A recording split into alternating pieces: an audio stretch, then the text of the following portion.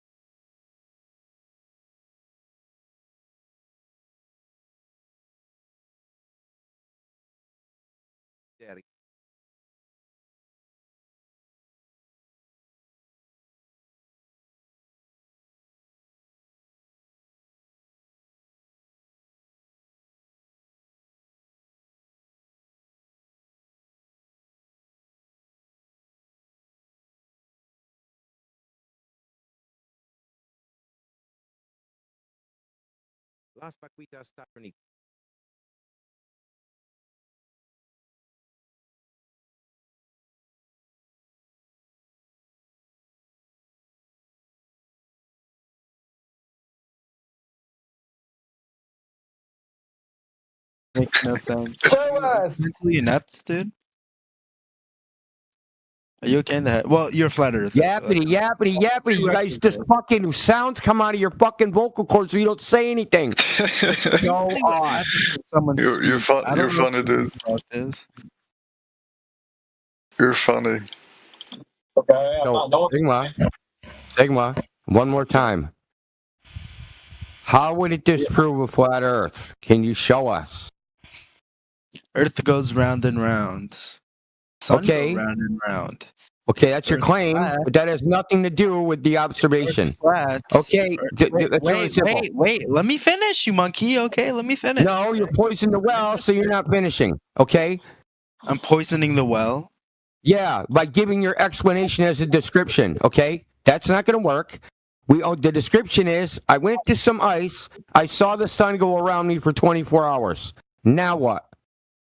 Okay, so I'll go a little bit slower because I understand you have a lisp and you might be mentally inept. Okay, yeah, you're on mute. Yeah. India, So the we were issue is that he's not getting it because he thinks that the claim is the same as the evidence, but he has to make the separation between the two. So, bro, you're just saying things. Let's say you read something from a paper, or someone said, "I see the globe in Antarctica. I see the sun doing a circle in Antarctica. Therefore, Earth is a spinning ball in the vacuum of space." That's your idea.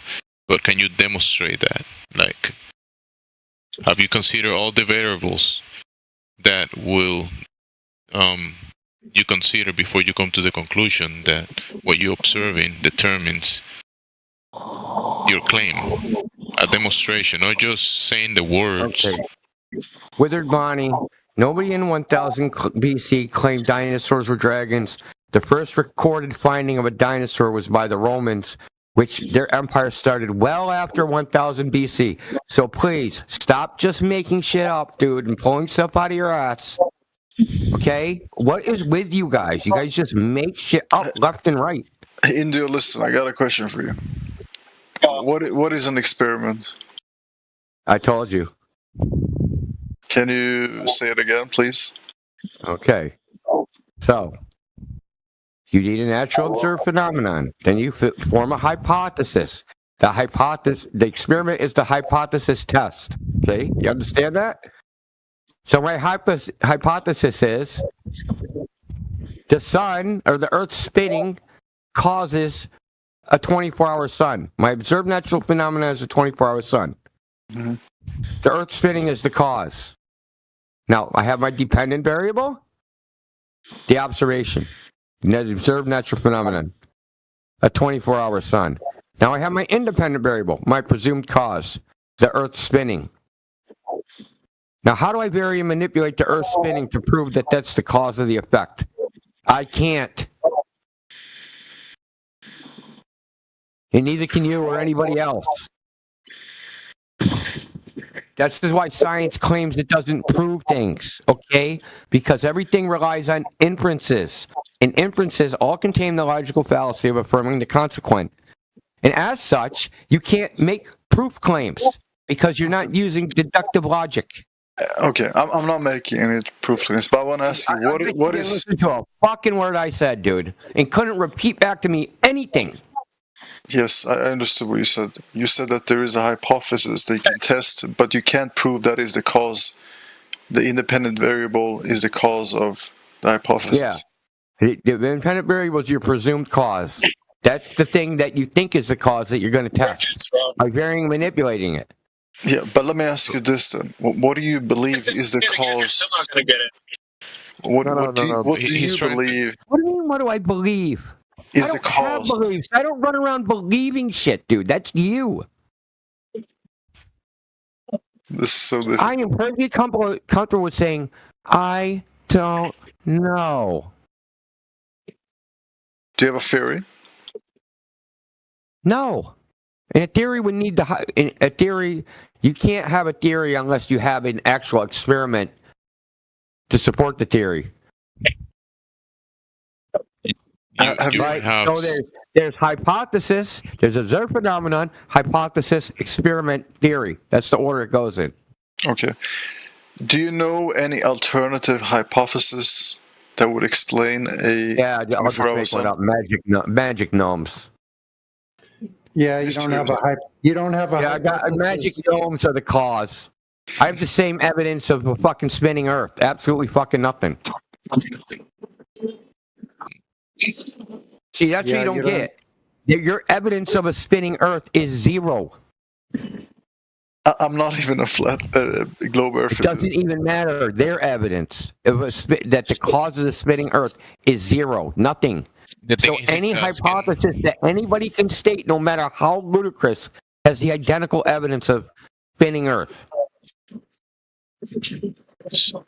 All right, let me ask you something. Have you heard about the hypothesis of the apparent sun effect? The apparent sun. Yeah. Well, I mean, Yeah, that's an no, I haven't interesting heard. topic. No, I'll just answer that. I haven't heard about whatever it is you're talking about. You haven't heard about it? Okay. Have I heard that there's a theory of an apparent hypothesis that there's a claim that you see an apparent supposed to. sun? Yes. I wanna That's pretty much been proven geometrically that that's the case, assuming straight rays of light. This is also true on the globe. So Okay. Wouldn't that be a viable hypothesis of what happened in Antarctica? no, because you have to be able to test it. Yeah, that's the thing. That's the cross right there. What he just told you, though, that you gotta comprehend that there is a separation between the observed phenomena that we observe as the sun, and then there is how you're gonna check what is the cause of the phenomena that you're observing, the sun, right? So to go there, to go to the luminaries up there, to the layers above, and test for the cause of the effect, nobody have done that. Nobody has done that. So what you can do is observe and done what everybody has done through history. Speculate about the mechanisms that make you observe that effect. And you have people making claims. Some people believe some claims. But what can you actually demonstrate? We do observe the sun doing what it does, but what is the cause of the effect? You're going to have to go up there. How and do check. how do you rule out the cause of the effect? How? Yeah. It's an unknown. Do the experiment, An man. unknown variable that you can. The cause and effect. You will do experiments that you can do, but there's stuff that you cannot do, like go up there and manipulate the cause of the effect. We can only observe from the ground. But couldn't or you just say the same thing about this experiment? That is, it's like you doing the same thing there. There is certain things that you can determine with experiment, but there's other stuff that you cannot. So coming to a conclusion that Earth is globe because I see the sky doing thingies is not a logical conclusion that you can determine with actual demonstration. Okay, Gemsi, would you say that when you are to conduct an experiment, you need to remove all types of variables that can interfere with this experiment, so there's only one way to determine this is the truth? There is the thing and what it is, and then there is what you can gather, but there's gonna be laws and things that always happen that you won't be able to determine because you're not gonna be able to manipulate the cause of the effect. It's just things that happen. I'm more talking about, see, this is the thing. When we look at a hypothesis, like a claim, and try to test this claim with experiments, and because there is variables that we can't isolate, I think the only way you can determine if an experiment has the right conclusion, whether it's hypothesis, is to take all other experiments in context. Will you accept that? You keep saying experiment, you don't know what that means, but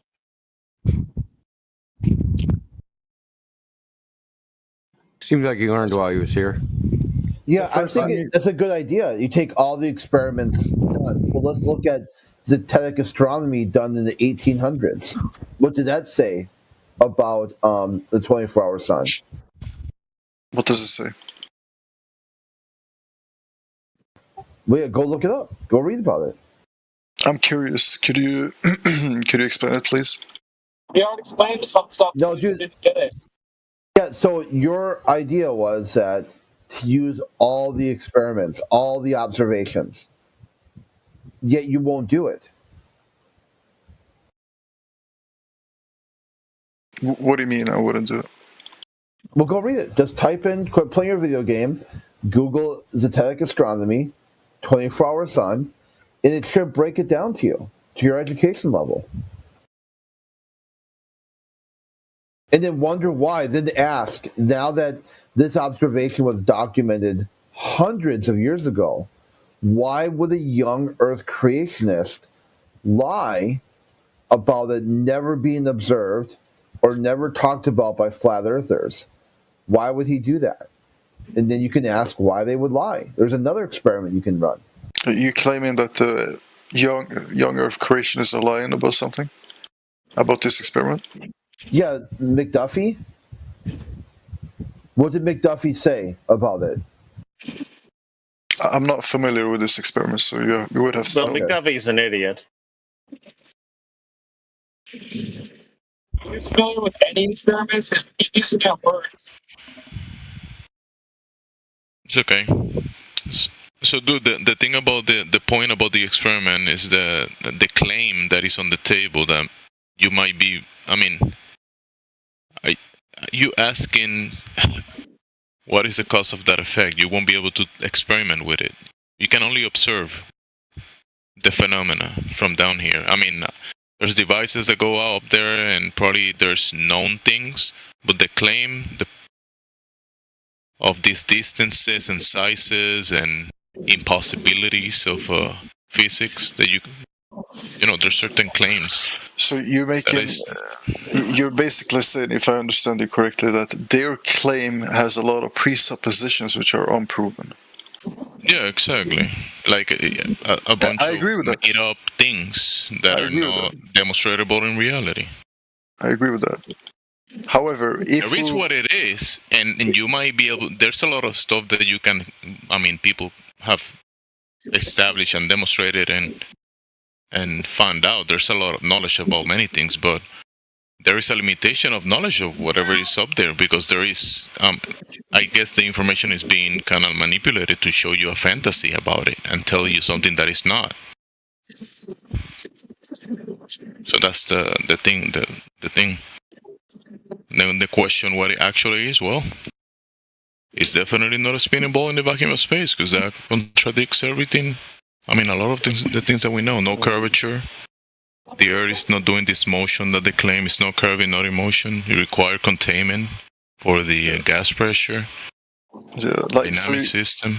Yeah. You're basically saying, to summarize, that the conclusion they're coming to has a lot of presuppositions which are proven false, and so this can't be a possible conclusion. And I agree with that. That is a reasonable take. However, if I were to ask you this, with all considerable observations we have made, what would your conclusion be regarding that experiment if you were to take into consideration all From the the context? information gathered based on observation and the cycles of the movement and the contained environment, it kind of points out to a mind behind the design of the whole of the place, like a construct, like a great architect, like a designer, a creator of information that is being, even the movement of the luminaries, they move like clockwork. The sun is never late; it's always on time, and we have to adjust to that timing. So it's like the luminaries are as shown of design in place, and then we are here wondering about a lot of those things. What standard do you make that judgment by? Well, there is laws of nature, there is data, information, and behind information you need a mind. And then it was going to be my speculation, right? My speculation, but demonstratively... So it's all speculation then. Because my mind will suffice for information. So there is information. Jamsi, let's see. Okay, so is that your argument against Newton and Copernicus also? I think I'd rather talk to that other guy, not you. Just he's gonna bring as his question. I'm just gonna say that I'm just saying that based on the patterns and the alignments to the ground and the impossibility that is in this motion that they claim as 5 different speeds, 5 different vectors, and the curvature that is lacking is not there, demonstrable anywhere. And then the necessity of an enclosed environment. It points out that just by the gas pressure and these conditions show that there is there is a design behind it. Okay. And look at the sky, like that light show that you see. I disagree. And also the containment argument is a powerful one, because the antecedent to the gas pressure is the containment, and that itself shows design. No, I think I disagree with that. I think you still haven't described the standards by which you infer design. Yeah, that's all right. You disagree with Newton and Copernicus also. This is exactly the same thing. The sky gives dominion to God. The current director of NASA said the same thing too, cited Psalm 19. So you disagree with all of them too. They had no problem. Whatever metric you're using, you've disagreed with all of humanity. You're the only person you really agree with. Well, Honestly, he has India on his side too. Honestly, I heard his whole... Ooh. By hearing all of his arguments, I find it to be reasonable. Yeah, Tempo, this tracksuit, Timmy. Nice try, bro.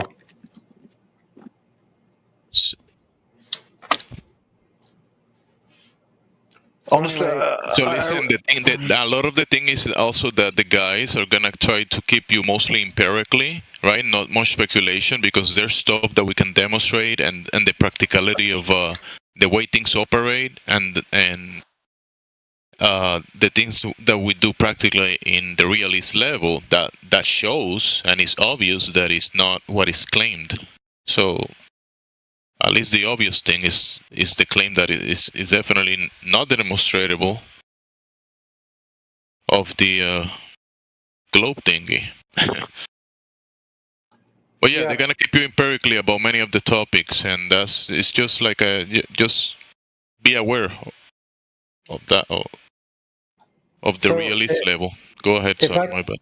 Sorry, Jamsi. I didn't mean. I was hoping I could interject for like 2.5 to 3.5 minutes Go ahead. to Absolute about this final debacle. So Absolute. So they're down there in this place of ice. Okay, take that for granted. All right. So let's say they're there, and they actually see the sun. So what are they doing? What are they physically doing? They set a tripod up, right, with a camera, correct? And then they aim the camera at the sun above the horizon, correct? Yeah. Yeah. So elevation angle from the horizontal. And then what do they do after that?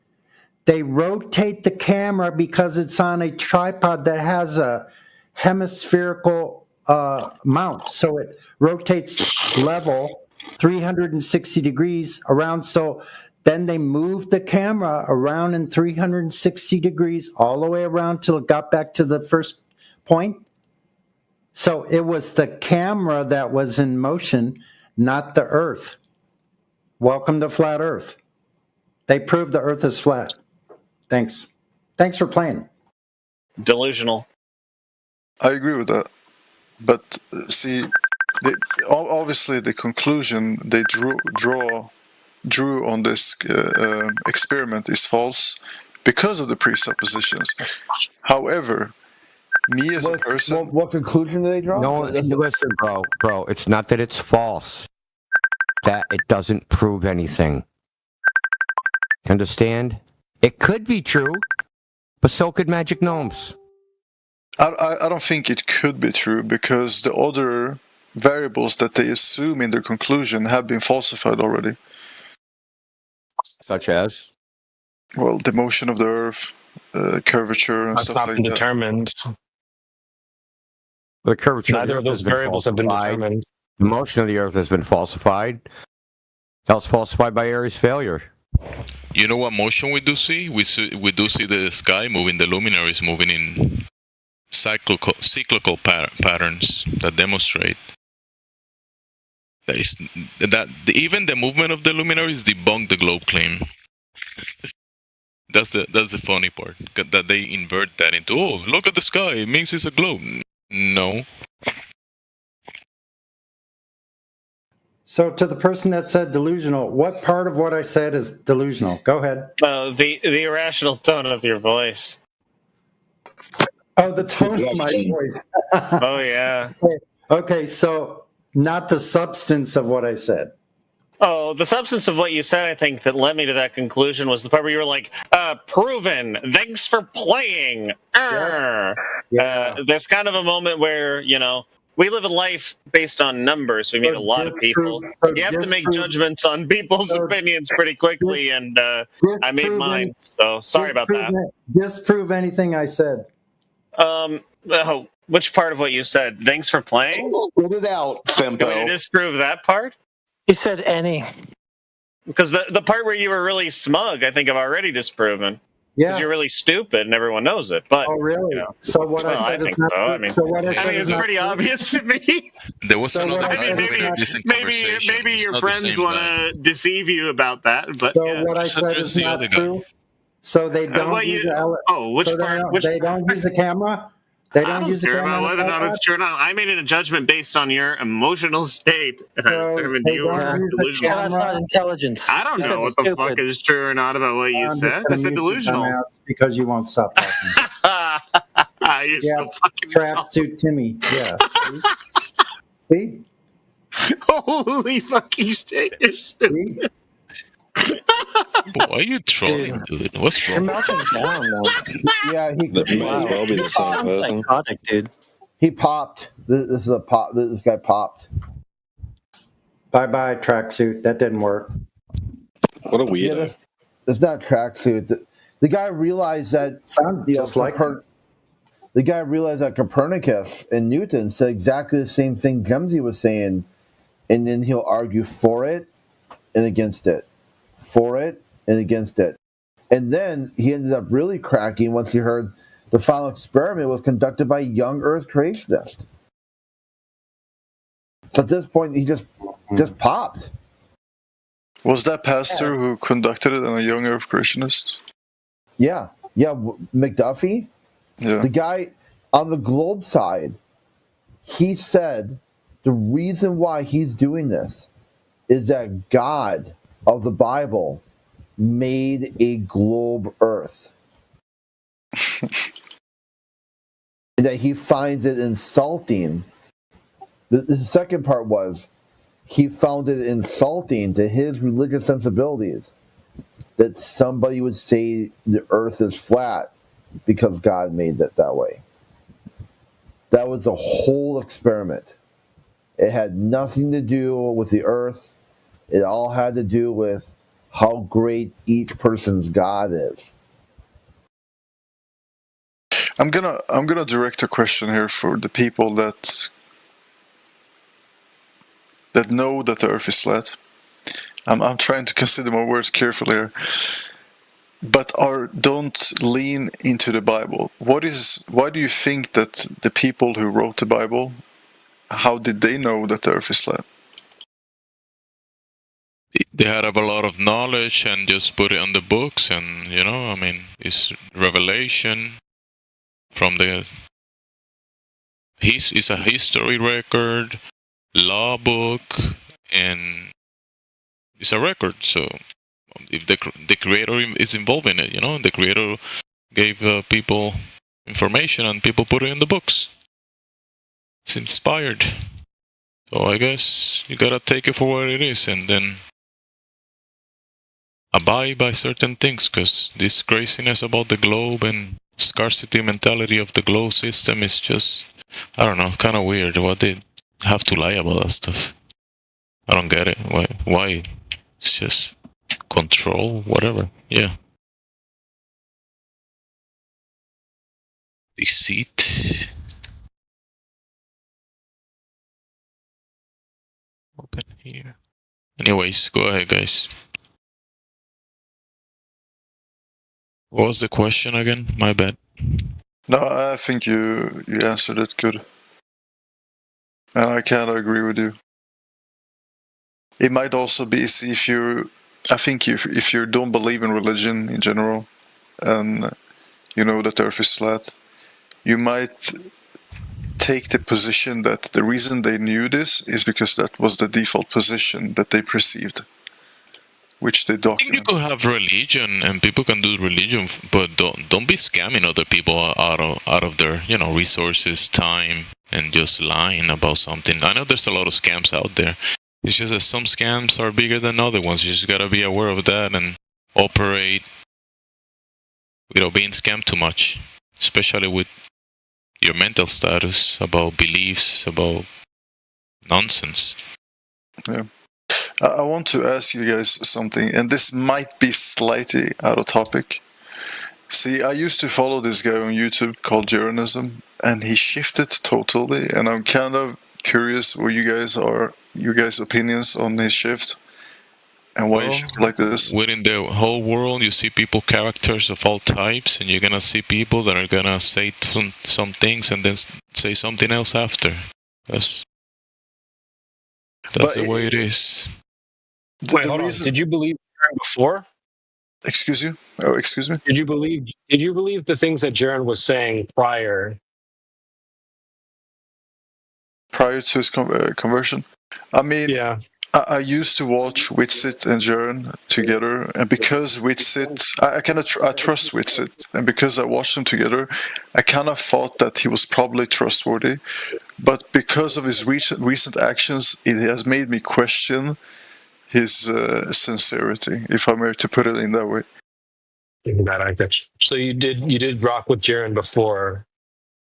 I mean, I do subscribe to his channel, but like, I'm not asking if you subscribe to his channel, bro. I'm just wondering, did you go along with the things he was saying prior to all this?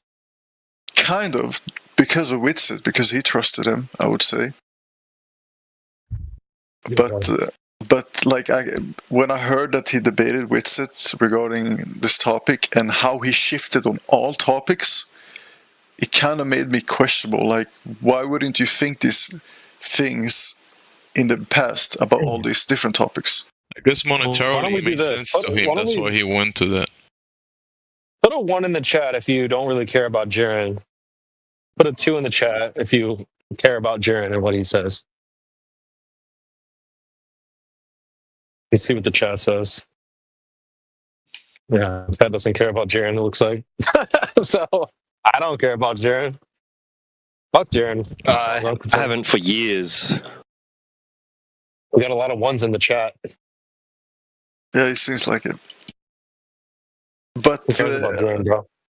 yeah, I guess sure. But it was kind of disappointing, if I may say the least, to see Like his Karen for actions. Jaren. What was that? We got ones in the chat. I say Karen for Jaren.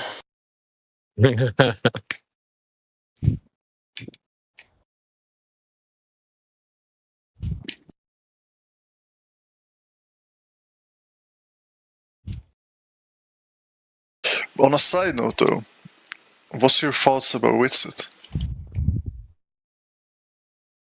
Don't have many Yeah, thoughts. that's true. He's Few and friends far of- between. He's friends of Jaren's. It's okay. They can be friends, and they can, like people in here meet with Matthew. You remember Matthew? He's a go-believer. He meets people, so I guess Witsit and Jaren can be friends, and Jaren can do what he wants to do, believe what he wants to believe. What else are you gonna do?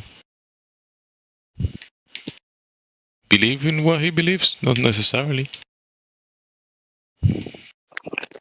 Yeah, Jaren and Witsit can measure the distance to the moon together. Aww. It's okay. CB.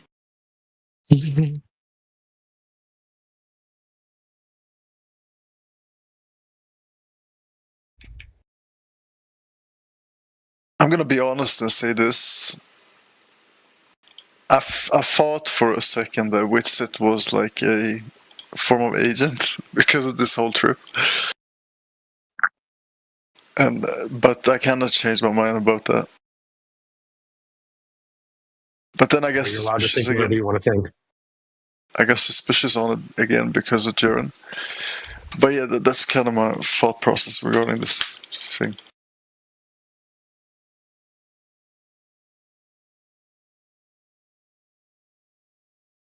No, bro. So what if they did what they said and every single bit of it is true? Who cares? Doesn't matter. It's inconsequential. Agree.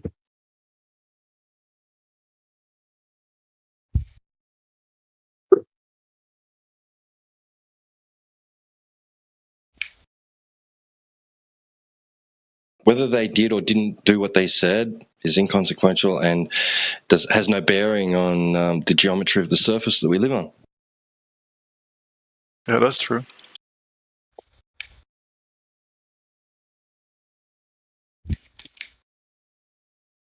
But like, I also think that whether you guys believe this experiment took place or not for real, it still gave us some form of information we can work with. Like what? Like what? Well, if you were to believe that this event actually took place, you could go with the position that there is a 24-hour sun in Antarctica and work with that. Observable Okay, phenomena. Yeah, sure. You can call it that. What do we? Then what? Well, you can work a model through that observation. No, we don't need to do that. Does the sun set on a flat Earth? Depends on your definition of set, I would say. But does it go under the Earth? No. Did the sun set in Antarctica? No. Oh, there you go. But this That was phenomenon easy. this phenomenon was still interesting to I explore. mean, sure. So if the sun doesn't set on flat Earth and it didn't set in Antarctica, I mean, it's not flat? No, it doesn't falsify the previous observations. Exactly. So we don't care about Antarctica, to be honest. The sun can do whatever, bro. I don't care what the sun does. We're talking about the Earth, flat Earth, not flat. It's not sun. We do care It's about on what the the sun sun Discord. does. We I do don't. care about the sun because I don't. it governs the cycles. It governs the weather. The It real doesn't one, because determine remember the shape of the ground. they sell It doesn't no, determine the the sun nature of it. the sun actually shows that the ground is not in motion. The luminaries actually you can tell that the ground is the motionless frame of reference, so it does debunks the globe, because exactly the claim of the globe is of the sun. They misrepresent what the sun is, this big ball, whatever, fantasy, which is definitely not the actual sun, the one that creator put for us to be able to live in this place. It definitely has an effect on this environment, and it has a say on what happens. It's part of the design. We do care, bro. The real one. I don't. The real care. You're a creation bear. You do care. You're a care bear. Oh, Come on, bro. You got me there. I know you do Content to care. care better, you say. But definitely the ground it has the reference. The environment that we're in is not just one thing. It's not just a description or a claim. It takes a bunch of different things for this place. And it has to be realist level stuff, not the fantasy thing that they've been selling. So yeah, at least you can be aware of that. It'd be easy to figure it out. I mean, easier. If you take reality into account and acknowledge it. And that's what we do. Everybody does that in the day-to-day.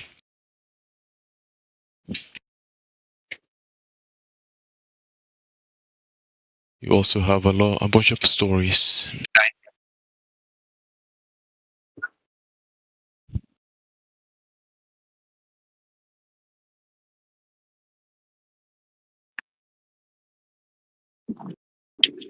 Good.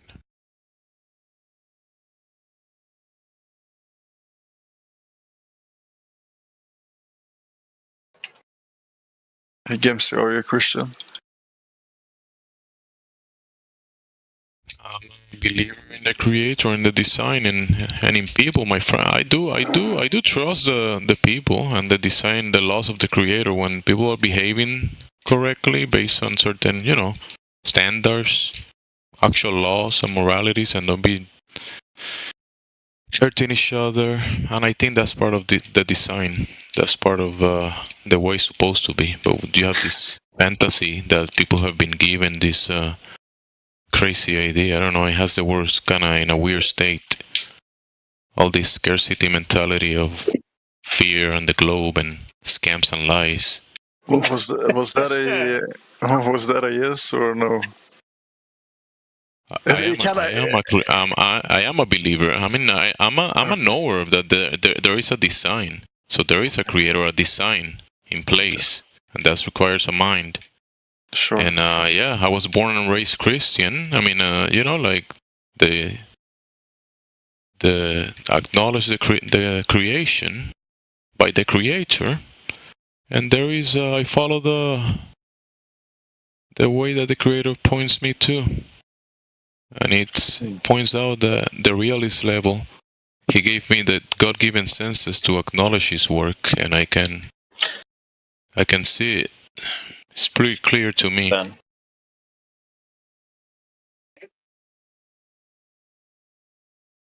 So yeah, there's a design in place. So it's a belief that you have.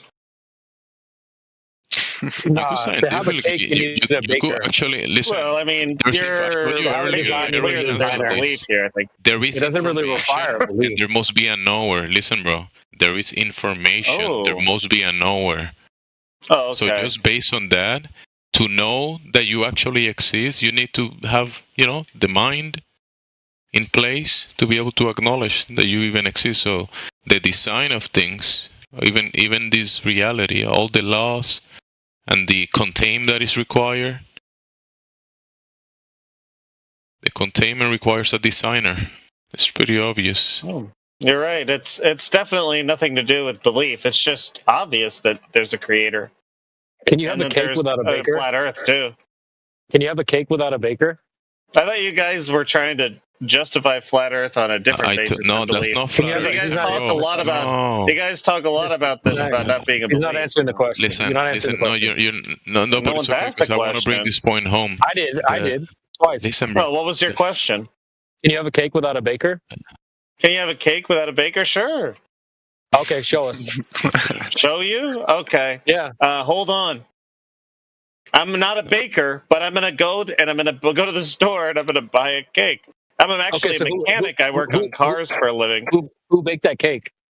Oh, a mechanic did. What?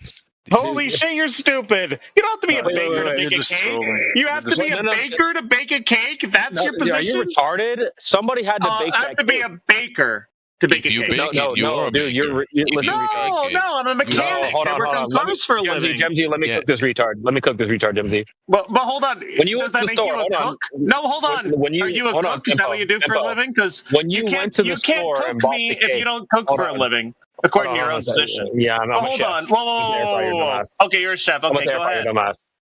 You're queer, I think. You cook food for a living like a woman. Go ahead. You're yapping. You suck cock. You're gonna suck my cock here in a second. Oh, Get on your now knees, he's bitch. horny.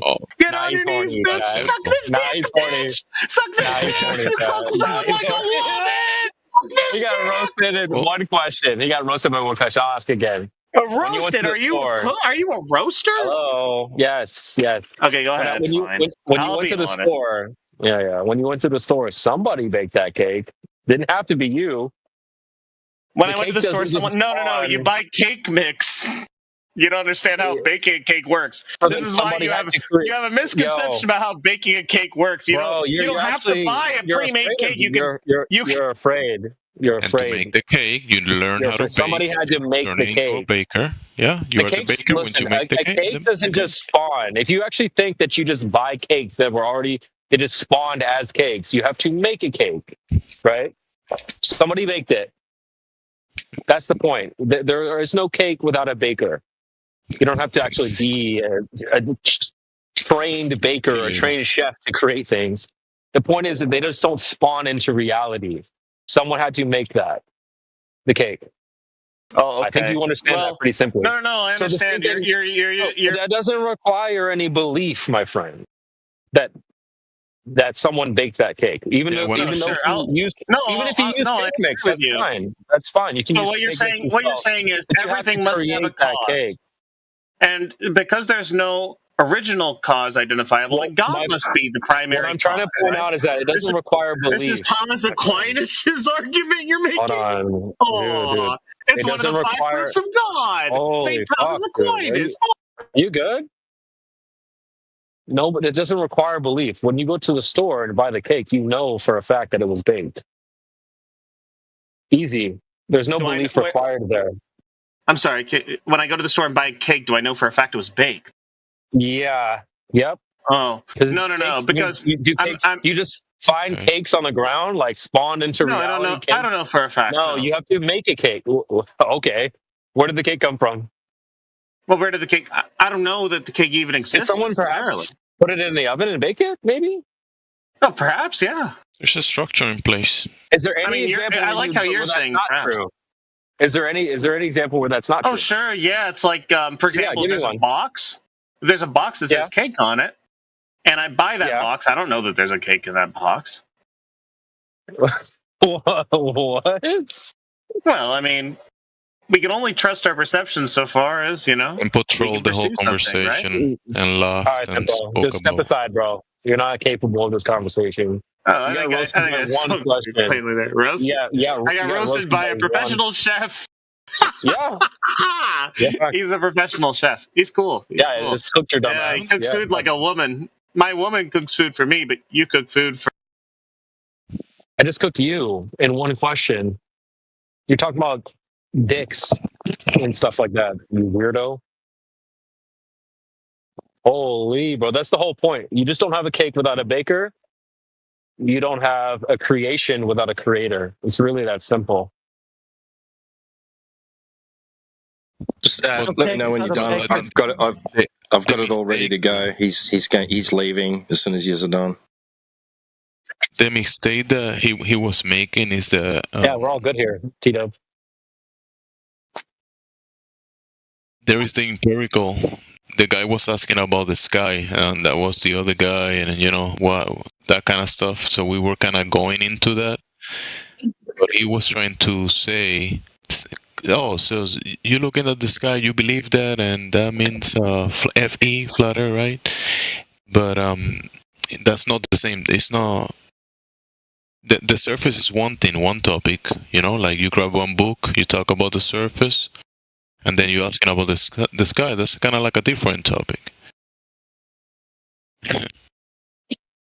But he wants to say, "Oh, you guys are talking about the sky, therefore you come to the determination of whatever." No, that's not what it was said, dude.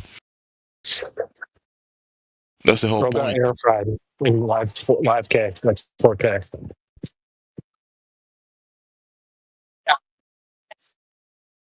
T-Dub, we're all good here.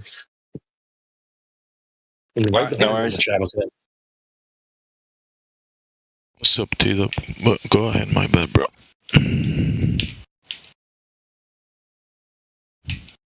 Apologize.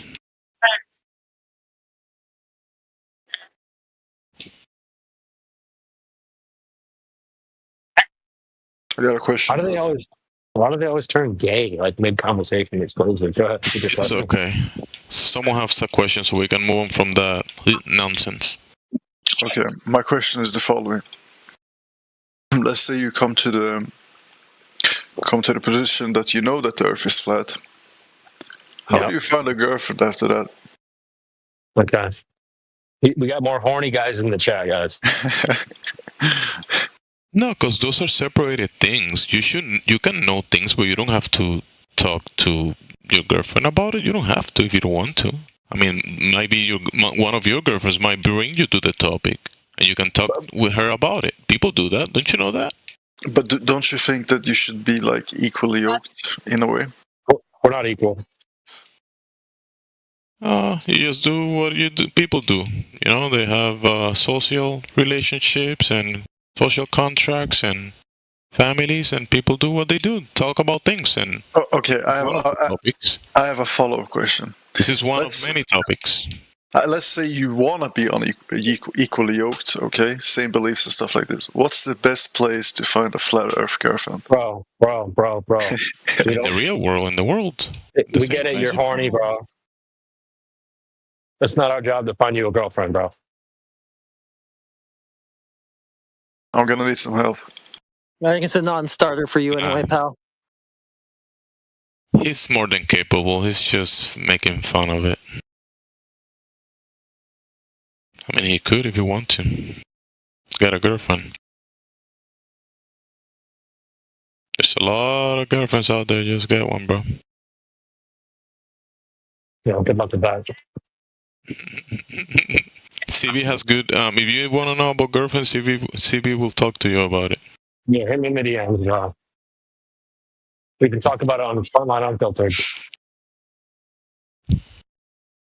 You'll figure it out. Eventually. Can you hold yourselves when your girlfriends are talking about globe stuff? Nah, it's like you don't talk about the movie that you watch, or you don't talk about work all day. You talk about different things. And you listen to certain things and then talk about whatever you want to talk about. Talk about what you want to do. Think about what you gotta, the other things that you do. What about if you're like sitting there in the couch watching a movie and she says, "Look, this article says that NASA says that the world is spinning faster right now." Tell her to shut up and make me a sandwich. What's the point? Yeah, talking about talking. She's just like sitting there and says, "There's an article that says that the world is spinning faster now." Are you gonna like slap her? What are you gonna do there? No, we don't condone hitting women, bro. Move on, bro. We're not going to talk about how to deal with women here. That's not something we do here. Yeah, we'll talk about that. Hit me in my DMs, bro.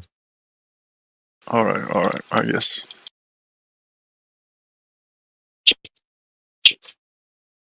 Bro. Can we get another Globetard in here? Someone who actually cares it's a globe. He doesn't.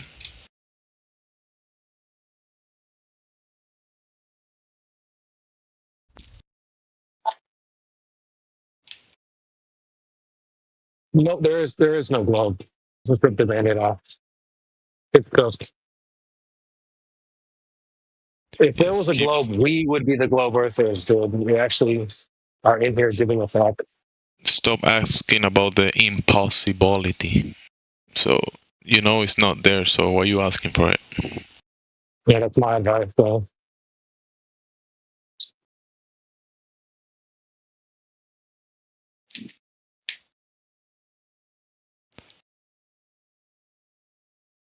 Just move on.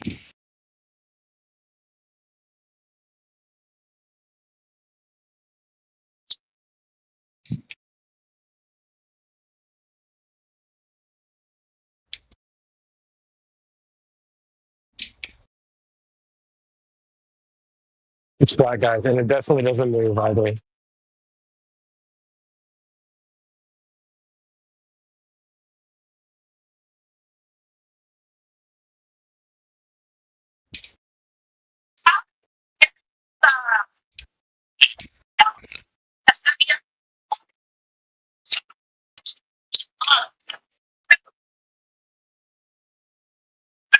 There was a guy earlier who's like, what about the variable of the moving Earth? Yeah, that's not a variable until you establish that as a variable.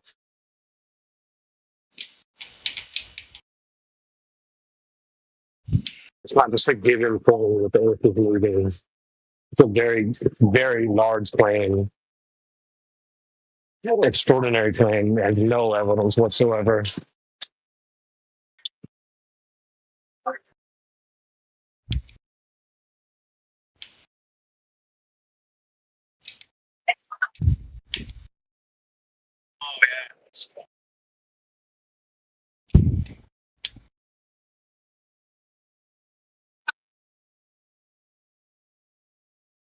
Did we prove it yet?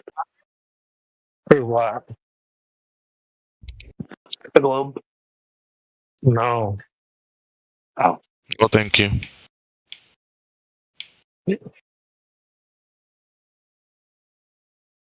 It's like proving unicorns. Proving Santa is not going to happen.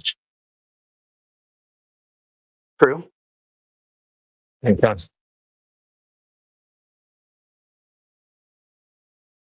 I'll show you a Santa. Just makeup.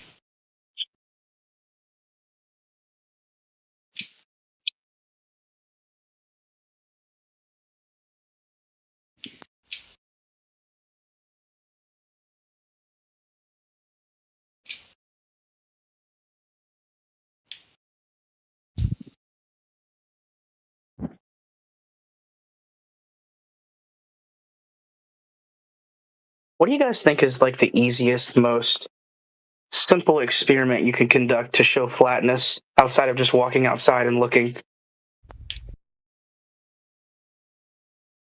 Experiment is a word that you might not understand. It's dealing with science. This isn't really a scientific endeavor. But if bodies of water are flat, then I'm pretty good with that. Wait, what was your question? Like, what can you do? Just use optics. Just look further distances, and it's cool to do observations with opticals. It's pretty easy. A good 100 zoom, 50 zoom, you can see pretty far. But you gotta go very high up if you want to see further. Just go on a trail walk, go really high up. If there's a body of water, even better.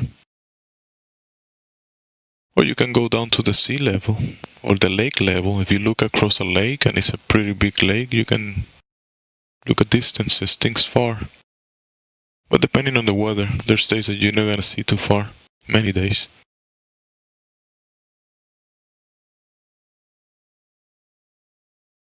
Or you can just look at infrared and how communication systems work, and it's line of sight mostly.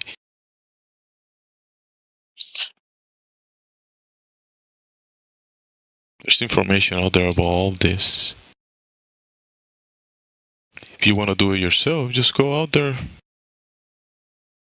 to the body of water. You'll find out easy, fast.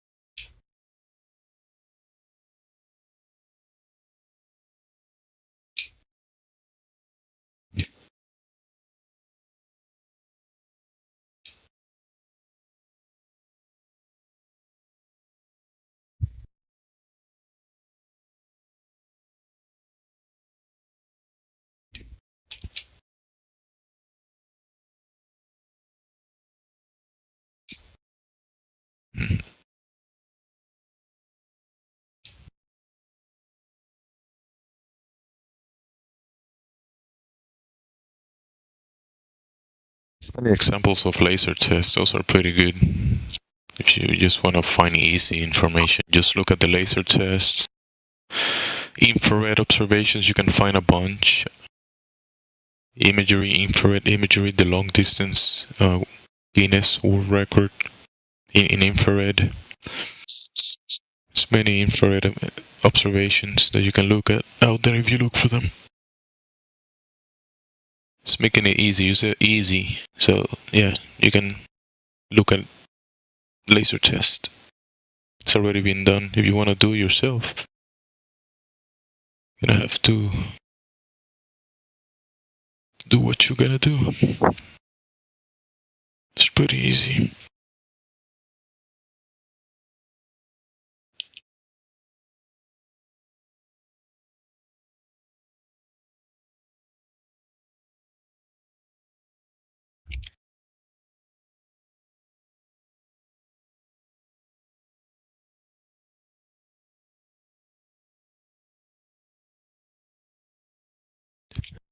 Any more questions you can ask CB? Go right ahead.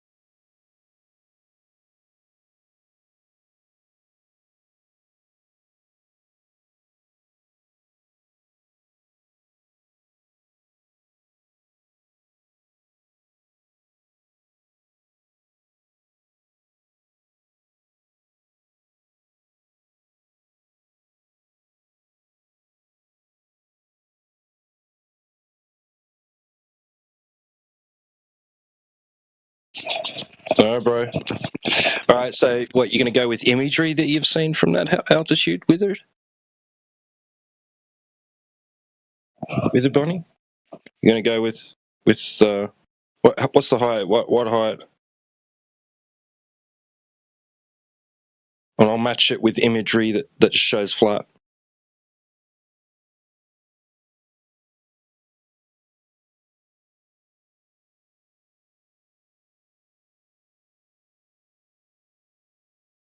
So why would some show flat from the same altitude and some show curve?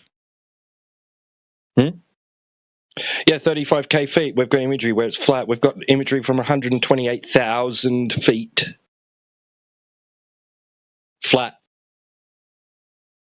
Yeah.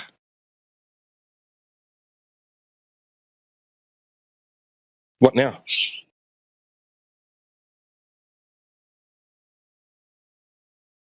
Yeah, it's not noticeable at all.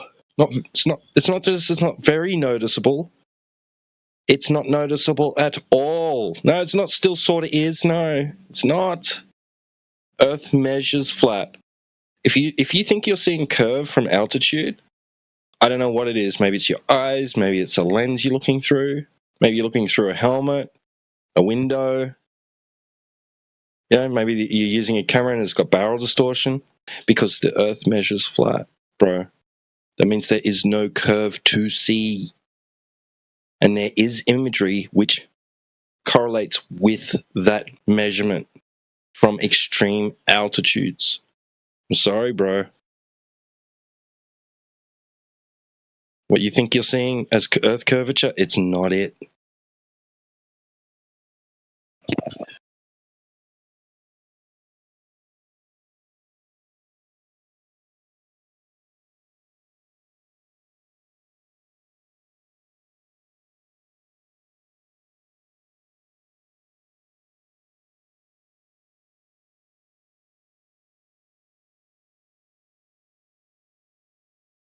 No, bro. There's, like I said, whatever you think you're seeing in imagery, right? It's not Earth curve. It's the result of something else. It's not because the Earth's a ball and it's curving. So even your own people from your own side, Neil deGrasse Tyson says you won't see the curvature of the Earth if you are 2 millimeters above this beach ball. Comparing 2 millimeters above a beach ball with the altitude of 128,000 feet, Felix Baumgartner's Red Bull jump height. Right? He says, no, you don't see the curvature of the Earth from that height. You just don't. It's flat. It looks flat. Sorry.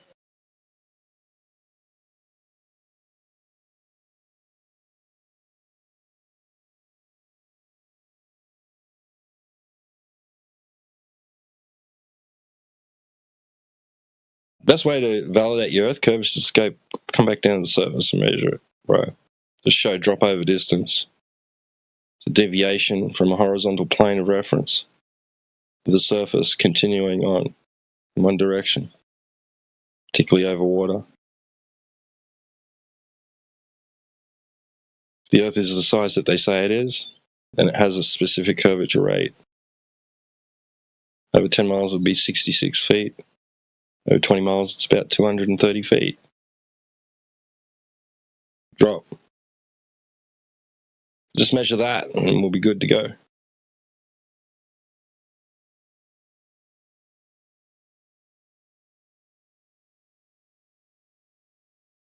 Oh, wait, you can't, because all attempts to actually measure it just show it's flat. That's a bummer.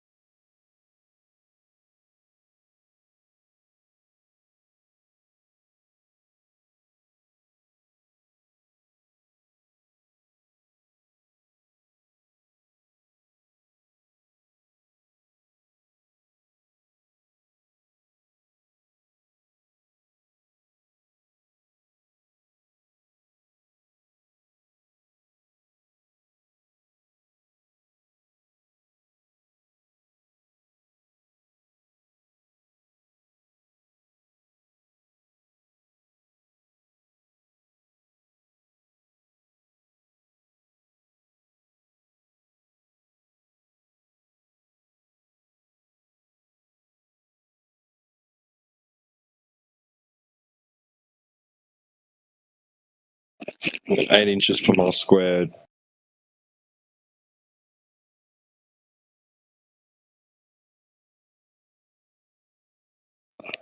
Saying a slope because if you don't square the mile, then you'll just end up with a flat slope, a ramp instead of a curve.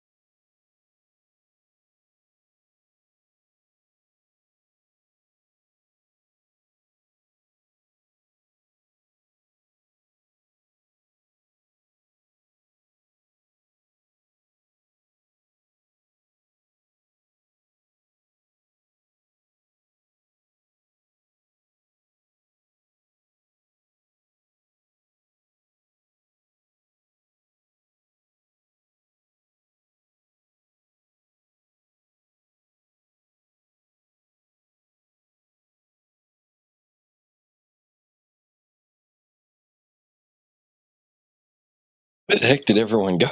All of a sudden they just left.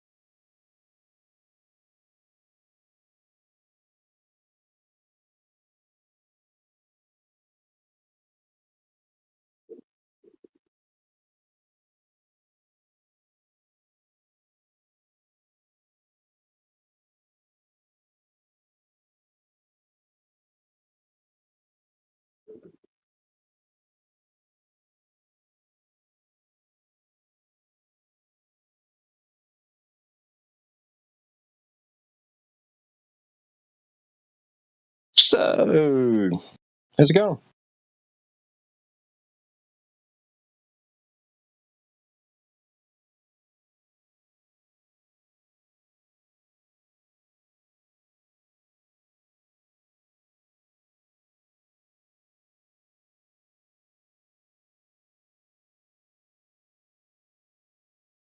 Not a talker, huh?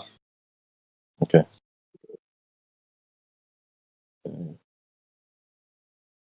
Keep your secrets then.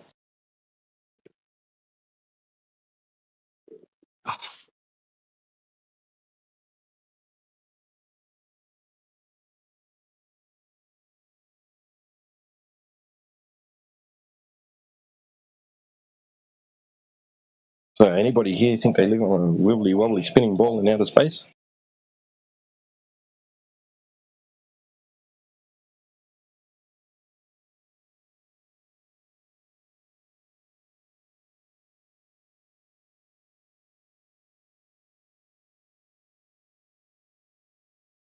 Anybody here want to try defending that notion? Present some evidence for it?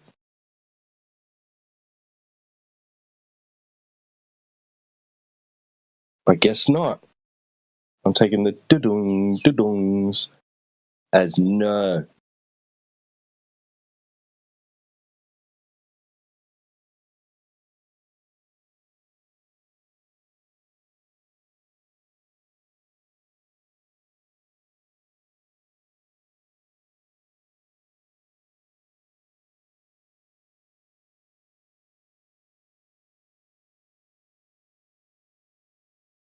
Whole of the construct, the whole of the cosmology of the whole of existence. It will be the surface that we travel across, the waters that we navigate across, the whole of the world. There is no curvature to be found across the surface of the world. Any lake, any body of water, any landmass, there wouldn't be any curvature And why don't we as the fall one down? claimed. What was that? Why don't we fall down then? Where are the corners? Because we are in a Maybe contained environment. India. That we are contained.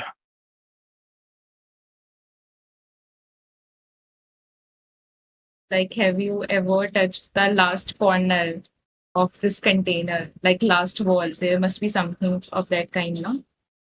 You see, Lisa, the issue at the moment is, Lisa, that you're thinking about images that you saw on the internet, and these images are not reality. You're seeing somebody build a straw man, right? A misrepresentation of reality, and you're trying to ask about that misrepresentation that makes no sense for you. Nobody in here is claiming is complete nonsense, right? That's why you're asking about it. But it's not what we're talking about. It's not the real thing that we're talking about. Okay. Because when you ask about why don't we fall, right? Why don't we fall? Have you ever been to a place like the end of the world? Do you know anyone that has been to the end of the world? Nobody, right? Has been to the end of the world? Exactly. Yes. Yeah. So the image that you saw on the internet about this, whatever image that you're thinking you can fall from, that's not reality, Lisa. You cannot fall from reality. Okay.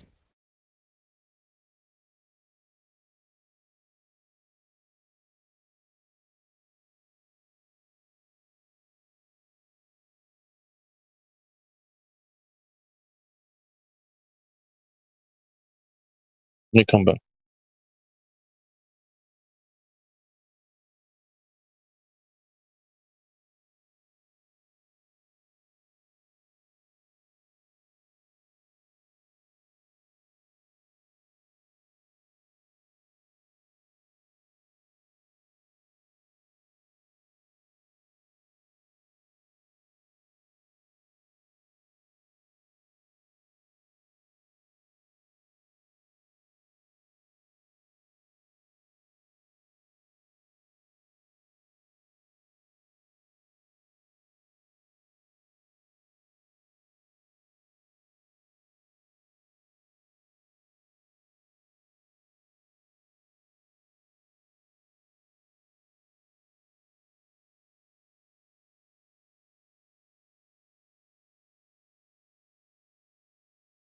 I got a call, but if anybody's still here, you can go ahead and comment.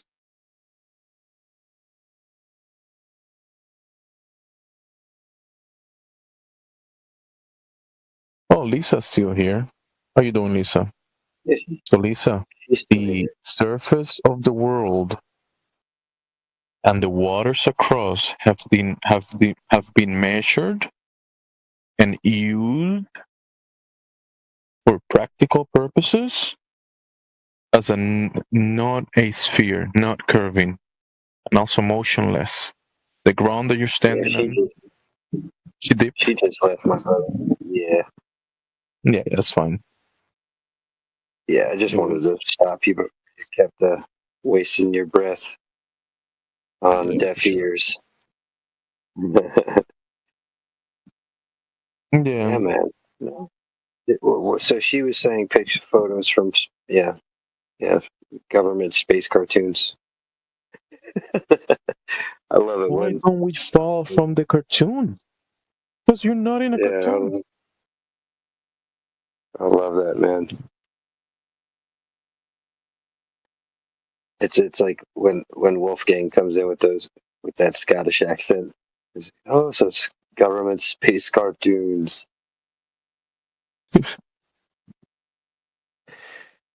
It's good stuff. This imaginary thing that I have in my head doesn't make any sense. Exactly. It doesn't. Why do you think anybody believes in this thing that you have in your head? They Nobody want believes. they want the replacement theory along with the evidence, because as soon as you present them with the fact that the radius value doesn't match the curvature calculator that's provided, they automatically jump to, well, explain everything then. It's an immediate jump. You'd be like, all right, well, there's no curvature.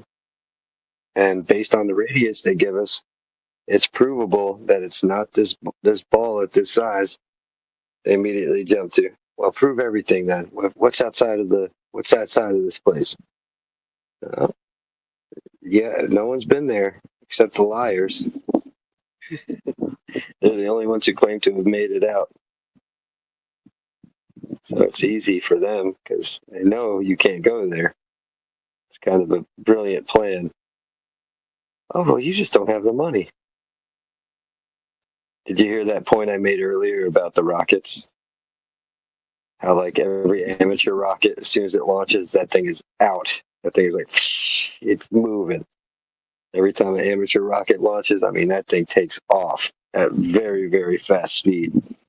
Every time a space agency launches an aircraft, it's like 10 miles an hour, leaving the surface with a huge plume of smoke. Takes off maybe like 15 miles an hour. It goes to like 25 miles an hour. It doesn't start moving at all. Like for the first, like, maybe 100 to 400 feet after it leaves the launch pad, which is, I think, pretty interesting. So amateur rockets leave at lightning speed.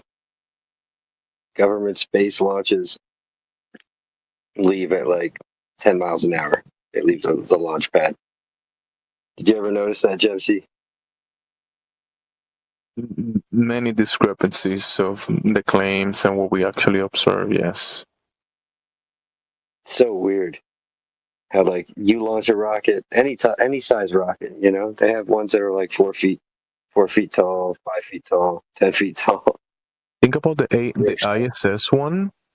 Some people that record the ISS, they say that they say, well, we're gonna observe it because it's gonna pass, and they point their cameras to a point and they see a blink of light. They see, like, because that thing is going 17,000 miles per hour or something like that, right? Allegedly. And then other people say that they can record it with their phone. They can actually follow it with their hands, and bro, like, how can you follow 17,000 miles per hour? Like, really?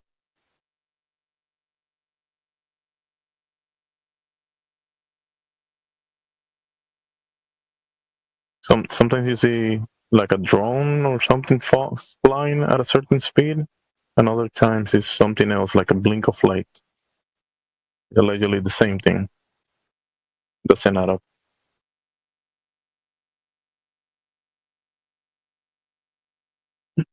Let me reset my headset 1 second. Okay, go ahead.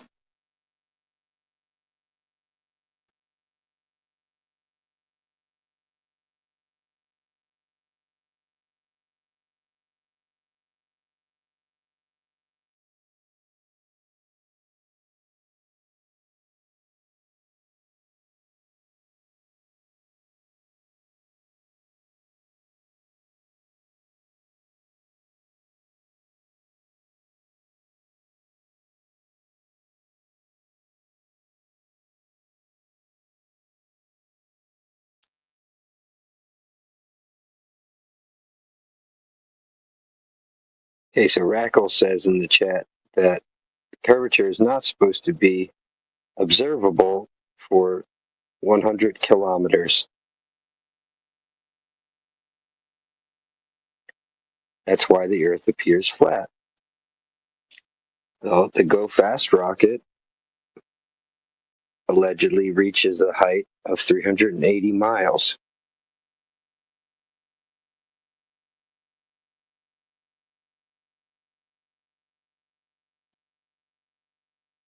The only person I've ever heard say that you can't see it until you hit the 100-kilometre air range is Professor Dave. Now, the issue you've got with that claim there is it doesn't matter what distance. If you're on a curve, you should be able to measure it. We know with a given radius, at 10 miles, it should be 66 feet.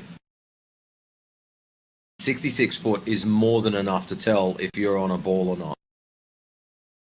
So why the necessity for 100 mile? Or is it just a claim? So it's like, oh, well, we can just throw that number in there and nobody will bother going to check because no one's got any equipment to punch 100 miles. No, he said 100 kilometers up high.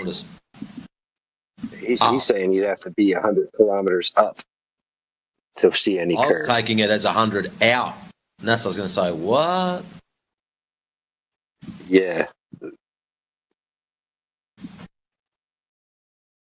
Well, they say mathematically, what is it? You've got to be over 40,000 feet or something before you can even see half a degree or something ridiculous like that. ISS height is only supposed to see 3%. They're at, what are they, 240 mile? Yeah, would you even see any curvature if you're only seeing 3? I think it'd still look flat.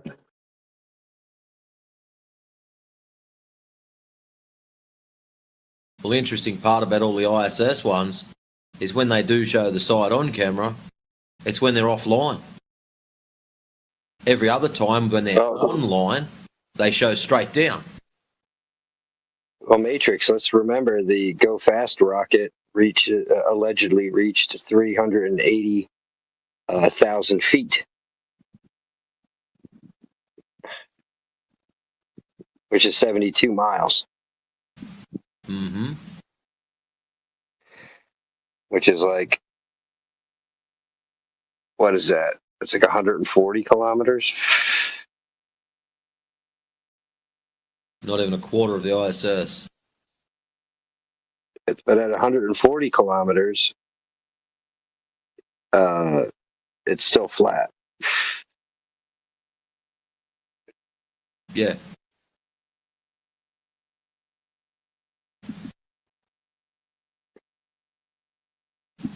So you can't see it until 100 kilometres up. But at 100 kilometres out, how much should there be? Ooh, let's grab the calculator. Yeah, let's not forget the civil engineering project that took place in China with their 110-mile long bridge that didn't account for any curvature in any of the schematics, which would have to.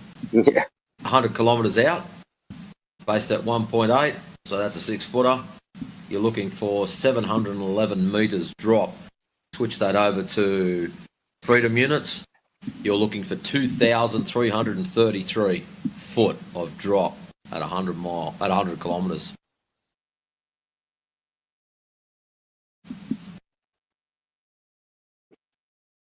Now do it for miles for that Danyang Chang bridge in China. How long is that bridge?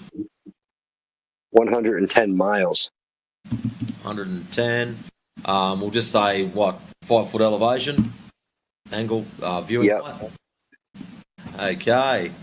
She should have, holy Toledo, 7,670 foot of drop at the end of her.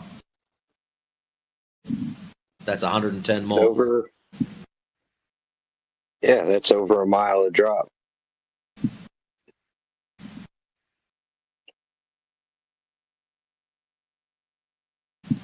It's like a mile and a half. Yeah. Crazy numbers. Yeah, you wouldn't notice that if you were engineering that project, right? Come on. Well, let's say you're standing on that bridge looking along it, and it is following the curvature of the ball. Your horizon should be at 2.7 miles. So beyond 2.7 miles, you shouldn't see anything that's behind that. That should be obstructing everything that's behind it. Be interesting to go and get on that bridge and grab a telescope, park at one end, and see how far you can see. Yeah, that bridge is a globe killer, man. There's plenty of them, but that one sticks out to me, man.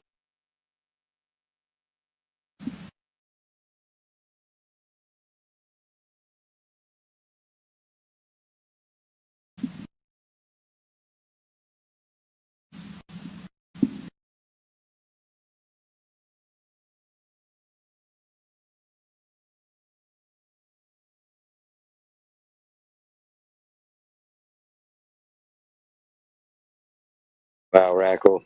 Now you're saying 35,000 feet. That's, oh, he's gone.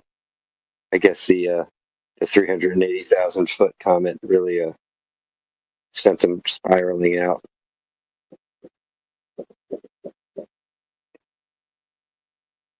He should probably be on probably going to be Googling. It might be a sleepless night for him. We got Anna in the chat. Welcome to the VC. We're hosting an event today. It's called "The Earth is Flat. Prove Us Wrong." If you don't feel comfortable miking up, go ahead and post your globe evidence in the side chat. If you have any questions for us, go ahead and post those in the side chat as well.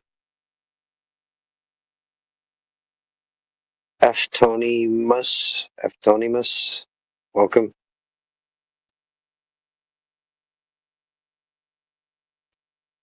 Title of the event, Earth is Flat, Prove Us Wrong.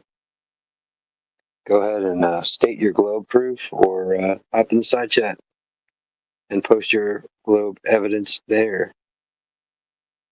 We know you won't be able to prove us wrong, but we'll be happy to educate you on why the Earth is not a ball. We got Mofeki. Welcome. Oh, hello. Yabu. Hey, yeah, hello, welcome. Thanks for being here. Welcome me. I'm new here, so I'm sorry for my bad language.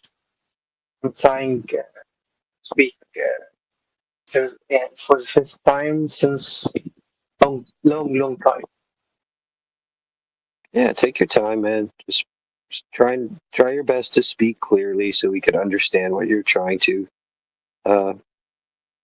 convey to us. Okay. Yeah, we're hosting an event today. So that called. The topic is flat Earth. Yeah, the Earth is flat. Prove us wrong. That's the name of the event. No, it's not. No, it's not. Obviously, it's not flat, man. Okay, so you have any evidence that you want to post in the side chat for us, or you want to try and explain yourself? There's a very clear evidence that there's astronomer in space which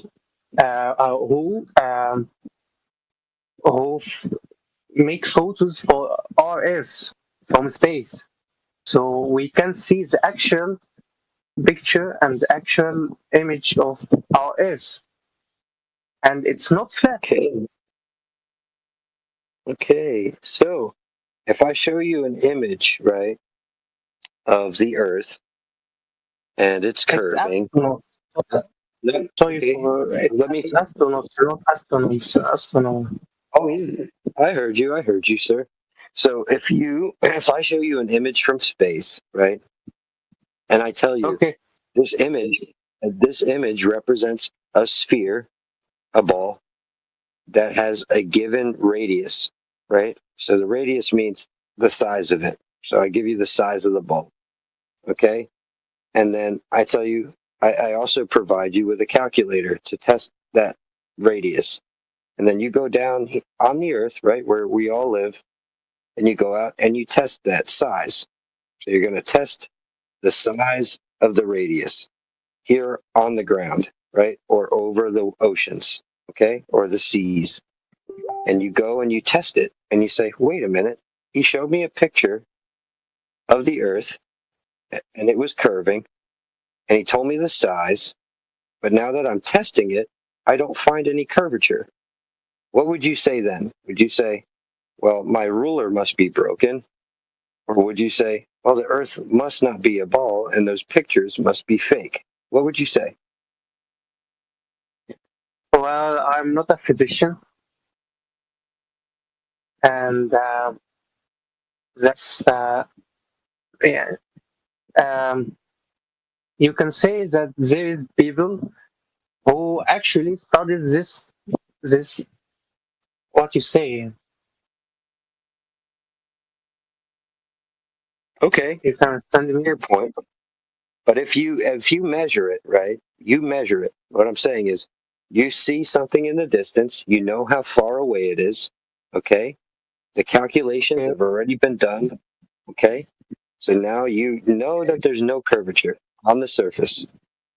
And the people who told you that the ball is a certain size and showed you the pictures are found to be telling you something that is not provable here on the earth. What do you say then? Do you say, well, there's got to be some mistake? Or do you say, well, the earth can't be a ball based on what I've experienced? Which one do you say? I don't know. I would say it in English. Sorry, but when you talk about the radius, so you actually not talking about a ball or a triangle shape. You just talk about circular shape. Circular shape isn't proof evidence that it's flat or it's not. It's just a cross sectional for our whole Earth. Well, think about it. If you have a radius value, okay, you can take that same radius value and draw that radius around you in 360 degrees.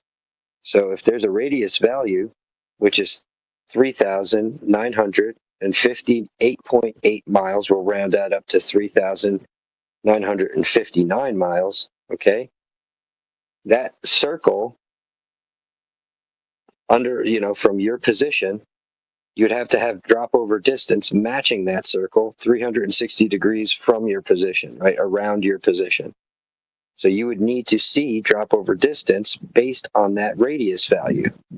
Does that make sense? I'm sorry, but I don't understand all the words you said. Okay, that's fair. So when I say, if you turn around in a complete circle, okay, and you stand in place, but you turn all the way around 360 degrees, okay? You're on the top of a ball, like let's say a football, right? You're on the top of this ball. You turn 360 degrees. Let's say this ball is really big. Let's say this ball has a circumference of 24,901 miles, okay? There's going to need to be drop over distance from your position all the way around you, no matter where you're looking. You can look left, you could look right, you could look in front of you or behind you. Any way you look from your position, there's going to need to be drop over distance all the way around you if you're standing on this big ball, right? Now, if I told you the size of it, you'd know how much drop over distance you're supposed to see, okay? Now, you see people showing you pictures from outer space, but here on the ground, if you don't find any curvature, what are you going to say to these people? Are you going to say, I believe you anyway? Or are you going to say, wait a minute, you must be lying because there's no curvature down here? Which one are you going to say? But there is a curvature. Like, look All right. far away, you will see a curvature. Yeah, if it's a ball, There's a if it's a curvature. ball, if it's a ball, you have to find curvature on the ground. That's the key to take away from. But that doesn't evidence or something say it's flat or not. As I said, it's not about the shape. You talk about flatness. Flatness, like you talk about a paper. But Okay, I'm gonna post out the actual. I'm gonna post something is like a structure. Well, I'm gonna post something for you in the side chat. Okay, I'm gonna post something for you. Over. All right, just give me one moment, and I want you to take a look at this. Okay. Okay.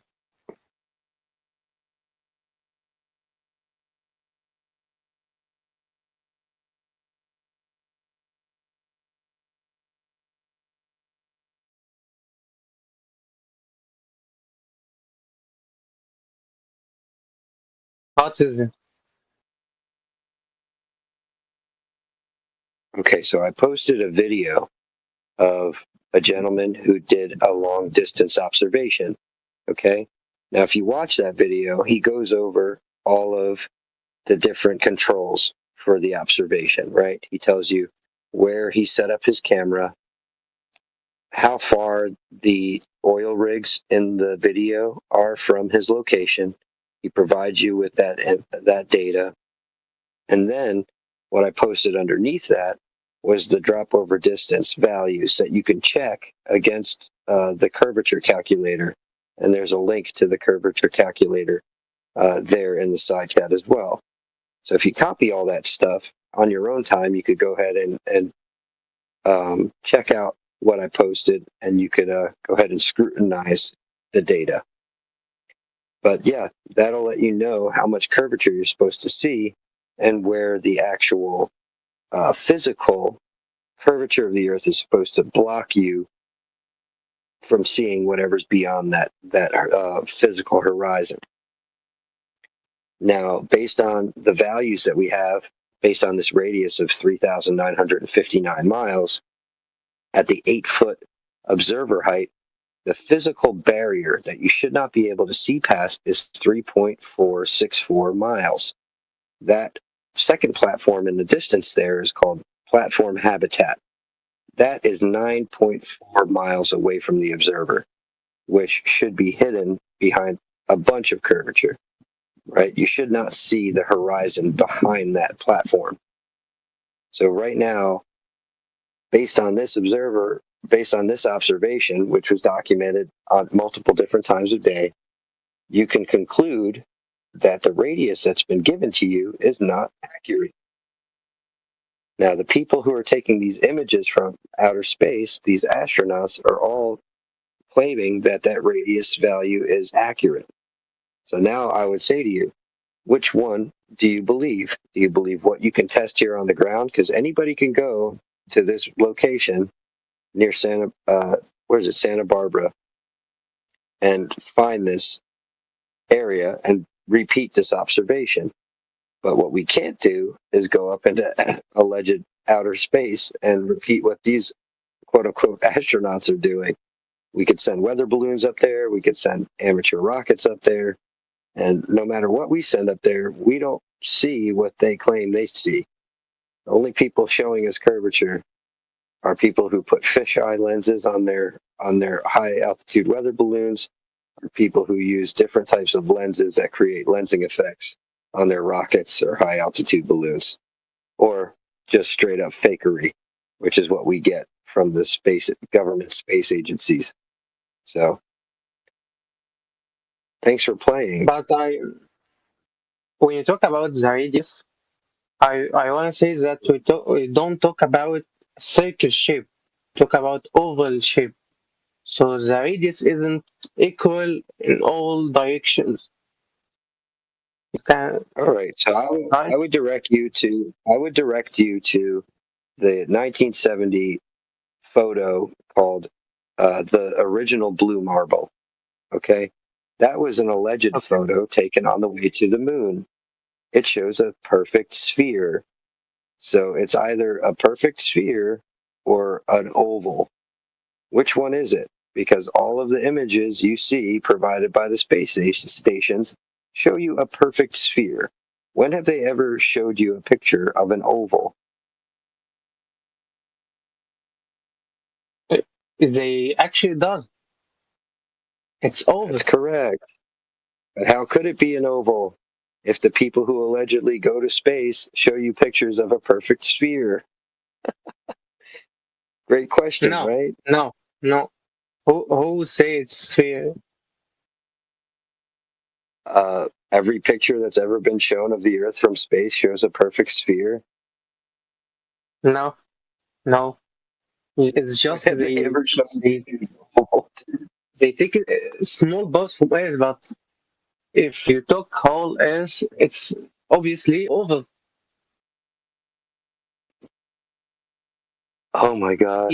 Yeah, they talk about it. They talk about it being an oblate spheroid.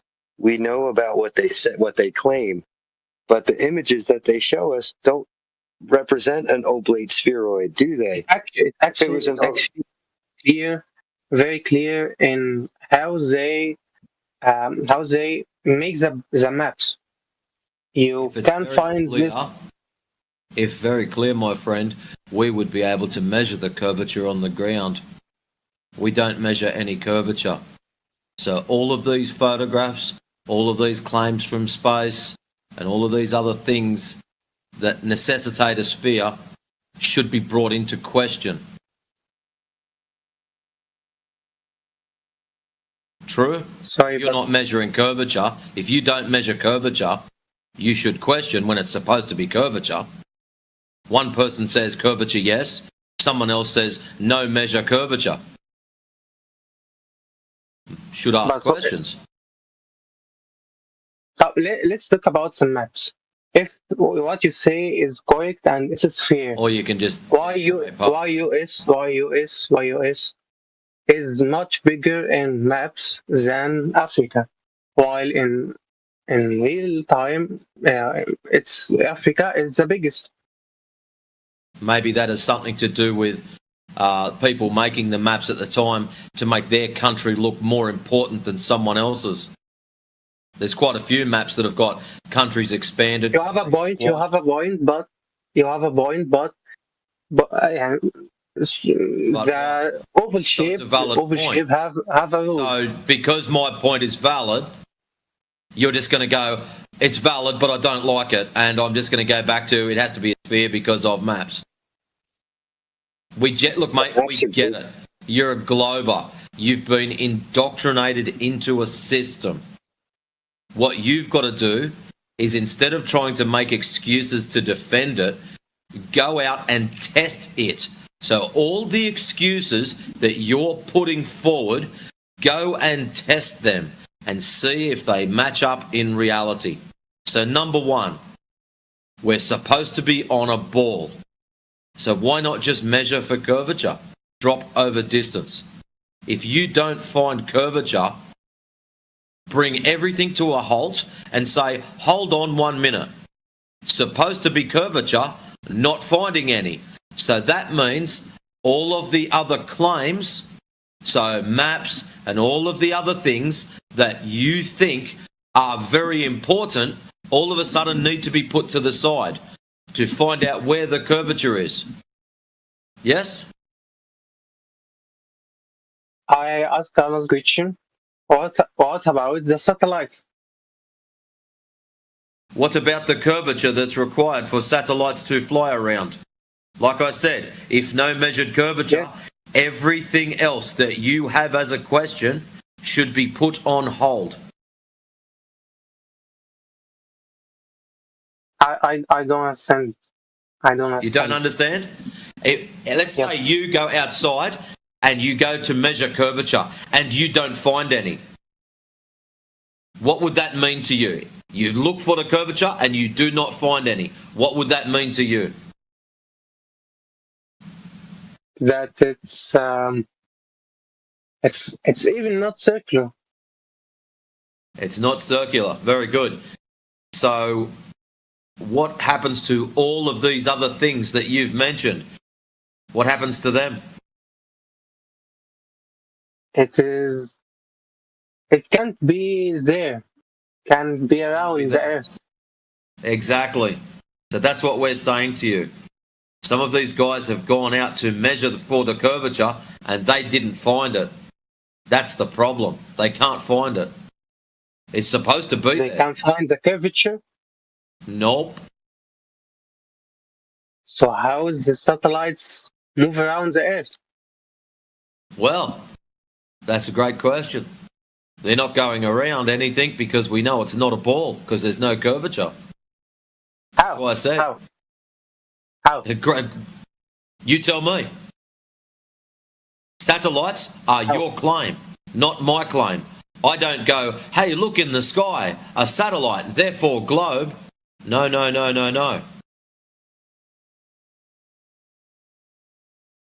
So you say that satellite isn't move in space around Earth? Well, you've got no ball because you've got no curvature. But anyways, it's just something for you to think about. Number one stepping stone. If you are on a ball, there should be measurable curvature. I'll leave you with that. Not everything about the curvature.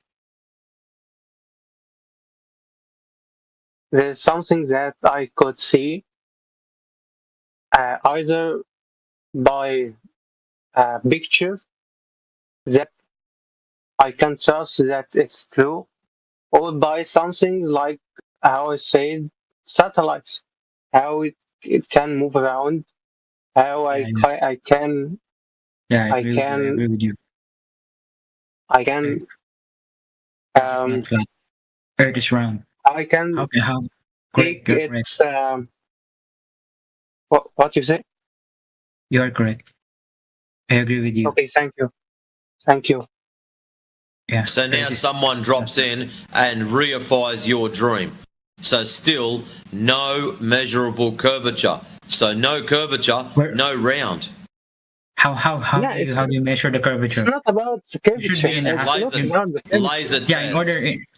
In order to measure Yes. curvature, it should be in the Laser highest test. part of You don't want to listen to me. Laser transition. Shoot laser across the ground. There should be drop over distance. If it's a ball, the laser would become a tangent. You know what a tangent is? No, it's not that. It's not that how that works. Do you know what a tangent is? Yes. Excellent. So if you shoot a laser would become a tangent. So from the tangent point, as you go further along the laser, that distance from tangent to ground should increase due to the ground allegedly being curved. Yeah. At 10 miles, that should be 66 feet. At 30 miles, it should be around 600 feet.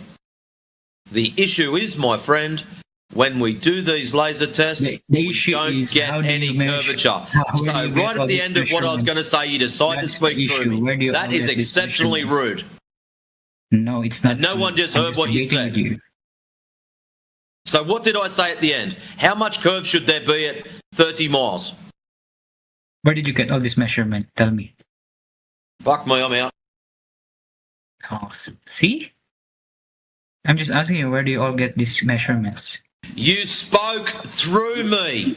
You were not listening because you have this idea in your head that your voice is important. I get that. I've got no problem with you speaking, just not through somebody else. Shouting can't make your point that you are correct, you know. And talking the fuck through people doesn't help either. Oh, yeah, it's a debate. I'm debating. No, it's not a debate, dude. It's a conversation, man. I understand you guys think this is a debate. This is a conversation, meaning you have to wait your turn. We're not interrupting. This is not for Okay, points, my bad, brother. my bad. Okay, my bad. I just Okay, joined. this is not I just for joined. I don't know the rules. My bad, my bad. I just joined in this channel, you know. Yeah. Okay, my bad. Yeah. So we I don't didn't see interrupt each other. any rules here. Wait, let me explain. No, well, I didn't see any rules here.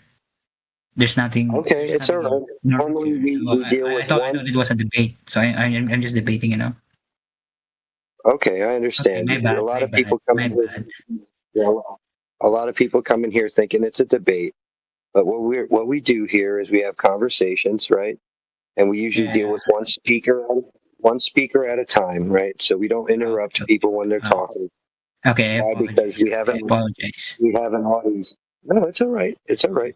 You didn't know, and you thought it was like a debate, right? Where you're Yeah, going for points. You know, you can interrupt each other, talk over each other. He's not yelling at you because of you trying to debate. He's trying to explain something to you. So you're asking where do we get our measurements, right? Now the measurements come from the radius value provided to us by the government space agencies. So that's where you're asking where we get our measurements from. They're the ones who gave us the radius value. Which is that? All the agencies, the JAXA, RAXA, all these different agencies agree on a radius value of 3,959 miles. Okay. No, I mean, So they say, is that okay? So you speak. yeah, yeah. They all agree. They all agree on this. Okay, the Earth is 24,901 miles in its circumference at the equator. Right. This is the values that are provided to us by the various space agencies. Okay, so because they're the ones providing us with this data, what we do is we go out and we measure drop over distance based on the radius value that they give us. What he was explaining to you is that there's been plenty of observations done. There's been plenty of laser tests done over the surface, right? So that's how he's giving you all of these values. If you look in the side chat, there's been a few posts about these laser tests posted at 59 minutes past the last hour. And I posted a long distance observation and the details behind that at 45 minutes past the last hour. So you could go ahead and take a look at that data there. And these Earth curvature calculators. Yeah, these Earth curvature calculators that you can find online. That's not created by flat earthers. These values come from the universities, right? Some of the universities here in the States, other universities in Europe. So yeah, you could test all this stuff yourself. Okay, that's the difference between what we're proposing compared to what the space agency is. This a respectable agencies you are talking about? Like NASA or something like that? Like in the level That's of correct. NASA? Yeah, NASA's a government agency. Yeah, I mean, the agencies you're talking about, is it respectable? Like in the level of NASA? At the level of NASA? Something like that. Yeah, I mean, you're talking about different agencies, right? Like if you're going to look at the mapping data, you're going to be dealing with people who deal with surveying, right? So you're going to be dealing with geodetic surveying. And when you're talking about space agencies claiming a radius and showing you pictures from satellites and stuff, you're going to be dealing with a different agency and different subcontractors and such, providing you with their data and their engineering. I have talked to another flat earther before, and all he said in RVC or somewhere else. All the here. Here, okay. Yeah, I talked to another flat earther before, and all the what do you call this? All the data he's telling me is all the data you got or other age, or I don't know, I forgot what he said before. All of the tests he had done. Yeah, it's like all the ground. Yeah. Well, that's logically, if you're discussing the ground and measuring the ground, why would you be talking about the sky? Exactly my point. How can you see the curvature if you're in the ground? Of course, if you're in the ground, so you only see your like, point. only see Let me flat. get this straight. Hold up, please. Your point is to discuss the sky, the moon, the sun, the stars, and every No, other I possible didn't thing, mention about moon. I not didn't mention the about moon. ground. We are talking about Earth. When we're flat earthers. If you want to measure like the curvature, you should be also measuring. You should be also measuring when you are in a high spot. You know. Okay. You don't need to be in a high spot. So, Vincey, Look at the laser test. So you have so have you ridden like a plane? Vincey, yeah, listen, brother, listen. So did you look into the curvature calculator, right? What it tells you is where the geometric horizon should be, meaning where you should have a physical blocking of your being able to see further, right? So that's what the curvature calculator is for. It's there to let you know where the physical geometric horizon should be, where you should not be able to see any further because the Earth, the curve of the Earth, is actually dropping down and away from your position based on its sphericity, right? So now if you're on the shore line, right, as in the video I posted at 45 minutes past the last hour, which is an observation that he catalogs and highlights all the different details. You see that there's 2 oil rigs in the distance there. Okay, now those oil rigs have a known distance from that position of that observation. Right, the second oil rig is 9.4 miles away. Where he had his camera set up was 8 feet above the mean sea level, so above sea level. Okay. Now, if you look at the values I posted underneath that post, you'll see that from an 8-foot observer height, the physical geometric horizon should be at 3.464 miles away from that observer, meaning that you should not see the horizon beyond that second oil rig by a long shot. Okay, that lets you know that not only is there not the amount of curvature that's there,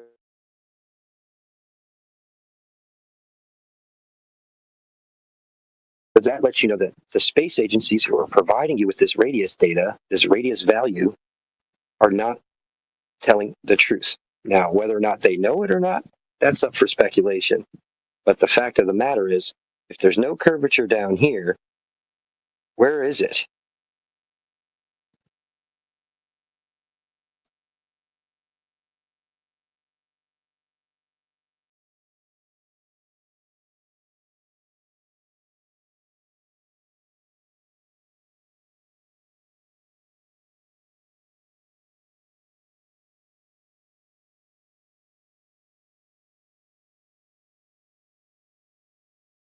And he's gone. Okay. $20 says he didn't hear half of what you just said, and he comes back within 48 hours and repeats the same shit. Hey, man, I spoke very slowly and clearly. I'm hoping he got it. No, he was up for I want to debate, and it's like, dude, seriously. Yeah, we're not playing for points here. I get they want to come in and have their little say. That's cool. But just don't grind over somebody. Like, if he'd have waited 5 seconds, he could be still talking. I wouldn't give a shit. Yeah, I mean, debates are so funny, man. It's not I don't like looking at conversations as a sport. I think it's corny. It's not a debate. That's the problem. They come at you with this mindset that it is a debate. How do you debate measurements? Like, seriously, all you can debate is what color tape measure you're going to use. Okay? Is it calibrated? You could probably debate that. If not, go and get another one that is. But yeah, that's about I mean, these guys Yeah, they haven't built anything on a slope, obviously. You build a house on a slope or you build a house on an undulating landmass, it's like you got to use your transit. Otherwise, you're going to be using line levels and plumb bobs, and having lasers does help with that stuff.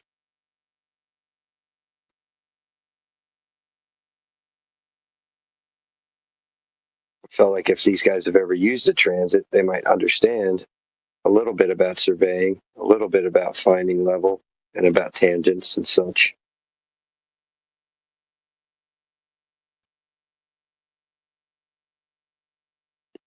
But yeah, the whole debate thing really is cringe to me. Like we had this one youngster came into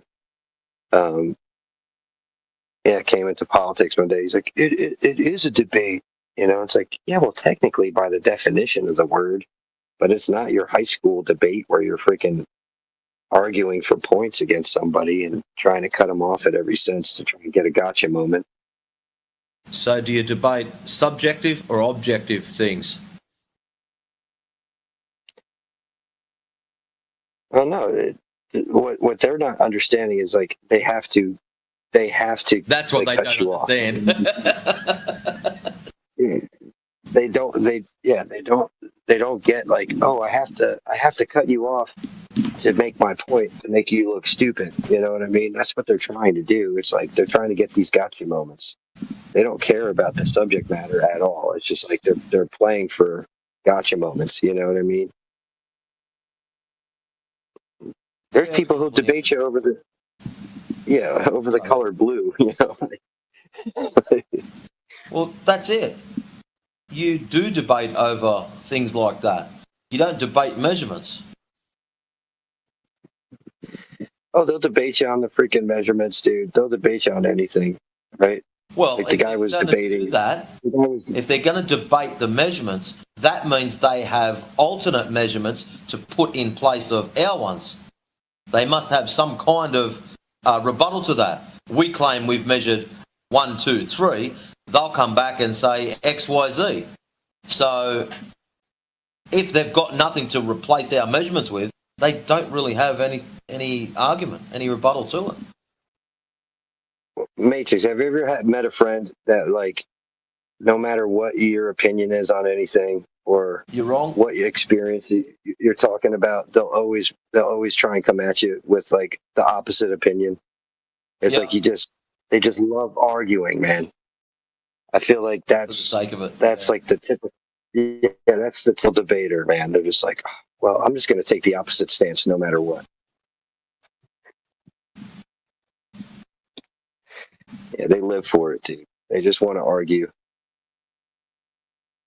They don't care what it is. For a while there, I don't know if you're over on politics one day, but for a while there, we were coming up with all these new syndromes, like flat earthers are wrong syndrome.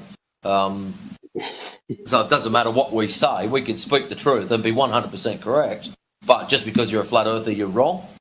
And there was a whole list of these smart-ass things that we had to describe globers and how their attitude towards us. And some of them were actually quite clever. Like, CB come up with a whole list of them. And, it's quite entertaining. Oh, someone just dropped in. Welcome, whoever dropped in. I don't know who it was. I didn't see. It's Spoidamon. He was gone as fast as he got in. Henny Penny. Got the ruby slippers. Three clicks. There's no place like home. Do we hear? Welcome. Thank you. Yeah, today we are hosting an event. It's called The Earth is Flat. Prove us wrong. Welcome to the conversation. Earth isn't flat. It's a ball. It's like a globe. Okay, prove us wrong. Thank you. What evidence do you have to support your claim? Evidence from Google Map. You can scroll and it's just a globe. And also, like you can take a circle of the globe, actually. Like if you start from a point on the Earth and you will get back, like if you can really do it. Okay, so you got some evidence. All right, I want to ask you, Henny Penny, do you know the size of the sphere of the ball? Do you know the size of the Earth that's alleged? Yes. The size of the it's really big. I don't know exactly the size. Yeah, but it's a huge like globe, you know. Okay. The space. So yes, you know, but no, you don't know. Okay. So I have in the side chat. I have it in the side chat linked. At 45 minutes past the last hour. So if you go ahead in the side chat, you'll see a video I posted. Where can I find the chat? It looks like a text bubble where you see your microphone, where you can mute yourself or unmute yourself. Yeah, it looks like a text bubble there. So if you scroll up until you reach 45 minutes past the previous hour, okay, you'll see a post that I posted. Okay, it's called The Impossible Geometric Globe Horizon at 10.10 miles. Right. So right there is a video. Okay. Now that the gentleman who made this video, he has all the details and like detailed out in the video, highlighted in the video of where he set up his camera. Okay, his camera was set up 8 feet above the sea level. Okay, now we have underneath that is the Earth curvature calculator. Now, and then we have the distances that you should be able to see to the geometric horizon. Now, the geometric horizon is the limit to how far you should be able to see. It should be where everything starts curving down and away from you. So from an 8-foot observer height where the camera was set up, the geometric horizon should be at 3.4 miles, 3.464 miles away from the observer. The Earth should start curving down and away, and you should not see anything beyond that unless it. So, as you can see in the video there, the horizon, the water behind the platform habitat, which is 9.4 miles away from the observer, is visible, clearly visible, right? So, and just to give you a little bit more data, just to give you a little bit more data. It's okay, go ahead. complicated for me to understand. I can, yeah. Okay, no problem. So you could go ahead and save this stuff, and you could check it out at your own time. Yeah. But just so you know, the Earth. You said the Earth is very big. The Earth is very big, is what you said. So I'm going to give you the radius, so now you can know it, and not just assume that it's just really, really big. It's 3,959 miles. Okay. That's the radius of the alleged sphere. Okay. It has a circumference around the equator, allegedly, of 24,901 miles. Now, that would work if the Earth is flat or if the Earth is a ball, because that's a distance that would be equidistant from the North Celestial Pole. Okay. So if you had an equidistant circle around the North Celestial Pole, okay, you would get that 24,901 mile radius or a circumference. I apologize. So now you can use these values and calculate what the curvature should be that you're supposed to witness, and find out that there is no measurable curvature. Okay. So you have all of the video and curvature calculator resources there. But I also attached a aerial map that shows where the platforms are relative to the observer. There on the map underneath the curvature calculator. So now underneath that, there are also some laser tests.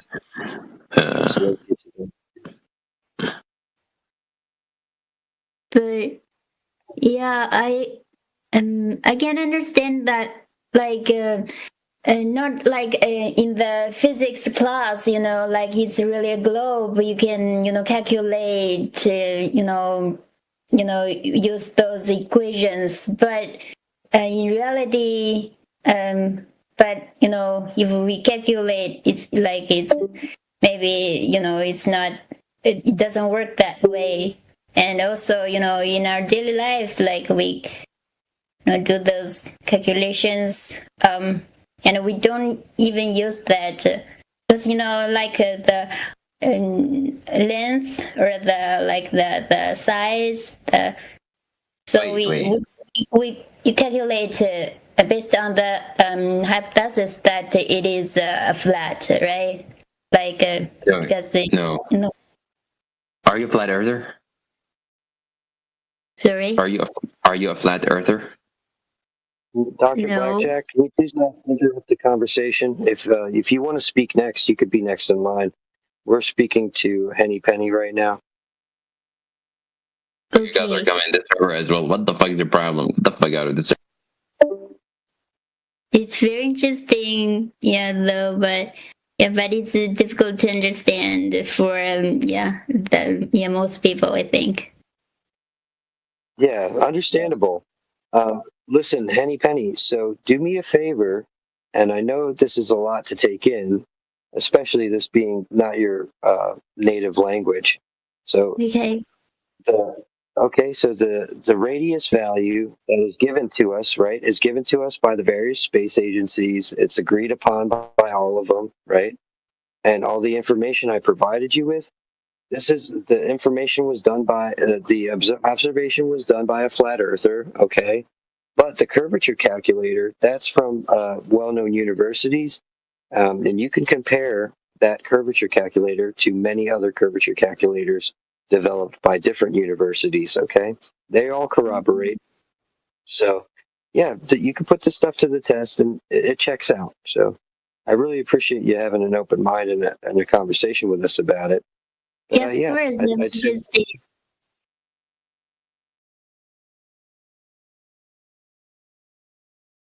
It's a really cool lightning in the sky. And I can see some tops of the clouds illuminated, which is cool. And it's it's 8:30 p.m. Well, I kind of had the conversation with Rayleigh already, but I just noticed recently with the moon, when the moon rise, it's been about 17 to 20 minutes off from time and date. I was just curious if anybody else noticed 20 that. minutes. That's huge. Yeah, it was 17 minutes off yesterday, last night. 17 minutes. My God, man. Somebody be talking about that. That's not a small difference. Well, I thought maybe it was down by the horizon. I just wasn't seeing it when it was coming up, so we went to a fire tower. I live in Minnesota, and still nothing. I mean, it's not that hilly around here neither, so. That was yesterday? Yep, that was last night. Did you look again tonight, or did you not get a chance? No, I haven't gone out tonight. I worked late tonight. Just got home probably an hour and a half ago, so. Well, since the moon and the sun have always come up at the same exact time for recorded history, I'm gonna just assume that was a observational error. But we should definitely pay way close attention now that you've seen this anomaly. Yeah, we're planning on going up there this weekend, and we're gonna stay up by the cabin, and I'm gonna look at it again and take some pictures too with timestamps on it. Yeah. Because the guy at work didn't believe me neither, and I was like, no, I'm 100%. I couldn't see it at all, and it wasn't that cloudy last night. It wasn't cloudy at all. Oh, I know. I'm not.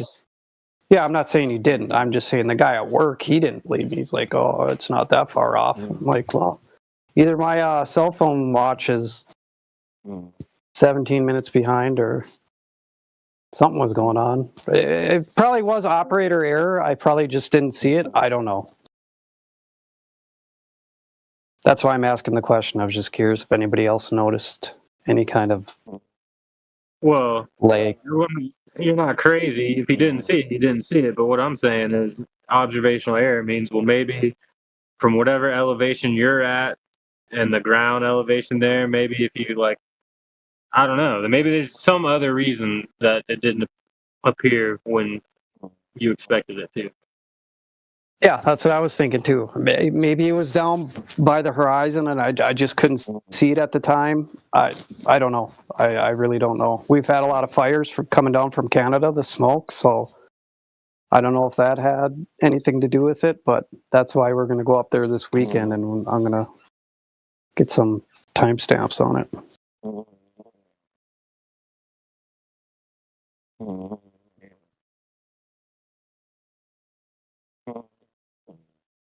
We got a storm rolling in. It's looking ugly. It's dark. I mean, these clouds are dark, ominously dark and low.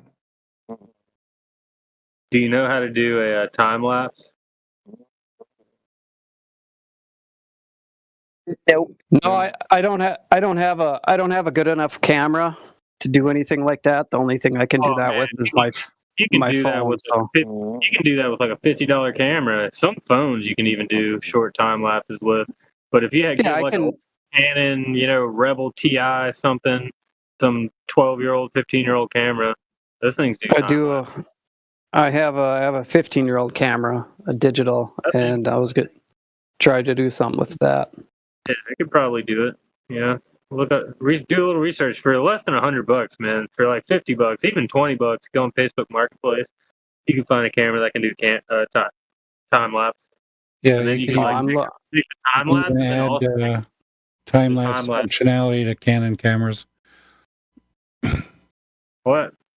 There's the Canon hacking system. There's where you can load like a temporary firmware to the camera, and it has built-in time lapse into that new firmware. I've done time lapse on a Canon Rebel.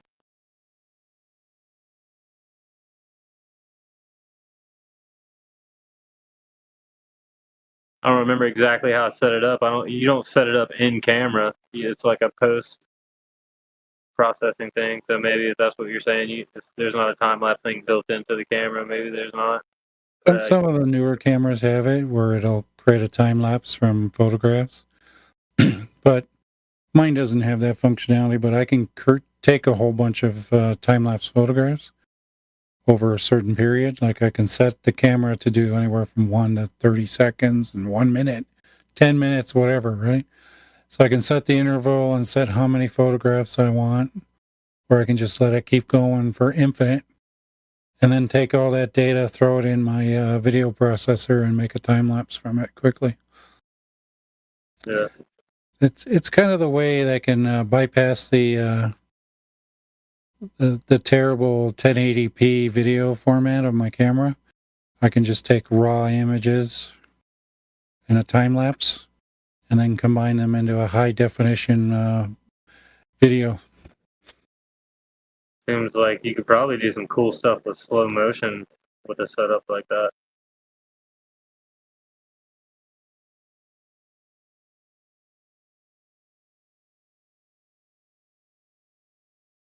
Slow motion time lapse yourself doing a backflip. I want to see that. Can you do a backflip? No, not since my trampoline days. Do you still own a trampoline? Nope. Too old for that. Oh, you're never too old for a trampoline.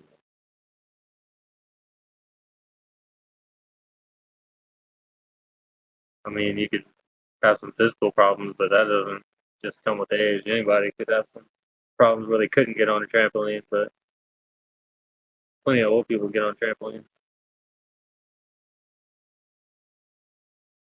Seen enough YouTube videos of people falling off trampolines that don't want to be the next fool to do that.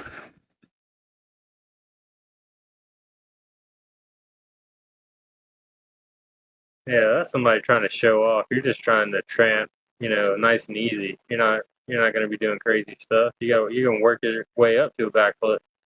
You might take a whole year of tramping every day. And then finally, at the end of the year, you're like, oh, I can do a backflip easy. Then boom, hit one.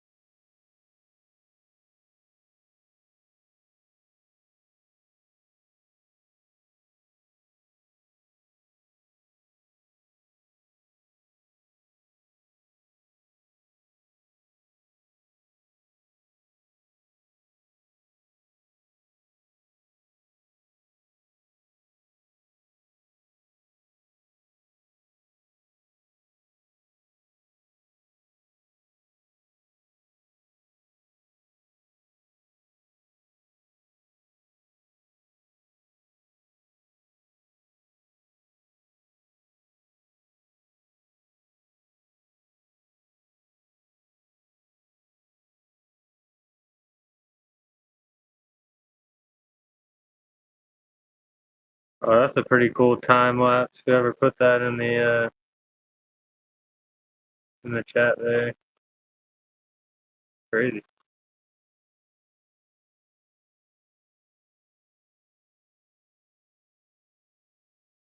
Two girls escape from a police station.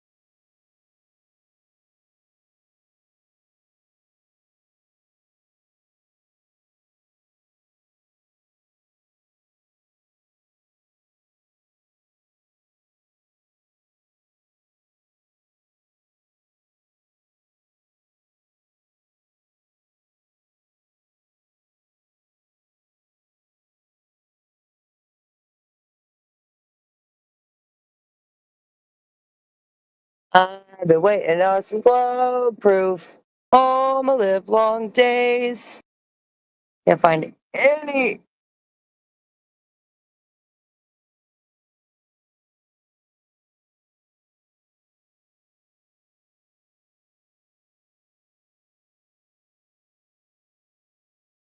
Maybe Eric has glow proof. Wait, Eric, are you a glober or a flat earther?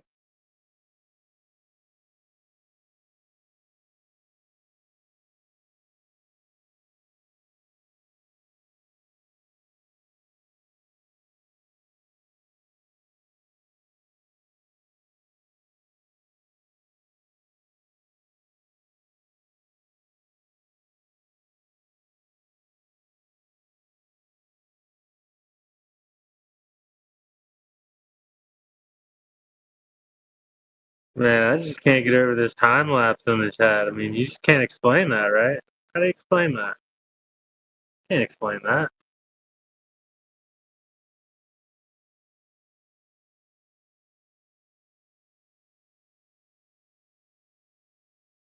I mean, how are you gonna explain that? You gonna take measurements to those? How you gonna do Who's that? that? Who's asking? What's that? What's that? What are we explaining? Explaining the time lapse of Ursa Major. Okay. What about it? What That's is pretty it? cool. What is that? Yeah, it's pretty cool, right? What is that? That would be the celestial configuration moving now, wouldn't it? Yeah, moving. Something's moving. A lot of people wouldn't believe you that it's moving. They're like, well, I see that it's in different spots at certain times, but I'm not so sure it's moving. But then you got that time lapse. You can see the sky. You can see the sky turning and the angle of trajectory that these things are taking. That's pretty neat. Oh no. Still looking for globe proof though. That's not globe proof. It's pretty cool. Guy spins round, round and round and round. The sky, the things in the sky are moving. We're aware of Well, that. yeah, there's certain things that you can't run an experiment on because there's no way you can actually manipulate the thing you're trying to see what's going on. You know, we can only do that with things that we directly have contact with. So when it comes to those things, we're making observations, we're making hypotheses, and then we're saying what supports, what hypothesis does that support, and that's the best you can do. Yep. Guess so. Yeah. We've been looking for any kind of experiment that would determine that, like, you know, the Earth is moving, right? Because that's one of those claims, right? That's one of the claims. The Earth moves, spins. There's no empiricism to that either. Well, no, there is empiricism there, because if what we are on is accelerating, then that acceleration, especially if it's 15 degrees per hour, is measurable. You know, that is a measurable thing. We could measure that. So there's a drift in the sky at 15 degrees per hour. How is that determined? How does that prove at all? What's the experiment? Only that proves the 15 Earth is degrees at the spinning? poles. Yeah, it wouldn't Yeah, be. yeah, specifically the poles. Yeah. Wouldn't be it wouldn't be an experiment. It would just be a measurement. So what should be happening in that video there? What's unusual about this? What do you mean? What Time-lapse. should be? Time lapse of Ursa Major. Like, what's unusual about it? Why is it showing anything? I didn't say there's unusual? anything unusual about it. I see one star's just not moving at all, and then there's 3 stars that seem to like drift downwards. Which one is not? They're all moving to me. Wait, what? Hang on. That You can brighter see it one in the with the center. lead. Like, watch how put like your fingers up. Oh shit! Hard. See? Yeah. Oh, it was a spot on my screen. Never mind.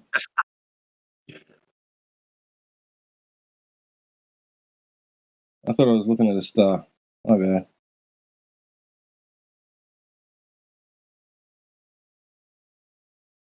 Cool. Sorry to interrupt. No, I see what you're saying. No, I don't think it's unusual. It's just what do you do with that? You know, how do you measure it? How do you take account for it? Because you can't run an experiment on it. You know. It doesn't need one. It just is what it is.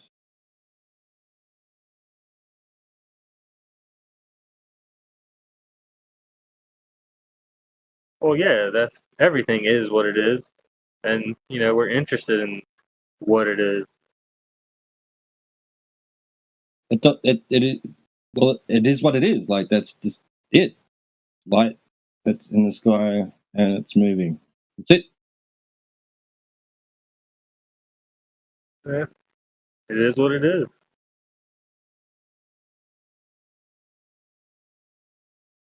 But what is it? It is what it is. I just told you it's a light. What is it? Ain't shit you can do about it. It is what it is. Ain't nothing we gonna do gonna change it. It always is gonna be what it is. Ain't shit we can do to change that. Like the Faith No More song. It's it. What is it? It's it. What is it? Right? So are you saying the Earth's a globe and ain't shit you can do about it, or what? What are we saying here? Yep. The Earth is a giant 24,000 mile round ball. It doesn't even measure that way, actually. Yeah. Ain't shit we can do, but what are you gonna do about it? Like it's like thousands of % in error. It's pretty bad. Yeah. You already know, Mustang. You already know. I think that, you know, you're a flat earther playing the role of a glober, and you do it really well. Doing a long time. There's a video on YouTube that shows this guy. He takes these chunks of mirror. He's got like a triangle and then like a long rectangle piece and then like some just oblong shaped piece. He takes 3 pieces. He sets them up and he takes a piece of cardboard. He goes up close to the mirror and you can see the shapes. They're reflecting the shape that the chunks of mirror are. But he backs up at a super far distance and all those shapes start to become circles at a far distance. It's pretty cool. Everything just kind of becomes a dot. All these squares are circles. All these circles are squares. Look at all you squares trying to make a circle. Don't be a square.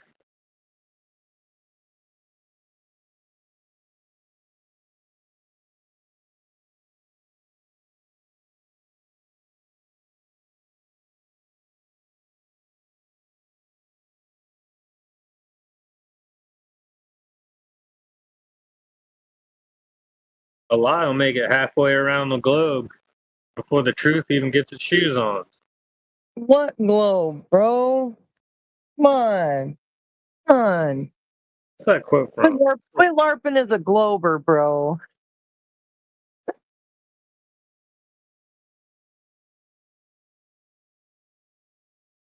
Quit LARPing as a glober.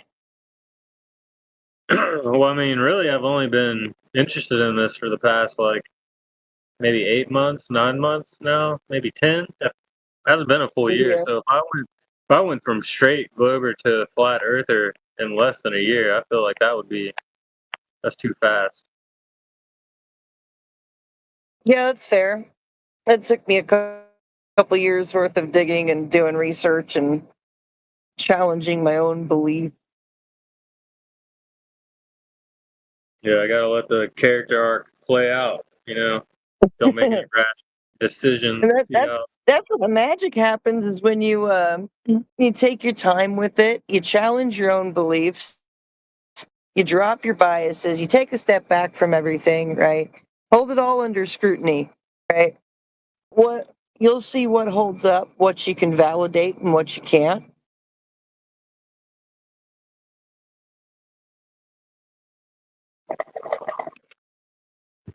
Yeah, I'm building a pendulum. Coming. Can't really talk too much. You can build a pendulum. You gotta if you build it like Folk Cult's pendulum in the museum, you gotta make sure you have this electromagnetic motor. No, You gotta put a little motor on it. That's not a Foucault's pendulum. That's just a display pendulum. That doesn't have anything to do with the Foucault's pendulum. Aw, Bush Kane, you really think I don't know my ish? Come on. You think I don't know my ish? Here we go. There's a Here guy we go, son. Here we go. There's a guy on YouTube right now that is trying to recreate one. He's not doing very well. He's like 50 videos deep. Here you go, bro.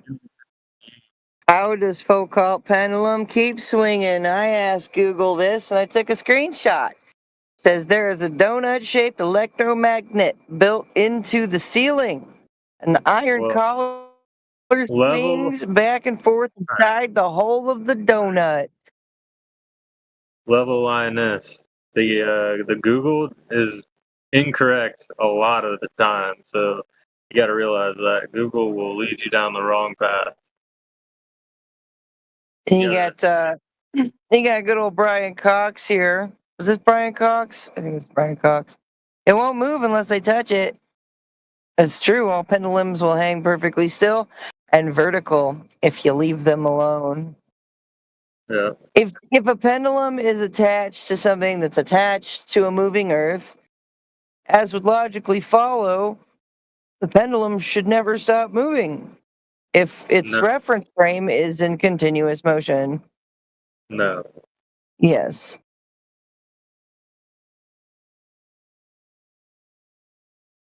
I wish I had these. I used to have these like cool reference frame GIFs Like these guys built a big stage that spun, and then they would put cameras on it just to show you, like, okay, from this perspective, this was, what you're experiencing. You don't seem like you're moving. Then they step off the stage and they show that the whole thing's moving from that perspective. Then they step off again. They have all kinds of different little things. Somewhere probably. The Earth isn't turning away from drones, and when drones go up in the air.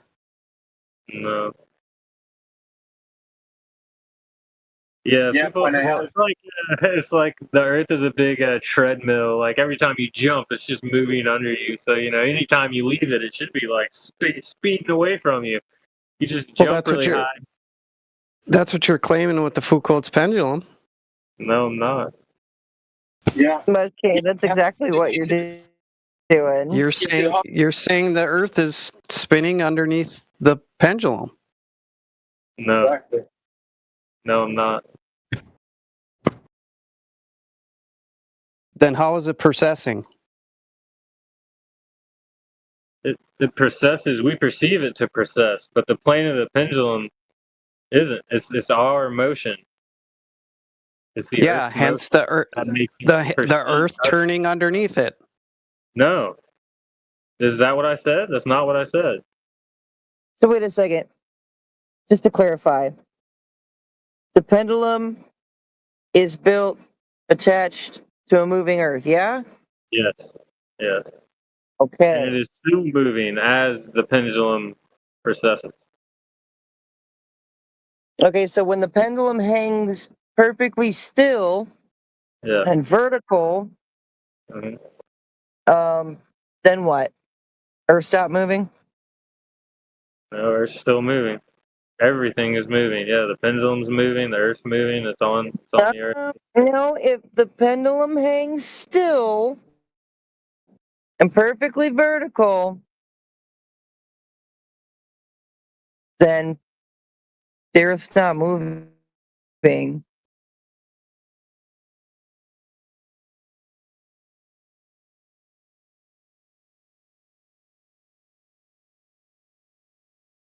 You're claiming the pendulum is showing Earth's rotation, correct? It's measuring Earth's acceleration is what it's really doing. You're taking a measurement. You're seeing how fast is this thing accelerating.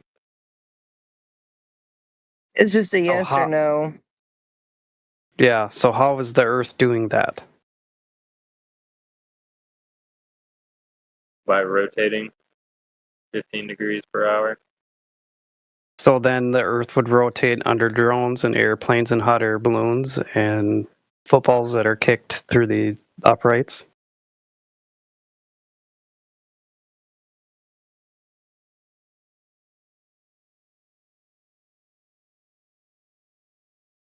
Well, yeah, if you have like a long enough bullet, if you have an inertial reference frame, you can see it, and because that has consequences, like you're saying.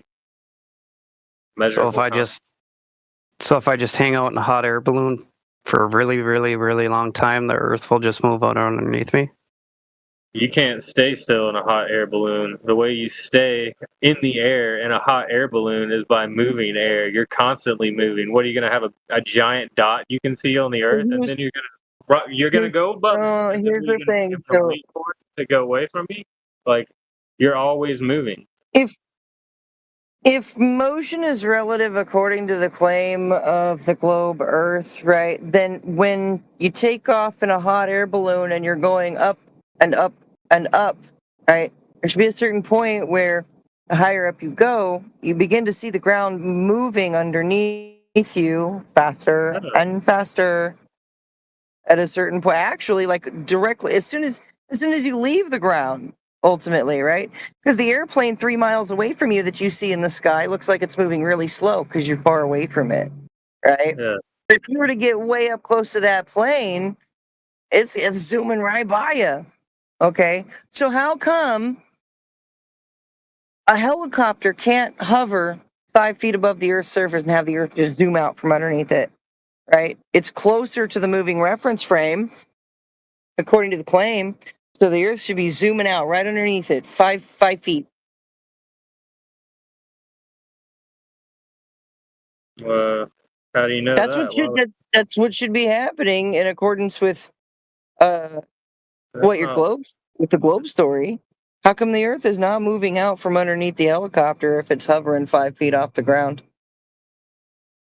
And why do we have wind in opposite directions of Earth's rotation? If that were the case, the wind would be zooming by at 1,000 miles an hour. It's equator. No, it's not zooming by. Everything's you're acting. See, it's not like a treadmill. It's not like we're running on a fucking treadmill. We're moving with it. The whole everything. Oh my goodness, the whole everything, it's not huh? running in a treadmill. If you're gonna imagine it like that, it's like your feet are glued to a treadmill and it's spinning you around like a fucking like one of those chicken plucker things. Well, yeah, it would be the same, wouldn't it? Yeah, that's the thing. That's the claim. Well, no, Yep. And where does 4,000 miles around? Mush King, where does the atmosphere get the energy to move faster in the upper atmosphere? Oh, man, stop talking all smart. To keep up. To keep I up. don't have different answers. The further away you go from Earth, the faster the air would have to catch up to the Earth. No, because it's not. Nothing's trying to catch up to the Earth. The Earth, the air, the atmosphere. It's a fluid. You It claim is, that it's does in have- lockstep. It does have viscous forces to it. I'd never claimed lockstep.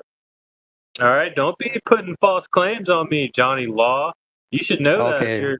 Oh, You're a lawyer. I'm sorry. I'm sorry. I'm sorry. I'm What's that sorry. called? I'm sorry. Contempt of court. This is contempt of court. You've defamed me. Please. What would it matter? Anything that rises off the ground and goes to altitude, right? So if it's going to maintain that point below it on the surface, then it's going to have to keep going faster, right? Yeah, nothing's maintaining that point. I never claimed anything's maintaining a point on the ground. Yeah, but like, here's the yeah, fluid. well, you have to when we say like, okay, so a hot air balloon, or a drone just hovering, or a helicopter just hovering over the same spot on the Earth, right? If it was Yeah, to the go angle- higher, Yeah. it'd have to go faster to keep up, right? Where's it Yeah, but getting you're that not- extra energy? Yeah, but T-Dub, you're not keeping up. You're in a hot air balloon. What's the biggest hot air balloon? You're probably in something that's 10 by 10 feet. What are you trying to keep up with a square patch on the ground that's 10 by 10 feet? No. Obviously, if you go up, you're not coming down in the same spot. You're not keeping up with anything. The point is, the angular velocity momentum, is conserved. Not perfectly. Obviously, not perfect. I'm saying the air is a fluid and it has viscous forces. That's what it's called. It's not in lockstep. Can you explain this for me? Are they put in the text chat? Much Kane. Let's see, what'd you put here? Leaving from stationary. Oh, you got these planes going on this cruising speed. No, I can't explain whatever this is. I don't know what that is. Well, basically, this is different directions that these airplanes are going to fly. And you see where it says catching up speed, ? Total distance, ? Rotating, ?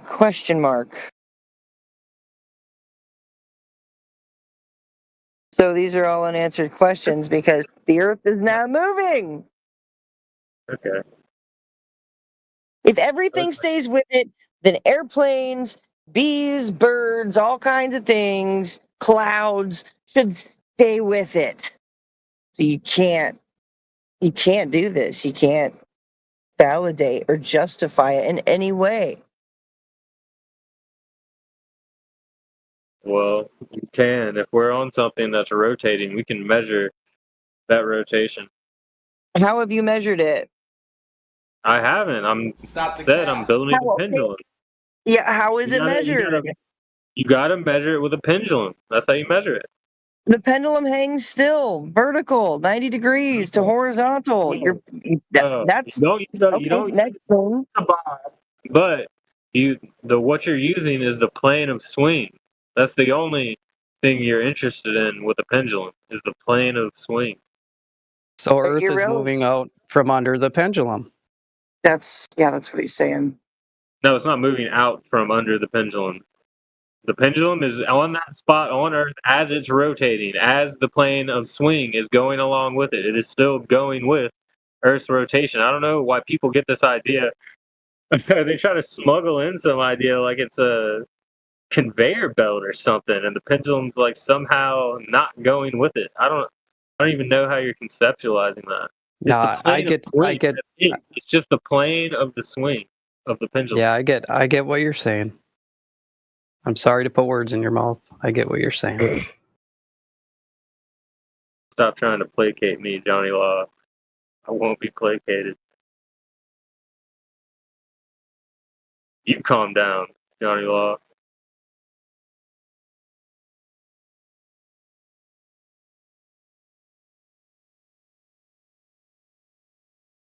These fucking lawyers, man. These lawyers, dude. Words. So all you really have are these claims that you can't validate because the pendulum will eventually stop swinging and hang vertical, and then and yet it's built attached to a moving Earth. Right? So it ultimately shouldn't stop swinging.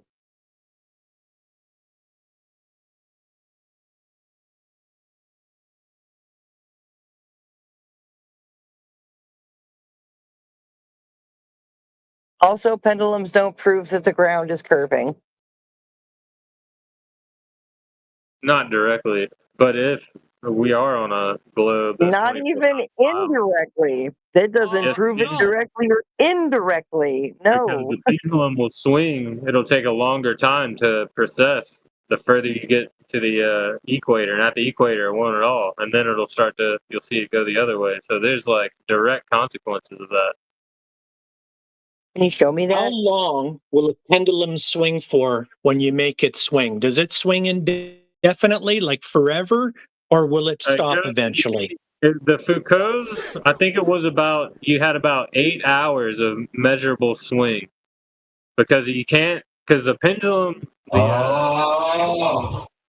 the period of a pendulum is regular, but only within a certain angle. You know, there's a formula, a function you can use, but you can't bring it like way high. It's only like a small degree, so you got to make a giant pendulum, and you can get like 12 hours. That's plenty. So then Earth's only moving for 12 hours where the pendulum stops. We don't know. Well, that's all you can measure it for. Because why? Because otherwise you'd have to build a super fucking huge pendulum. That's what we should do. Like petition the government to make like a 1,000-foot tall pendulum. Hang on, bud. We can measure a whole month. You dodged it. It's just a cool parlor trick. That's all it is. No, it's not. I said that. Johnny Law. Pendulums are amazing. Yes, sir. Yep. Yeah, it's a cool parlor trick. I agree. No, it's nothing like a parlor trick. The reason you have clocks, the reason you tell time, regular measurement, that's all coming from the pendulum. Well, you should ask T-Dub if his water goes down the drain the opposite way. Why would I do that? Why would I ask that?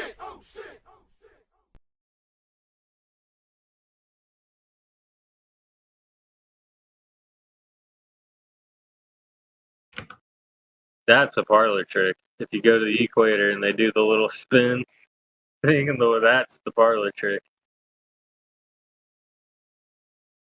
That's how they make their money, the little spin things at the equator.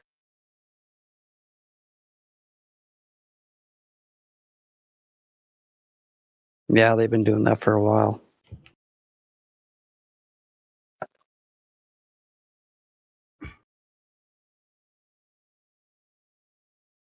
So when did you figure out that the Earth was flat, Johnny Law? Were you studying your law books one day, and then you just like, man, I should have been a scientist. Let me look more into this. What's going No, I had some long distance observations that made me question it. Probably back in 2019, and then 2020 came along, and I had a lot of time on my hands, and just went down the rabbit hole. Was it purposeful observations? Because to make a good observation, just to see one at random is, I mean, what are the chances of that?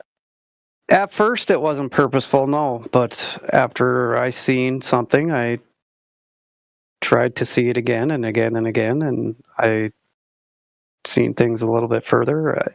I live in Minnesota, so I have access to Lake Superior, and I have a couple observations from the first one's about 20, 21 miles, and the other one's right under 57, 58.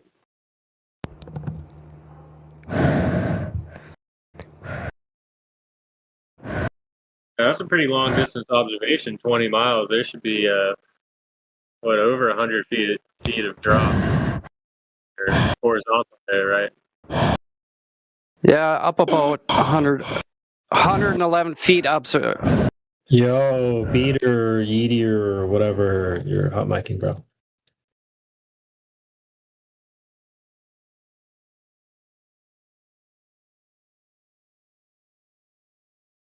All right, Fortnite, chill out, bro.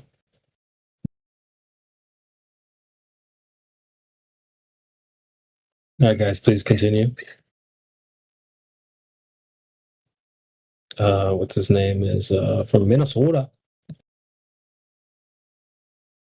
What's up, CB? What's going on? Just chilling. Oh, he's chilling? Nice, bro. I just got back from swimming in the flat ass ocean. Yeah, I seen that you had you posted some pictures of you on the beach there yesterday. Shit, I've been there like every day, bro. Holy, it's nice. Yeah, man. I mean, I don't know how anyone can say the oceans are curved or clearly flat, as I posted. I'll post it again. Right on. What beach are you at, East or West Coast? Oh, shit. We in the West Coast, man. I mean, Coast of California. Yeah. Nice. I'm not too far from the Black Swan. I should probably go up there at some point. People will be like, oh, that's fake. It's like, oh, really? Yeah, you should snag some of your own pictures. Yeah, that'd be a good idea. Anytime they're like, that's fake, that doesn't exist. Also, welcome Dubs.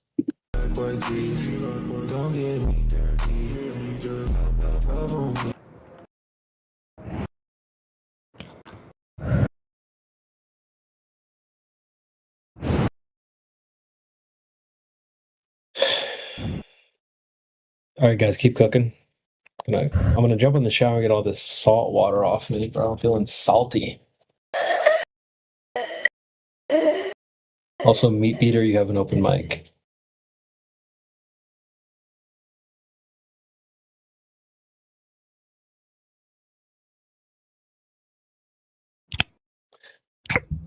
We have Mush Cane Globe Earther getting cooked.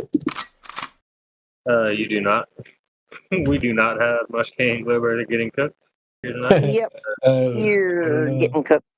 You're getting cooked on pendulums and how they're not direct or even indirect evidence of Earth curve. Zinga.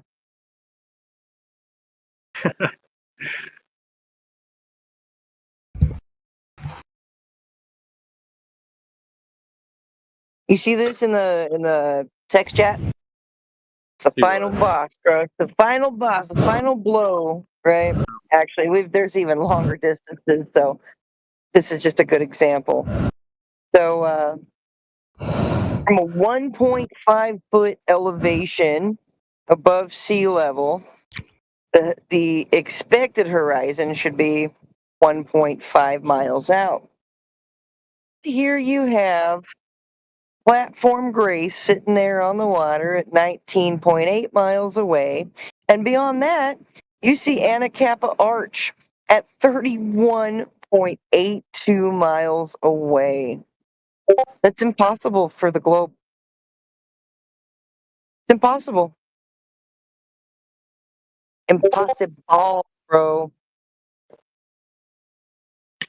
Hey, I coined that word. Impossible. Impossible. Was it you? Yes, it was I. Guys, everybody owes 5 cents royalty to Chemsy.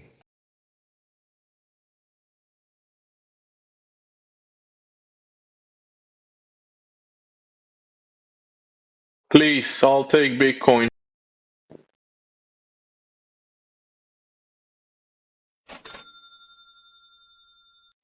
All right, guys, keep the show rolling. Bro. Who's doing that? Don't worry, he's out of here. Oh, good.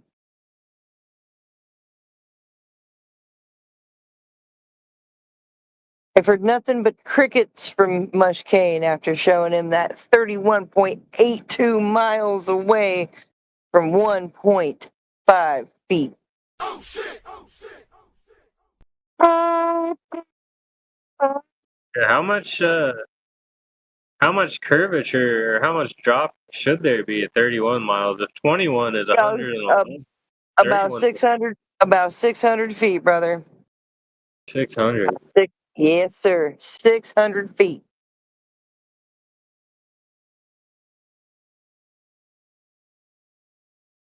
And that thing looks to be just about sea level.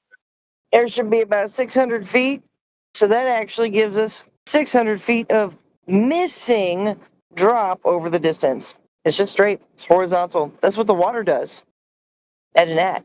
You don't even have to imagine that. You can observe that. You can test that. You can prove that. That the water rests flat. Yeah. True.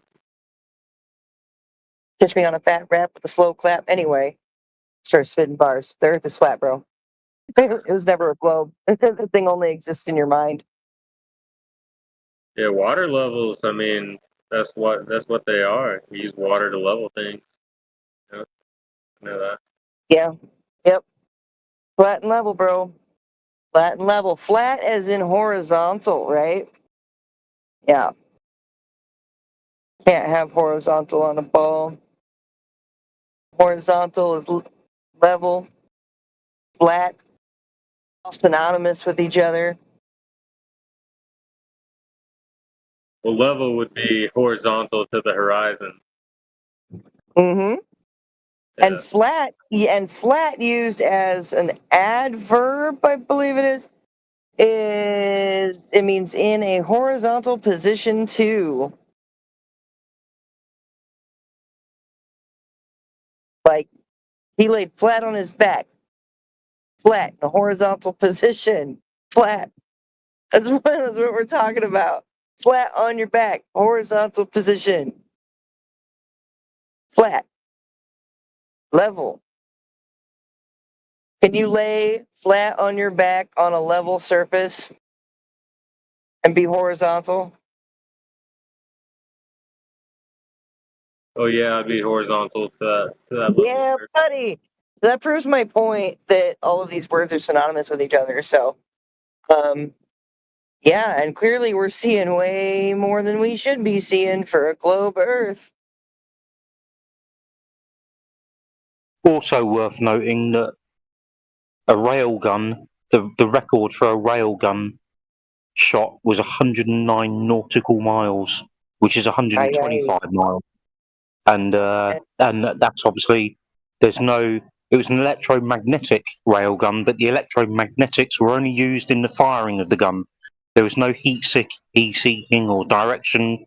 There was no navigation of the bullet that they fired. It just went across the water. 109 nautical miles. Impossible on a globe. Yeah, in a straight line. Straight line. Yeah. Direct shot. Yeah. That's the whole thing about it is Yeah. these targets have to be in LOS. They have to be in line of sight. Mhm. They're not hidden, their target 50 miles 100 miles away is not hidden below any kind of curvature. There's not any kind of Exactly. refraction. There's not any kind of refraction or magical thing happening that's just bringing an image of the thing up into your vision. That doesn't work. We don't even operate like that. Like, I come from a long line of Navy, and that's not even how it's done at all. Also, the world's longest sniper rifle shot was just crazy. I can't remember the distance, but it just doesn't work on a ball, that's for sure.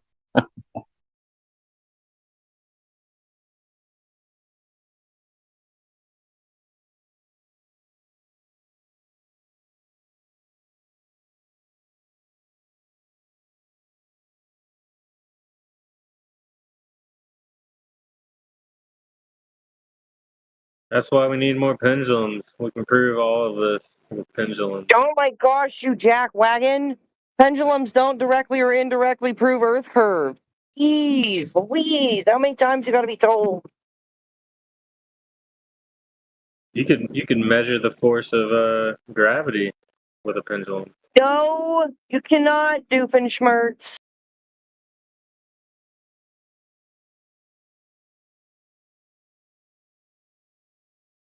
People have claimed to. Yeah, then that's all they've done. You Well, would no, be they correct ran in saying that. Yes. the experiment.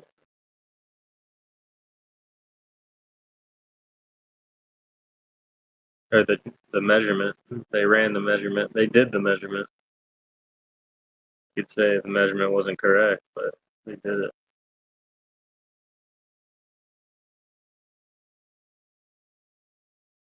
All I heard was blah blah blah. I don't have any actual evidence of curvature.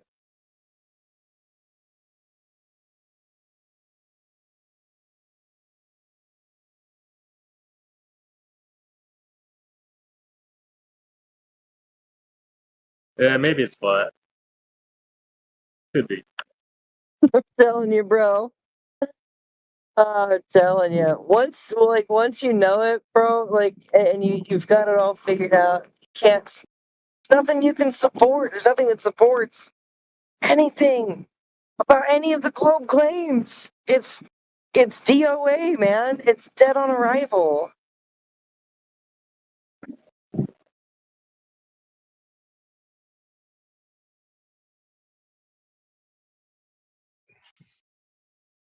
I mean, you can't even have water on a globe dart, so we have water in reality. Therefore, no globe. Also, no space vacuum, because the definition of a vacuum is being devoid of matter, and you can't have a ball of matter, a globe tart, and a vacuum. I rest my case. Well, then really there is no vacuum because there is no nothing. There is always something. Those somethings are just really spread apart. So, I mean, it's got to be just one big container, right? There's always something. Yeah, according to the laws of thermodynamics, gas pressure, and the gas laws, yeah.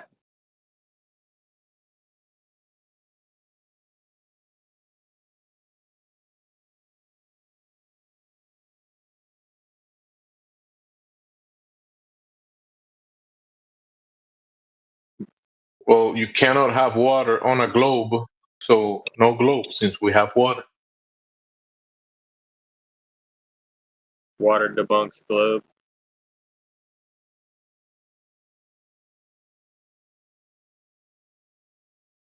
Pretty easily. That's why when they show you a globe, the water is the blue. They use crayons. They use coloring, not real water, but coloring to misrepresent the water.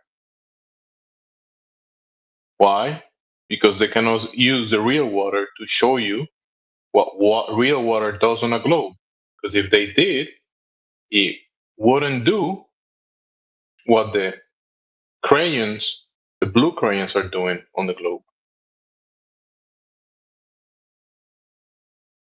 The real water will not do what the blue crayon color does on the globe. Hey Jimsy, you know the Sherwin-Williams paint logo? You know what I'm talking about? So there's paint being poured on a globe, and then you see the paint dripping off the bottom. It's kind of funny and ironic. Yeah.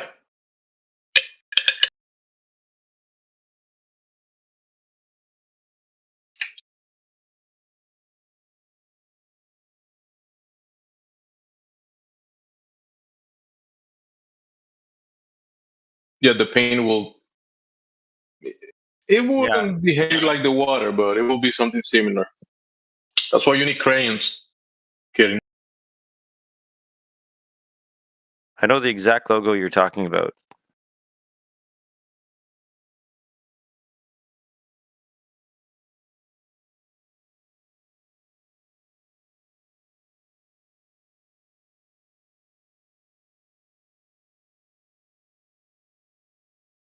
Oh yeah, find it and show it.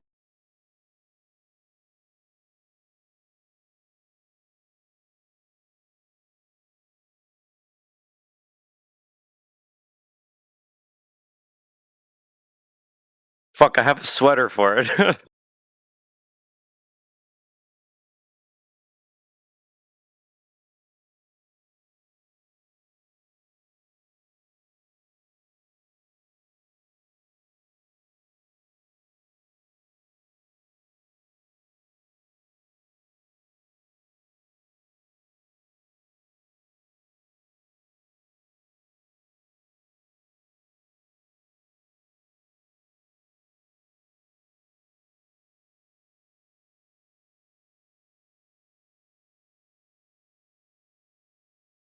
Yeah, Mushkin will come to his senses eventually.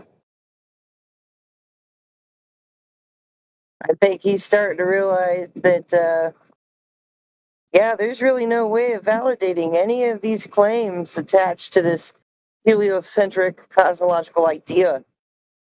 That's all it is. It's an idea. It's held up with nothing more than some fancy equations.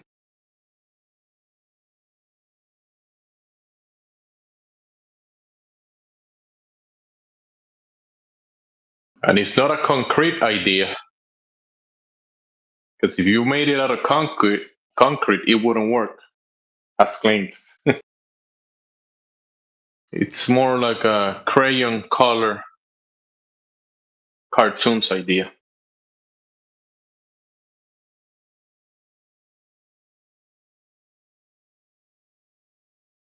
Like a balled up scoop of birthday cake ice cream melting on a table.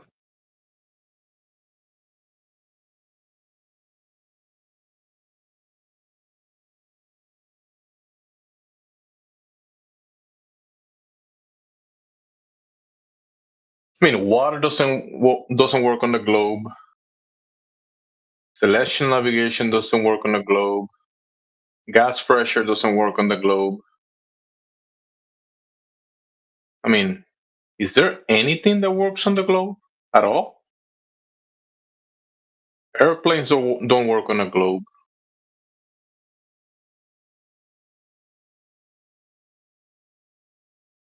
Line of sight doesn't work on a globe.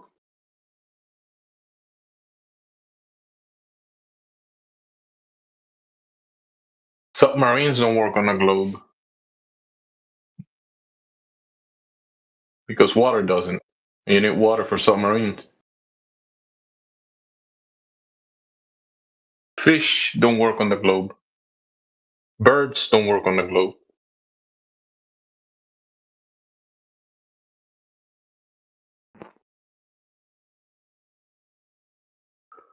Nothing works on the globe. Come on. Just give me something so I can tell Jenna. Bring her back to the globe. Someone help me. I want to tell Jenna how something that works on the globe. Please, someone help me.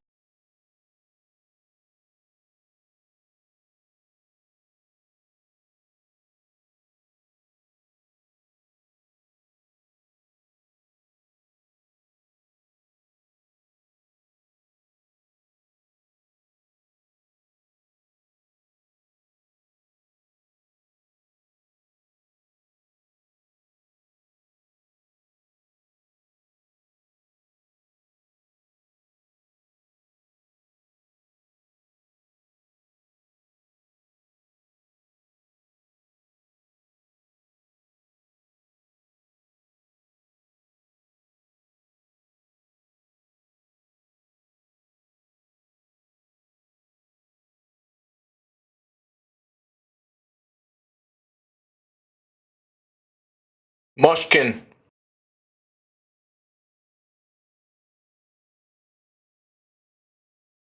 Did Mushkin leave?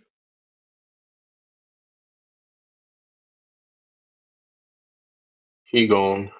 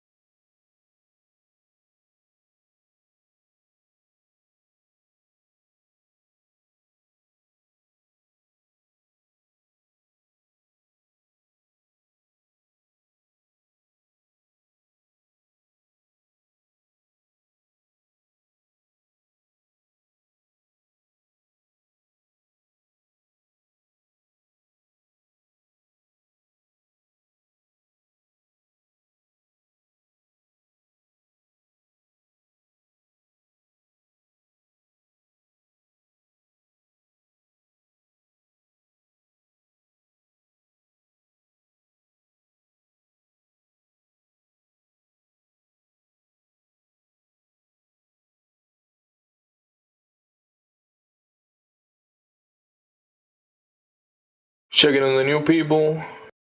You are welcome to open your mics and ask questions about the topic. You can direct all of your questions to Jenna. Go ahead.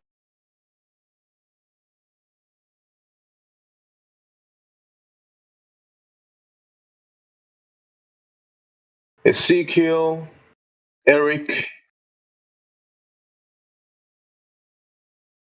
server owner.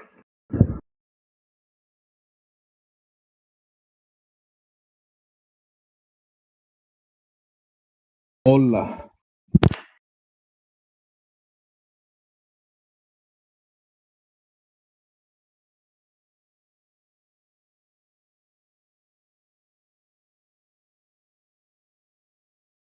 You guys are so rude. You don't even reply.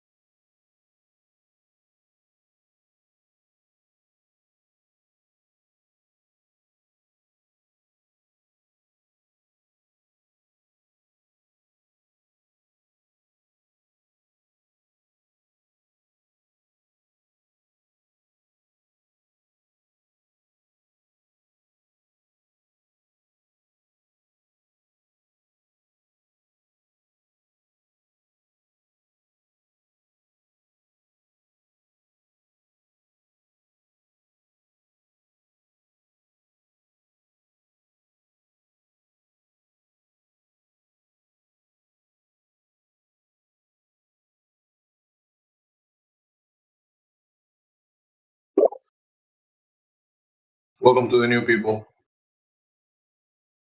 You can open your mic and ask questions.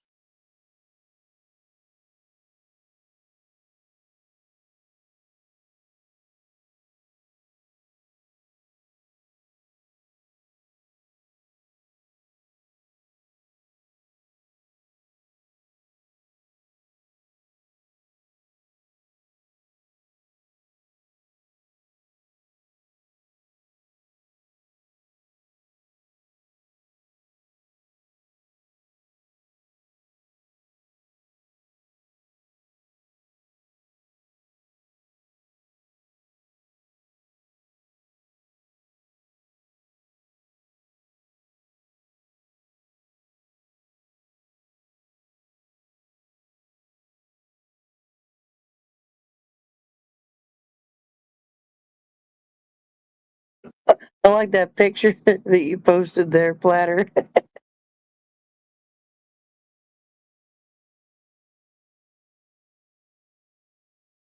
I need one of those for every single one of my opponents so I can post it.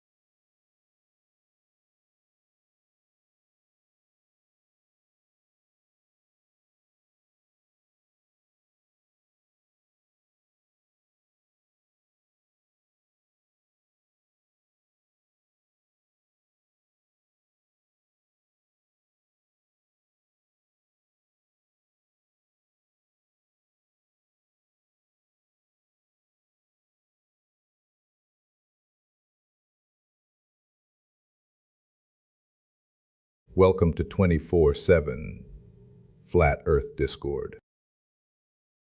Gravity is not a force.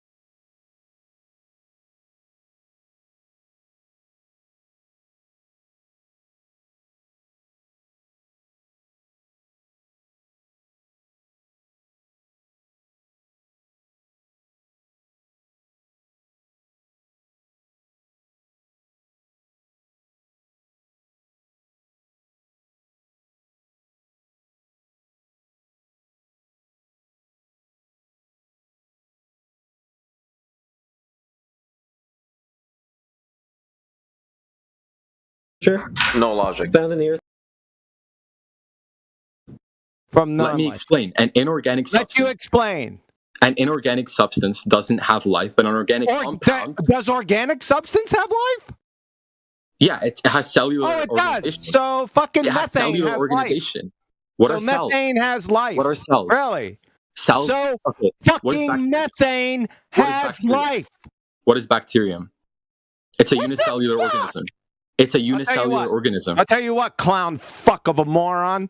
How do you get a single ribose DNA base from its constituent parts, please?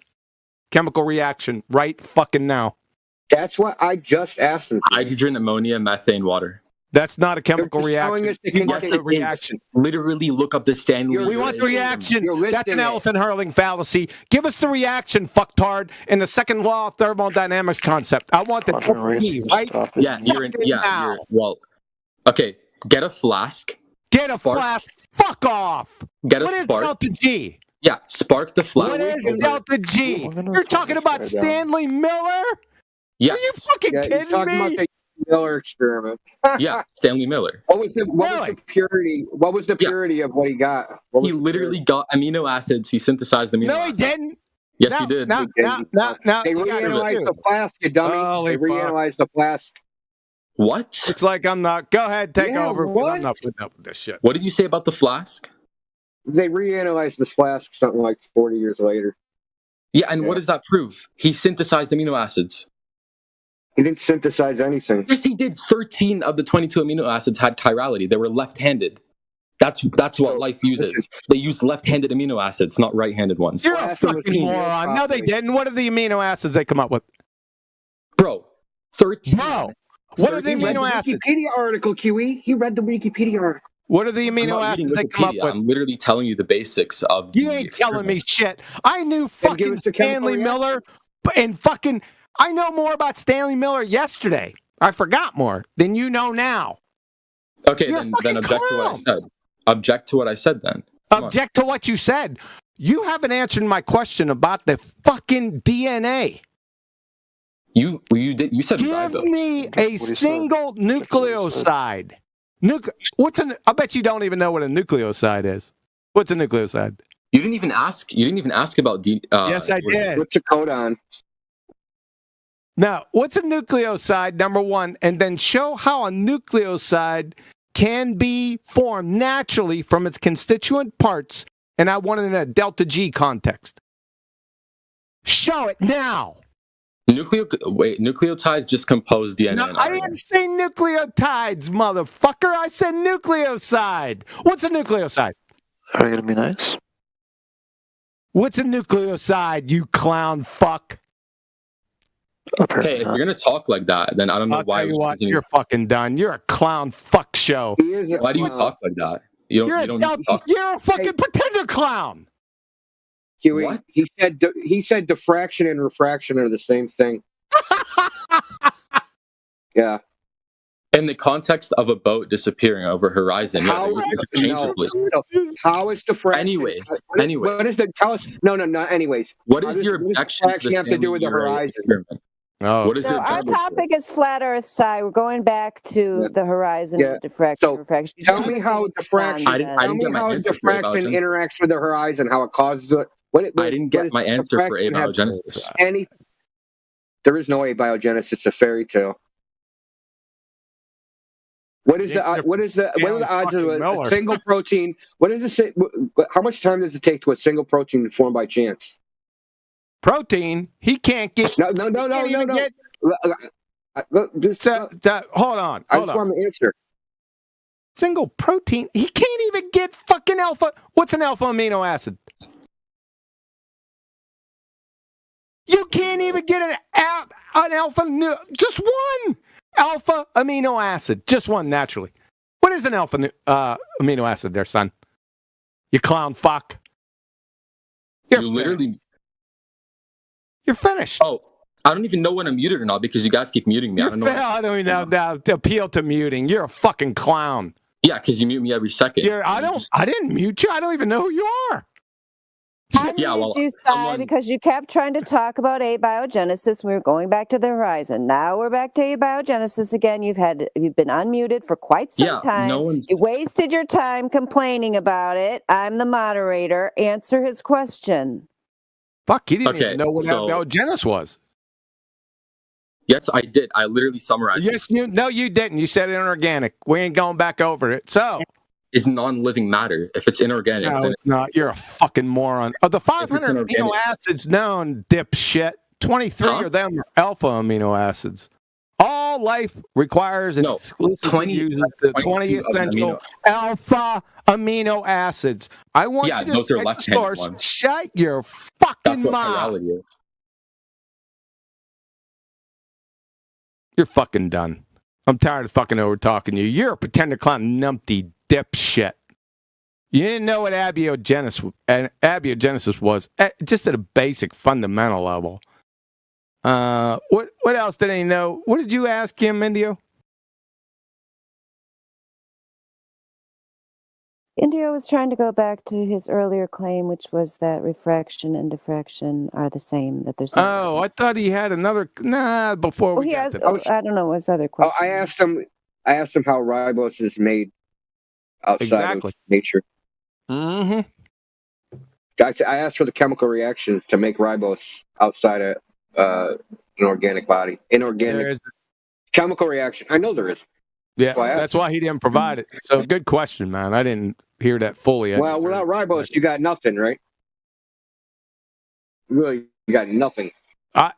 Well, without a knower, you got nothing. I wasn't gonna go there. I mean, there's like 50 parts where if you don't have it, you don't have anything, and you can't make any of them. No, they're all uphill react. He didn't even know what a nucleoside was. He went right to nucleotide. That's where I busted his dumb ass. Is he still here?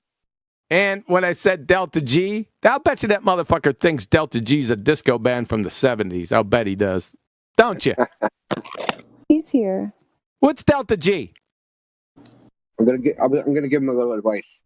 Go on YouTube, type in James Tour. He's got a 10-part series on abiogenesis. He's the most cited synthetic chemist Dave in the world. Destroyed him, by the way. No, go look at his reputation today. Professor Dave? He doesn't even know the law of thermodynamics. Listen, clown, dude. Go. He answered Dave's little video, okay? In detail, with the actual chemical reactions. James Tour is cited something like 130,000 times. Yeah, dude.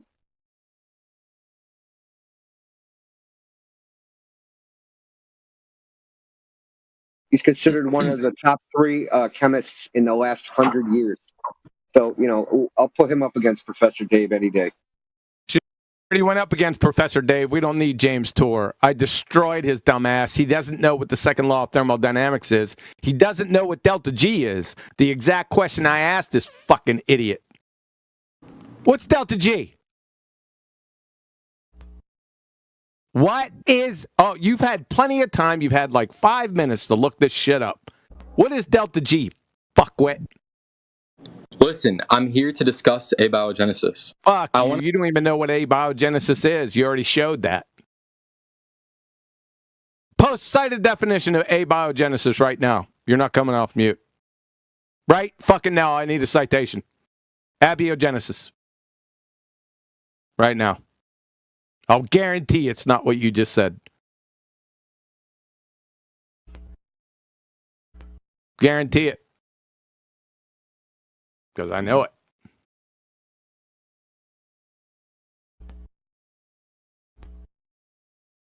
What's up, ZYX? We can have a new member. You can talk to him until this guy gets you a citation. Yep. Okay. Yo, ZYX. You got a mic? You're unmuted. Well, let me know whenever you get a mic, alright?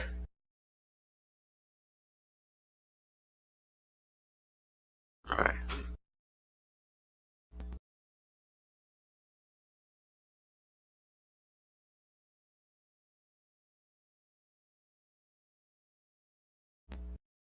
I got to give that guy the fake Prof. Dave cultist role, so that's really fun. So the video I posted there, Clown Shoe, that is the direct refutation of the Uri Miller. They retested the flask. The thing was contaminated. Sorry, game over. It was over before he started. It was Uri Miller. Yeah, He's I know. And like, I was trying to explain the diffraction limit with him, and he tried to say refraction and diffraction are the same thing. Yeah, they sure sound like it. Same word. Yeah, and then I read the definition to him, and then he just keeps saying it. He just like, in the context we're using it in, he like if he says it 7 times, it becomes true. Dude, do you want to comment about that? I actually want to hear that, man. That refraction and diffraction are the same thing. What's diffraction? Sorry. I want to know what diffraction has to do with the horizon. Must be a little slit in the horizon, man. Wave is breaking. Yo, Sai. Oh, I didn't know I was unmuted. Yeah? Yeah. What does diffraction have to do with the horizon? In the context we were talking about it, what context was I talking about diffraction in? And how is it related to refraction? We were talking about boats disappearing in the distance, and all I said was that they can be was that diffraction and refraction can be used interchangeably in that conversation. No, they can't. No, they can't. Said that individually they're different concepts, but in that conversation, they can't be used interchangeably. They have nothing to do with each other.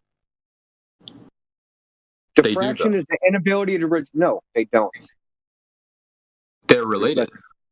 No, they're not. They're not even remotely related. Yeah, diffraction is just when like any frequency or wave sort of like reaches Waves either, you fucking clown. What? That's what diffraction is. Like a frequency or a They're wave. not waves. That we'll get off the beaten path, Indio. Just go ahead. He's a How is it not waves? I'm going to explain it to you like it has wave-like behavior, but it's not made of waves. Anyway. I didn't say it was made of waves. I just said waves. Why are you assuming that? So listen. What? Listen. That is how it's defined. If I stick a rock in a river, right, there'll be a wake at the edges of the rock. Right? I'm trying to explain to you by analogy. A wake around the edges of a rock. If I stick a rock in a moving river and it's sticking partially out of the river, or if I stick something in with a bunch of holes in it, you'll get these interference patterns, right? This is diffraction. Now, it can happen along an edge, or it happens when light passes through a narrow aperture. So the narrow aperture of like your eye or a camera, right? If the angle displacing two waves is too narrow, you can't differentiate 2 points of light. This is a diffraction limit. So 2 points of light, and I used the headlight analogy. So you can measure in a car. No, you can't. It's unresolvable. You said it's called the diffraction limit. It's a limit. It's a physical limit. But they're like it's like separate. Even if it's narrow, they're still separate. You can measure it. No, you can't. That is the point. It is a physical limit. It is a diffraction limit. It is a theoretical limit. It's the maximum resolving power. The theoretical maximum resolving power of any optical instrument is the diffraction limit. Nothing even gets close to that, but it's a theoretical limit. Because the size of the wave, right? The actual wavelength overlaps two waves. Two waves are overlapping. So if two waves overlap, you can't differentiate them, and they appear as, like in the case of light, it would be two airy disks. Two airy disks, the angle separating them is too close together, so you only resolve 1 point of light. Because the interference, they're overlapping. I just searched it up, and it says that it can be limited by factors like imperfections or lenses or misalignment. But it says that there's a principle of resolution to any optical system. Yeah. So there is a resolution. Yeah, know all about it. Yeah, but there's a limit. Yeah, sure. Okay, so go on with what you were saying. So if I have 450 nanometer light, I can't image things that are smaller than 450 nanometer, right? Nanometer. Yeah. So I can't image things with that wavelength that are smaller than that wavelength. Right? I mean, maybe. Like, I'm not really well versed in this. That's why I wanted to talk about biochemistry.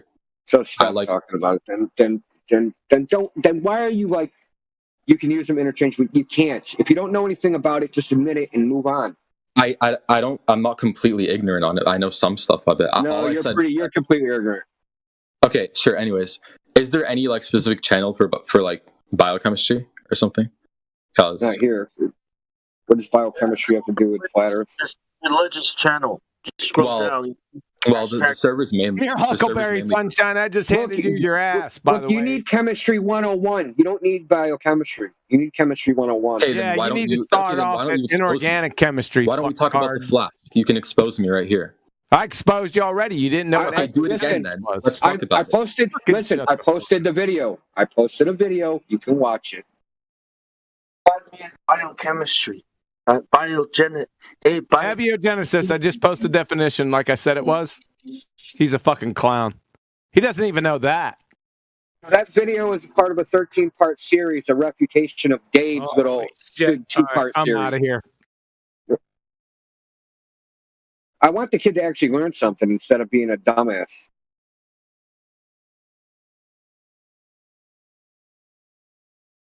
I know that's a tall order, but whatever.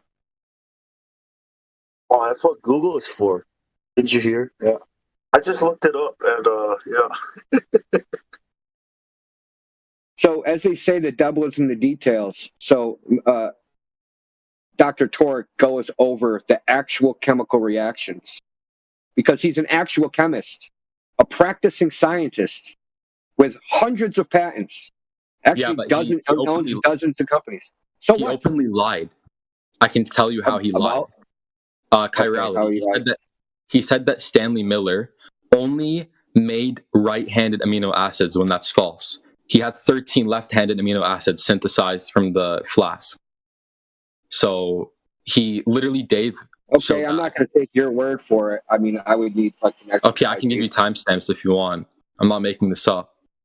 James Tour, in one of his 13 videos, I don't know, I can get the video if you want.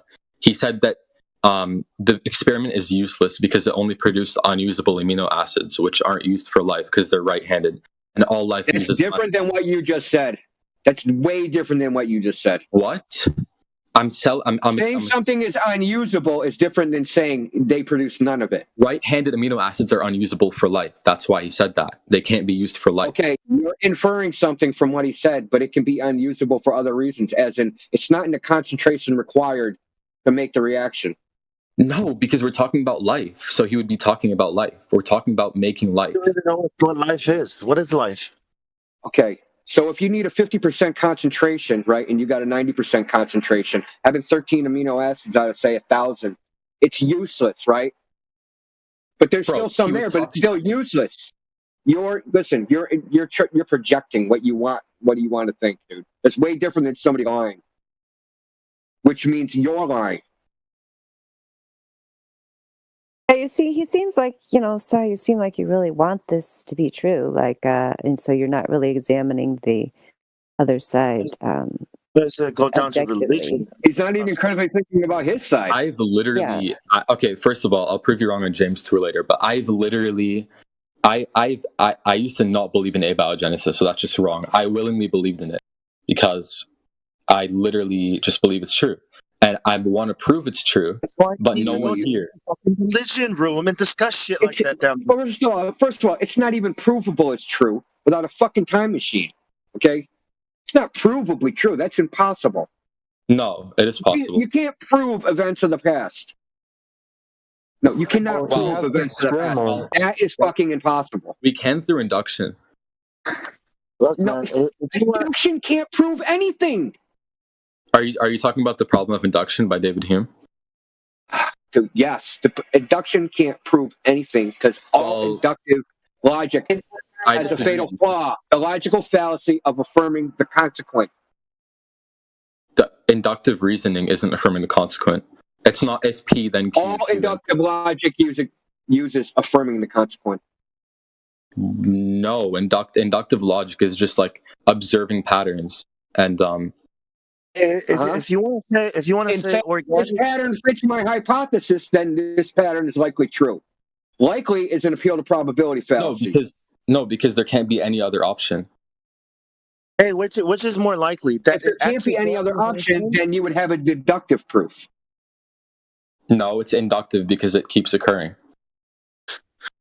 Yeah, it's inductive because it's not a proof, dude.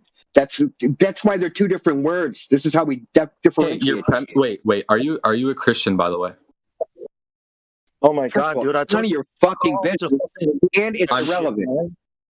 You're saying it accidentally happened. We're saying it was created. Which is more likely? That fucking lightning hit a rock, or that it was created? So take it down to religion, man. I want to tell you this because Kiwi wouldn't let me answer. The odds of a single protein being created by chance is 1 to the 164th. That's an exponent. 10 to the 164 years. If you had a snail, right, in the heliocentric model, if you had a snail going across the universe at 1 meter per hour, they would be able to travel across the entire universe 21 million times in that amount of time for a single protein to be formed by chance. Okay? You believe that shit. Let's discuss ribose then. Good luck with you. There's nothing to discuss. This is a flat earth server. I'm not talking about pseudoscience, unfalsifiable gibberish. Because what you're saying is unfalsifiable gibberish.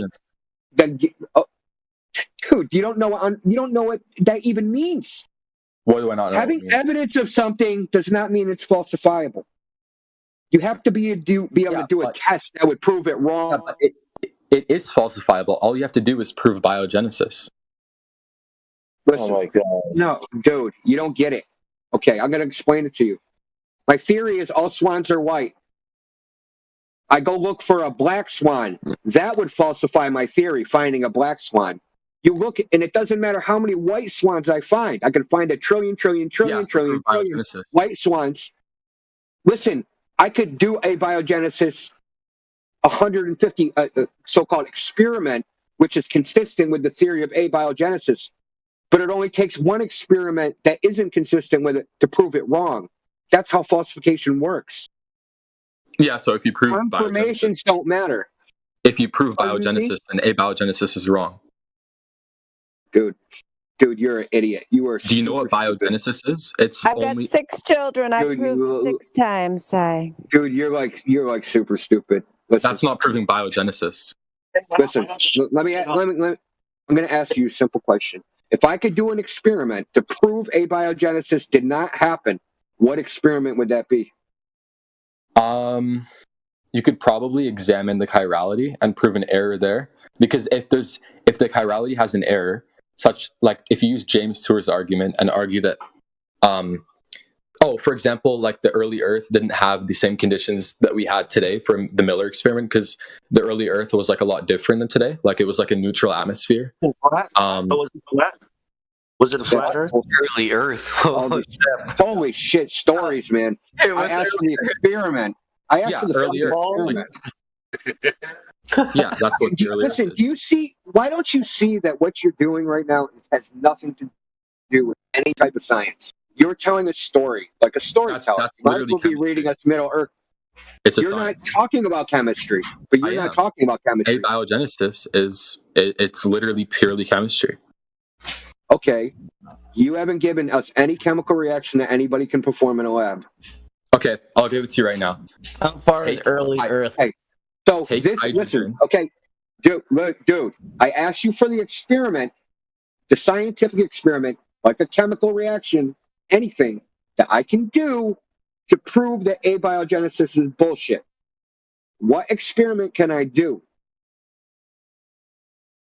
To prove it's wrong? Yes, that's how falsification works. Falsification. Yeah, I know.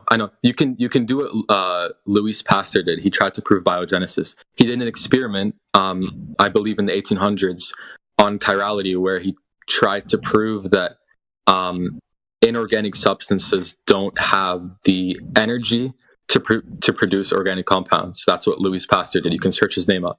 He's a well-known Christian that argued for biogenesis. He argued for biogenesis. Pasteurized milk, dude. Yeah. Huh? Like, we all know who Louis Pasteur is. Yeah. Pasteurized milk. Huh? You never heard of pasteurized milk? Jesus Christ, man. Holy fuck. I'm about to jump off the fucking ledge right now. Yeah, well, maybe you should. Like, serious, man. No, like, dude, you have the fucking one of the worst Dunning-Krugers that I've ever seen in my life, man. Like, seriously. Okay, then make an argument. You can't make any arguments. I did. You don't understand the argument. That's the problem. Okay, what's the argument against abiogenesis? It's not falsifiable by fucking experiment, which makes it pseudoscience. It is falsifiable because it makes. And give me the experiment that can falsify it. Okay, so we can just look at what Lewis did, I guess. What he did was another story. So if he got a certain result, it would have falsified abiogenesis. You couldn't claim that it was a different mechanism. Yeah, no, there's definitely more than one mechanism, but I'm just using an example. So you can prove that inorganic things can't give rise to things that have cellular like organization. So you can do that by doing an experiment similar to what Stanley Miller did. You can get a flask. You can get organization. What? You can get you can get a soup of molecules. You can get a soup of molecules. What molecules? Will you please let him finish? Please let him finish. I want to destroy this bullshit, dude. Okay, yeah, you can write it down. So look. So you I don't need to write it down. I'm going to just destroy it because I already know the answer because you're just talking gibberish. Okay, perfect. You can destroy it. So Stanley, you do your Miller experiment. So they did it for how much time? 7 days, I think. Okay, so what if they didn't get anything in days? Would that have falsified abiogenesis? If they didn't get any result? No. Yeah, in 7 days. No. Yeah, probably and not. What if they did it for 14 days? No. No. What if they did it for 300 days? No. No. 300 years? No. Right? Maybe. Because we're talking about time scales that can't be tested.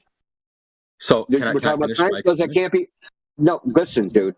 Yeah, I want you to really comprehend this because you're having a really hard time. It's not falsifiable because you can just say, wait longer.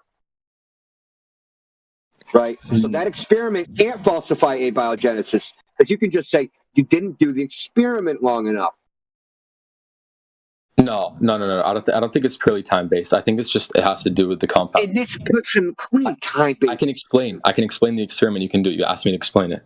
I can explain it. Dude, I didn't ask you to explain shit. I asked you for the experiment that you could do to falsify abiogenesis. You asked me to explain the experiment, which can falsify it. I'm about to say it would not falsify it. You already conceded that. No. I didn't concede anything. I said that just that if they didn't synthesize any organic compounds in 7 days, it wouldn't disprove it. But there's other ways, and I can explain it right now. Yeah. Okay. Give us. So. So do a test like Stanley Miller, but I'll modify it. Okay, I'll give you a difference. So you get a flask because we're going off what abiogenesis says. So you need energy to spark the reaction. So you get a flask. You get a what is it called? So you get hydrogen, ammonia, water, and methane. Those are the basic chemical reactions we need. And then you get and then you get molecules. So you put RNA in there, and then you can put DNA in there. So yeah, where did that come from? Huh? RNA. Where did RNA? Where did you get RNA and DNA from? Where did you get that from? Oh, hold on. So spontaneous combustion. Somehow. Hold on. So the primordial Earth before life had DNA and RNA. No, RNA came first. Oh, before life came, there was RNA. Yeah, that's called the RNA world hypothesis. It's well known. The hypothesis. Yeah, it's a hypothesis. Well, with the hypothesis, that means it's never been tested. Well, we have know a what lot the of evidence RNA is.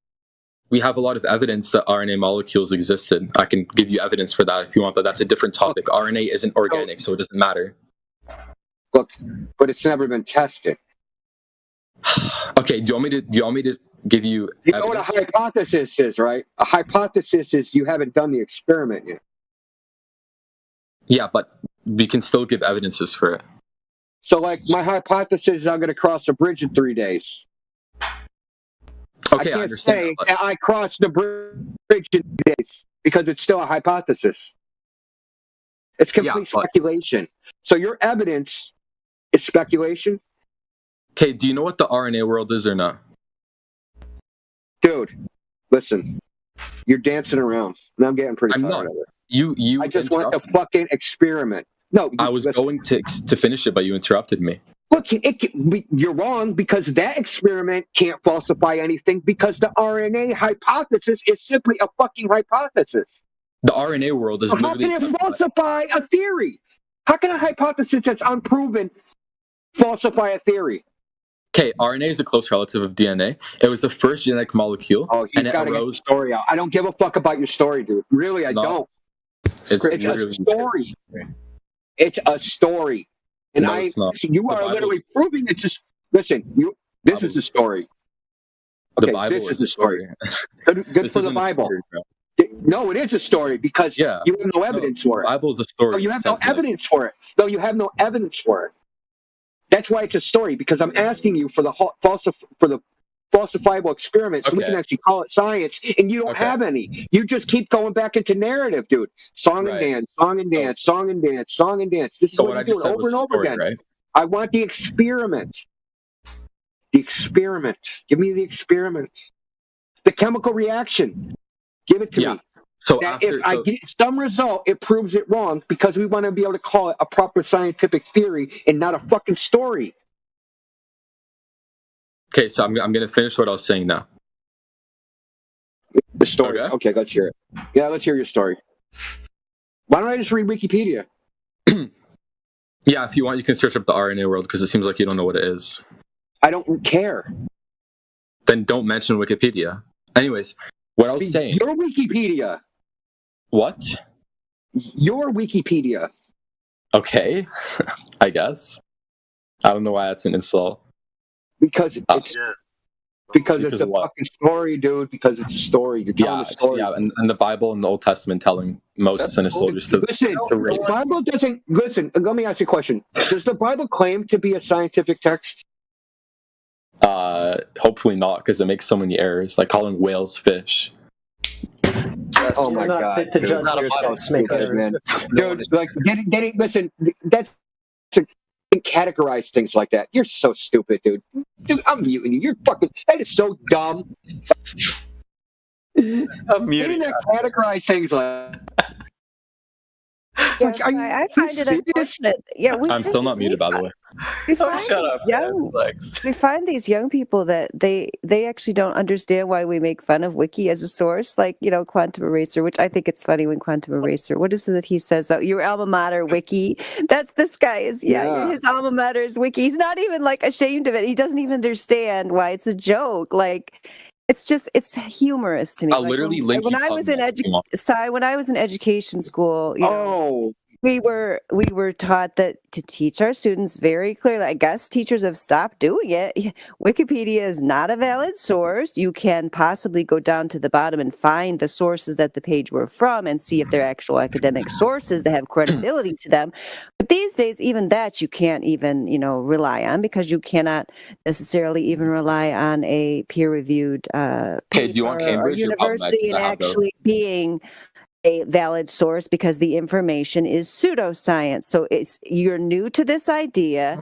You're new to the concept of science needing to be falsifiable, because unfortunately you're a product of society that has given you a misunderstanding of what science actually is, that it has to be observable, repeatable, verifiable, and that you have to have a testable experiment to test a cause and effect relationship, and that has to be falsifiable. So does it do well? Does that go well for you in the world when someone's trying to explain something to you and you just keep saying no while they're talking, instead of waiting for them to be done and then addressing their points and the actual points which they said, instead of going off onto some other tangent?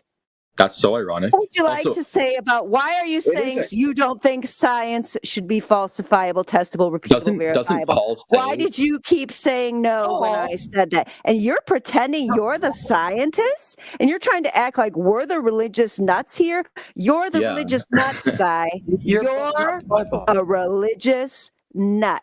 Doesn't Paul say women can't speak over men? So why are you interrupting me?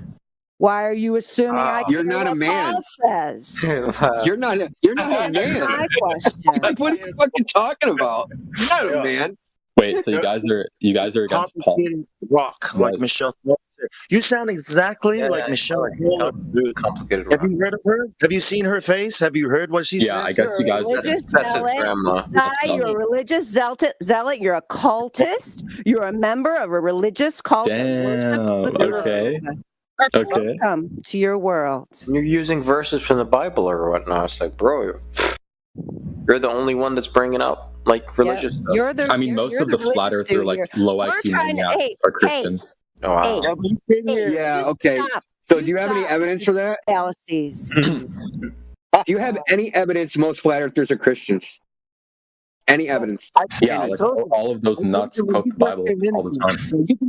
Oh, so your anecdotal evidence, the thing that you guys were talking about earlier, and you questioned on whether somebody knew anecdotal or not. Yeah. You don't know what it is. You don't know what it is. It's so funny how you remember everything I say. You just used it. It's very smart. I remember everything, period. So, anecdotal evidence. Anecdotal evidence. You just used it. Your personal anecdote. You made a generalization. Yeah, it's not a fallacy, you idiot. The people you met. It's not a fallacy, bro. Yeah, it's a fallacy. Google it. Okay, name the Wiki it. fallacy then. Even better, wiki it, dude. Wiki it. His brain is melting. Generalization is making a general claim based upon a statistically insignificant sample size, as in Yeah, well, most of the flat earther nuts are Christians. Like quote Isaiah. Well, you just keep saying that. Like, if you say it 3 times, it becomes true, which is an appeal, which is an argument by repetition fallacy. They all quote the Bible. I didn't quote the Bible once. You're the only one that quoted the Bible, man. You're the only one. You must be Christian. He's the Christian. Yep. Yeah, He's a because Christian, Paul, you're a Christian. Paul taught those women. He was like, "Yo, you can't overspeak men. Put them in their." What time is mass? What time is mass, Christian? You can't Where do we pay our tithe, Christian? Imagine having a religion with no deity, man. How pathetic. At least get a deity. Oh, man. I heard Big Bang was a new deity, dude. Big Bang. Yeah, that's his religion. Clearly, you're a religious zealot, so it's very sad. How did Fanatic. You got called a fanatic. Fanatic. Totally strap a bomb to himself. He would blow us up if he could. He's a fanatic. You're a terrorist, Si. You're an extremist. I'm a terrorist. He's a terrorist to logic and reason, man. Destroying it. Yeah. Yep. Shredded that shit. No logic. Found in the earth. You can't even comprehend a simple principle of falsification. Why? I gave you an example. Black Swan. It's a well-known example. It's been taught in the philosophy of science for like 150 years. How can you know Hume but you don't know Karl Popper? Like, what's your issue? Well, he's here quoting all these books, all these people, not providing anything except faith in all these books and all these people. And then he goes on about Christians in their book, right? It's like, dude, are you religious? He's a religious one. Wait, you don't have faith? Do you believe in God? I'm going to prove in 1 second that you have faith. Listen, I can prove in 1 second, in like 2 minutes, that you have faith. Have you ever experienced the earth as a ball? Ever? What do you mean by experience? Experience with your senses.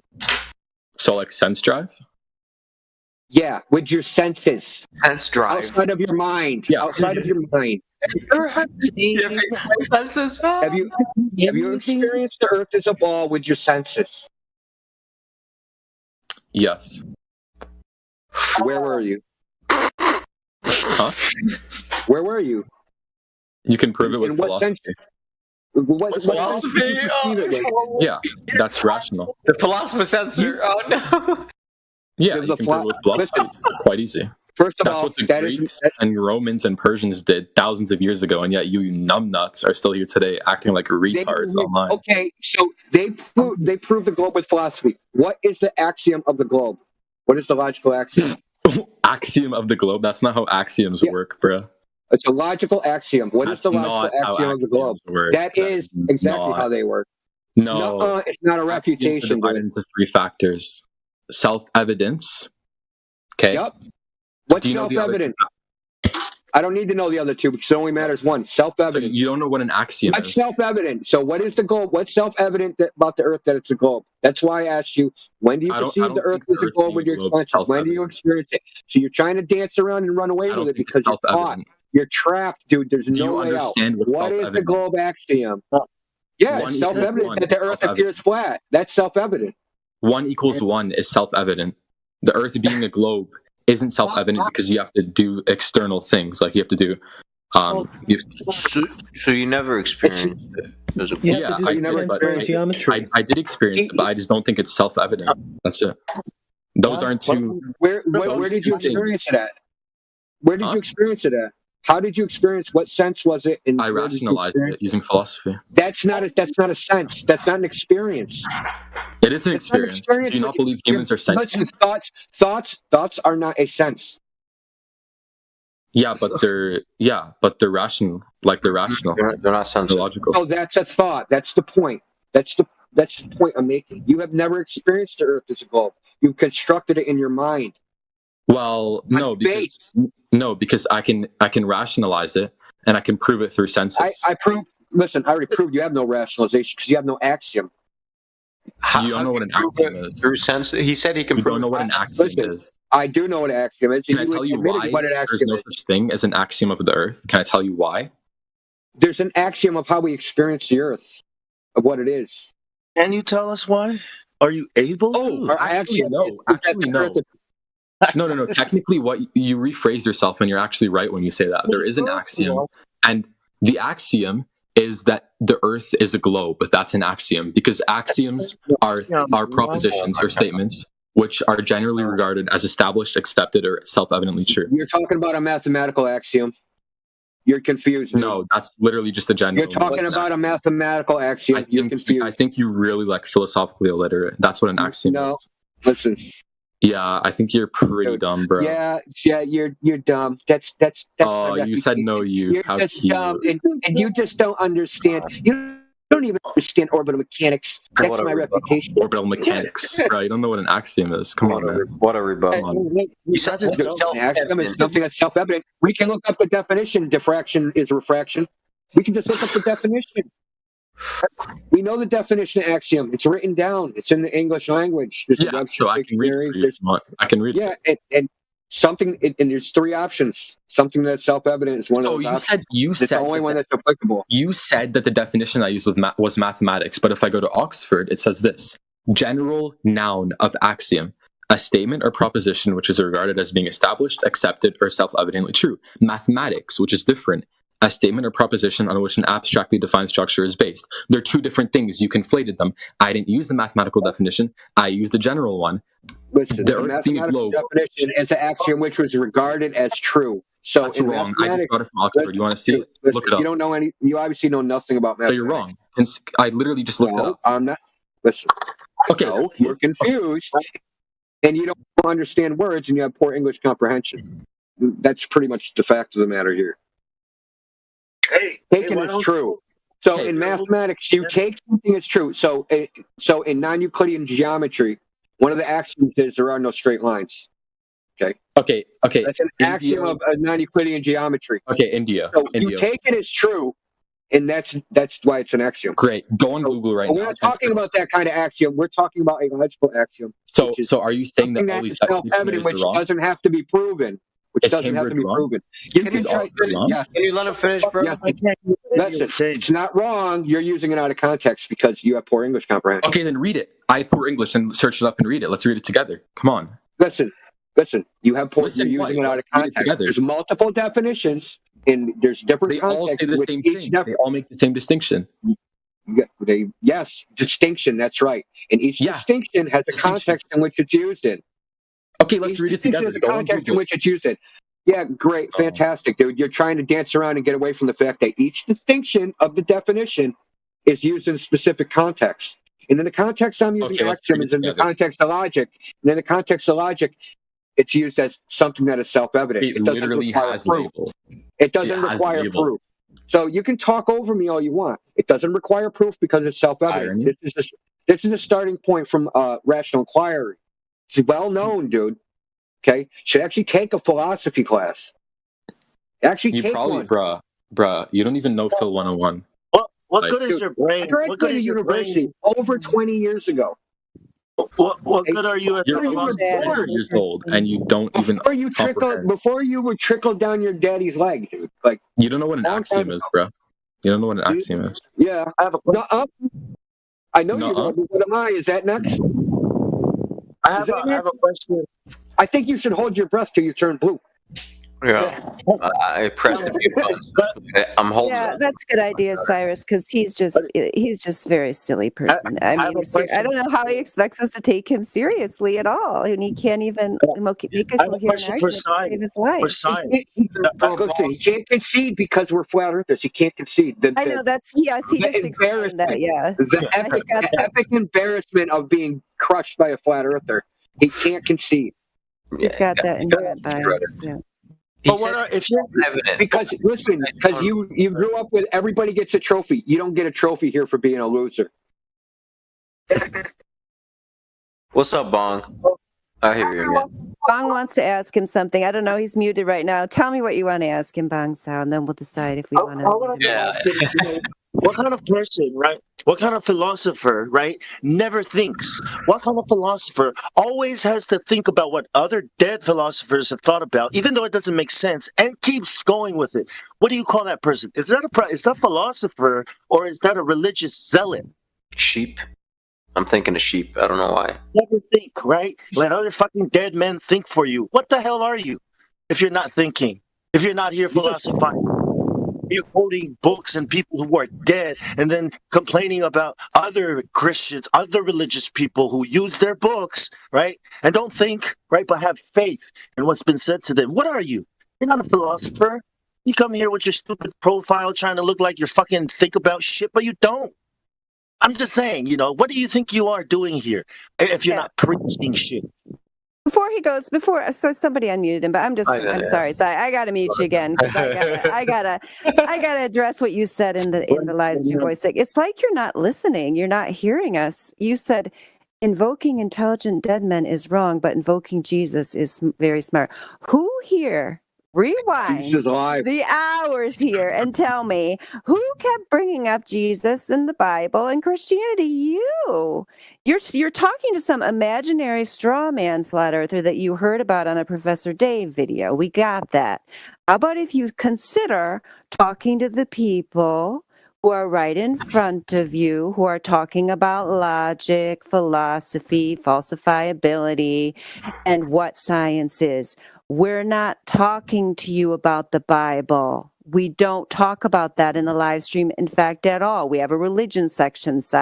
I'm sure you'd have a great time down there. I'll take you down there sometimes and introduce you to everybody down there, Si. I'm sure they love you. That's not what we're about here. We're talking about objective reality. Yeah, and this Jesus you're talking about, this religion that you're so against, right? It's the Catholic Church, right? They're the same people that gave you this ball earth, all this science that you're preaching. The same people that you have a problem against are the same people that gave you your model and all this thing you call science and knowledge. Those are the people you should be complaining to, the Pope, the people that gave you the ball. You see your problem? Like, you don't know who your enemy is. You don't know who you're angry at. You're so... Yeah, it's like Indio said. You can't hear shit because in your mind, right, it's already fixed. You guys are stupid. You guys are dumb. You guys are dumb. Who talks like that? Except little fucking kids who don't know how to speak and communicate.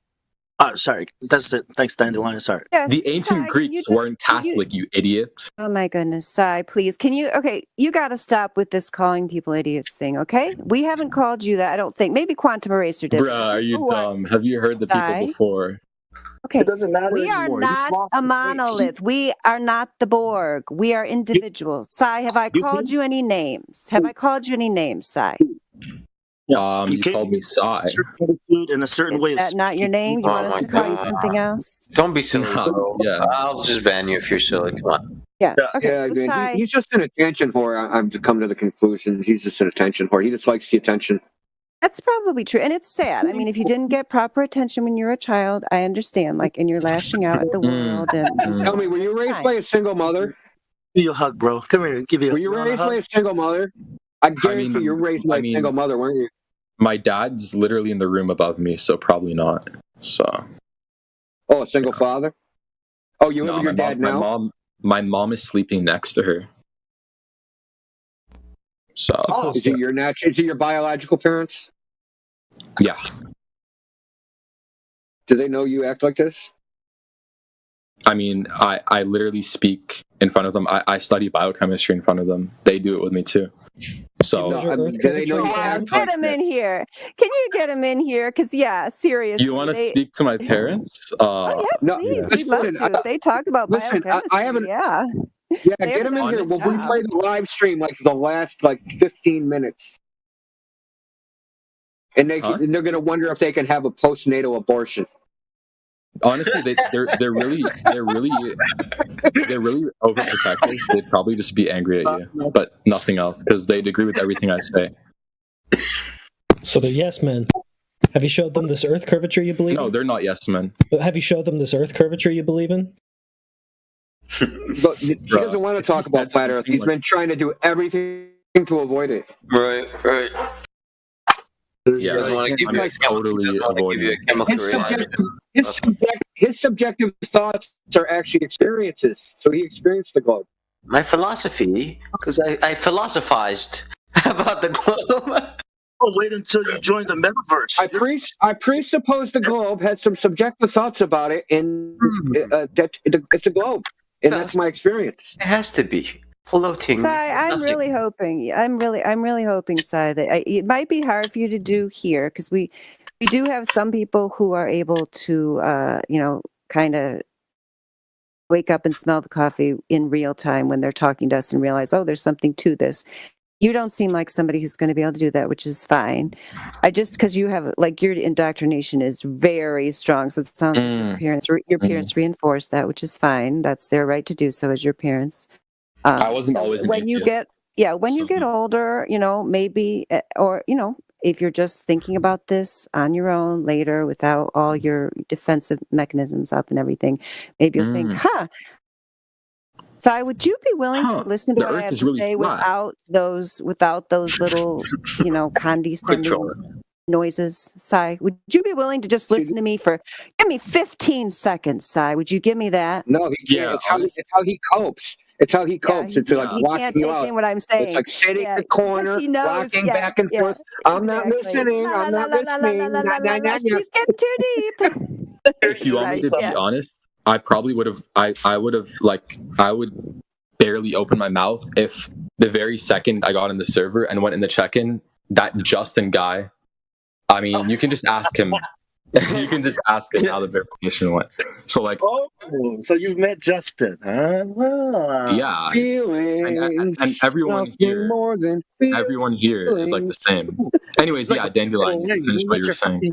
Right? It's like, get off me. You like me though? No, let's talk about your feelings. I would like to finish my thought. That would be cool. I'm just hoping that you will at least realize that even though you have been listening to the propaganda from Prof. Dave and all those things, right? You'll realize. Okay, never mind. I'm not going to finish my statement. Actually, I'm just going to go to bed. You guys can have fun with him. He's hopeless. I'm sorry, Sai. Some people just are, right? They're just hopeless. That's fine. All right. He doesn't hear anything we're saying. See you later. You said you used to be. I want to can I say like one thing for 30 seconds to this guy? Oh yeah, man. Can I say one thing for 30 seconds? This guy. I just want to finish like what I started, like experiencing the Earth as a globe. Guess what, dude? You're never going to. Ever. It's always going to be in your head, dude. Forever and ever, dude. You're locked into your imagination. Forever. Think about that for a second, dude. You're going to reject what you experience, concept in your mind for your imagination. And it's a sad thing. But good luck with that. So, Sai, you said you haven't always been an atheist. What brought about that change? Just like, I mean, I can accept like a deistic God, but I just like the Abrahamic version just doesn't make sense. So you're by definition not atheist. I mean, no, I am atheist. Well, that's agnostic. No, agnostic is suspending any judgment. What's that got to do with the science live stream? And ignorance is judging a matter before looking into it. So there you go. Huh? He said Matthew. He's a university professor and he's a Glober and he's a Christian. So you might want to start your spiral now. Who? This is Matthew. I was the one that asked about your history of atheism. Matthew, I don't believe the Earth is flat, but I'm a Christian. Matthew. You got rumpus by Bong Sao, Matthew. I'm sorry. Yeah. His my food was better than yours. What's that? Wing Chun? Mike Wing Chun, yes. Wait, who's the Christian university guy you guys were talking about? That's me. I'm Matthew. Oh, okay. Wait, so did you ask something? I didn't hear it. I was just explaining who I was and why I asked about your history with atheism. Yeah, I was just curious how you made that decision to stop believing in God. So I know Matthew, and like all the Globers I've ever met are Christian, so all Globers are Christian. Yeah. Same here. So the Glober asks the Glober about religion. That I'm okay with. Oh man, he's the only religious one. He's the one that's quoting the Bible in here, bro. Yeah, Bro, and he says abiogenesis is true. And he's quoting the Bible. It sounds like a personal vendetta or problem that you might have, Si. Well, how is the biogenesis? Hey, want to see me start a Glober fight? I want you guys to define mass. So here's what I would say to Sai about abiogenesis. I think that the beginning of life presupposes the creation of information from somewhere, and all the experience we've ever had is that information comes from intelligence, and so that's why abiogenesis is false, because the beginning of life is the beginning of new information. It doesn't really go with kind after kind either, does it? So by information, are you talking about information embedded in? Are you talking about information like encoded? Bruh. Yes, I cut you short. We hate that long-winded crap. We all know there's coding. We all know there's coding, so let's not be asking. Are you talking about information in like genotypes and stuff? Like coding? Yes. It's a genotype of code. Claude Shannon information theory, like the life has more information than non-life, no matter how you look at it. You know how it says cellular organization? Remember when you said that? We're supposed to let the Globies fight, aren't we? Yeah, cellular organization is a term. I don't know what we mean by information. It has to come from an intelligence, a mind. Okay, can I respond to that now? I mean, by definition, it is called genome code or genetic code. No, it's called the genotype. Okay. Well, data is just data until a mind puts it together. What do you need a citation?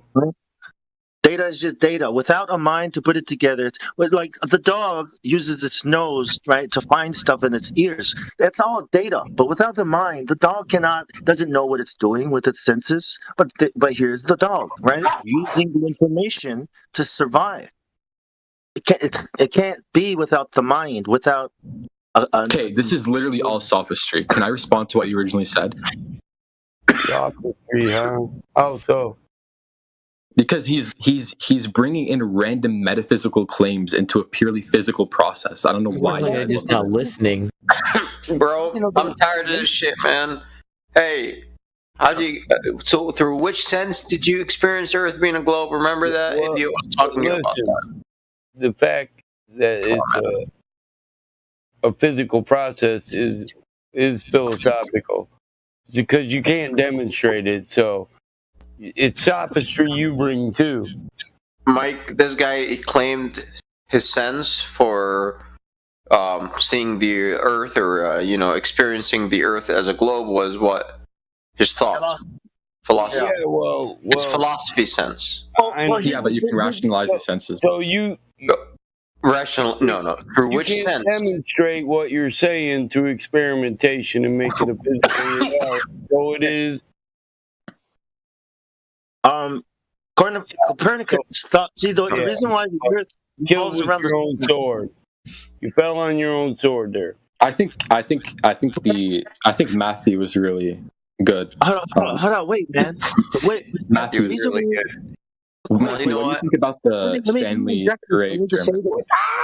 No, we're not going to revisit that shit again. I'm sorry. No. 2 hours. So here's the philosophy. Hold up, man. The reason why the Earth has to go around the sun is because Copernicus thought it was good logic that the lesser should revolve around the greater. This is the reason why, right, the ball goes around the sun and why it's not geocentric, why the sun doesn't go. You see, it was philosophy that started. So you're not wrong when you say it's all philosophy. You're not wrong, but it's not reality and it's not science. Do you understand now? Okay, you clearly don't know what philosophy is just by analyzing that. You don't know what Just look it philosophy up, man. is. Look it up. This is Okay, define philosophy. Man, we're gonna go there again. This guy's just gonna take you guys I know for this fucking guy's for a a ride. moron. Here, get off me and let me just crush this dude with his own premises. Yeah. Come on, man, talk. I wanted to hear Matthew speak about the Stanley Ray. No, we're on you and your sophistry. Okay, what So sophistry have I done? Okay. You said everybody's bringing sophistry. I already demonstrated how your entire evolutionary theory is sophistry. You can't demonstrate any of it. So it's based on a philosophical, theoretical concept. Fossils support evolution and abiogenesis. I didn't say support. I said demonstrate. Hold on, Paul. So the thing is that we cannot demonstrate. That's right. You can only assert. So what? We cannot. No. That's a false dichotomy. It's not a false either that we can. dichotomy. Do something other than assertion. Hold on. Don't tell me to let you speak. I'll let you speak when I prefer to. It's a false dichotomy because there's demonstrate it. Show me I'm false. It's not either demonstrating it or asserting it. Okay, explain it without asserting it. Without asserting it, then. How are you going to do that? Explain How are you going to make it a real reality without your assertion? Okay, I'm not asking for explanations. I'm asking for demonstrations. Okay, abiogenesis. Clearly, you don't know the difference. Okay, abiogenesis, yes or no? No. We can go to evolution, period. You can give me whatever form of evolution you want. I want a demonstration of it. In reality, give me a citation to the experimentation that proved it to be a reality. Okay, well, first of all, abiogenesis can't occur today because there's too many living organisms that would consume. Yeah, well, how does that address what I said? Because I'm saying that you can't.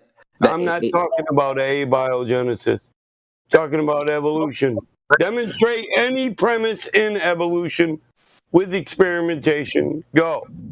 Make it a reality for me without running your damn mouth. Give me a citation. What do you mean experimentation? I just said it doesn't occur today. You're not going to get a citation out of this guy. Well, that means it's not. Hold up. So is all evolution biogenesis? Evolution came after abiogenesis. So after abiogenesis is no longer possible. You guys can't agree on that. Huh? You Globers, you don't agree on that. Another guy says evolution doesn't require abiogenesis. When it comes to Globers, I mean, we all have. He's a Christian. We all had a solid formation. It doesn't have to be. I don't care what his religion is. I'm trying to get past his sophistry, his assertions, and make it a reality. You can't because of irreducible complexity. If you haven't heard, scientists have moved on to intelligent design. Oh my God! So what are you doing back there? Your God didn't walk you into this. You did. You fell on your own sword. You need to come to the future, come to the present, to what scientists are doing today. I know.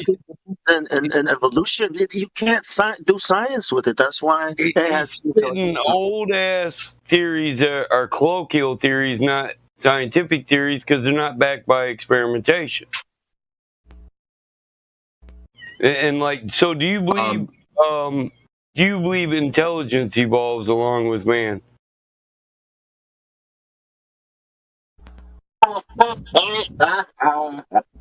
Yes or no?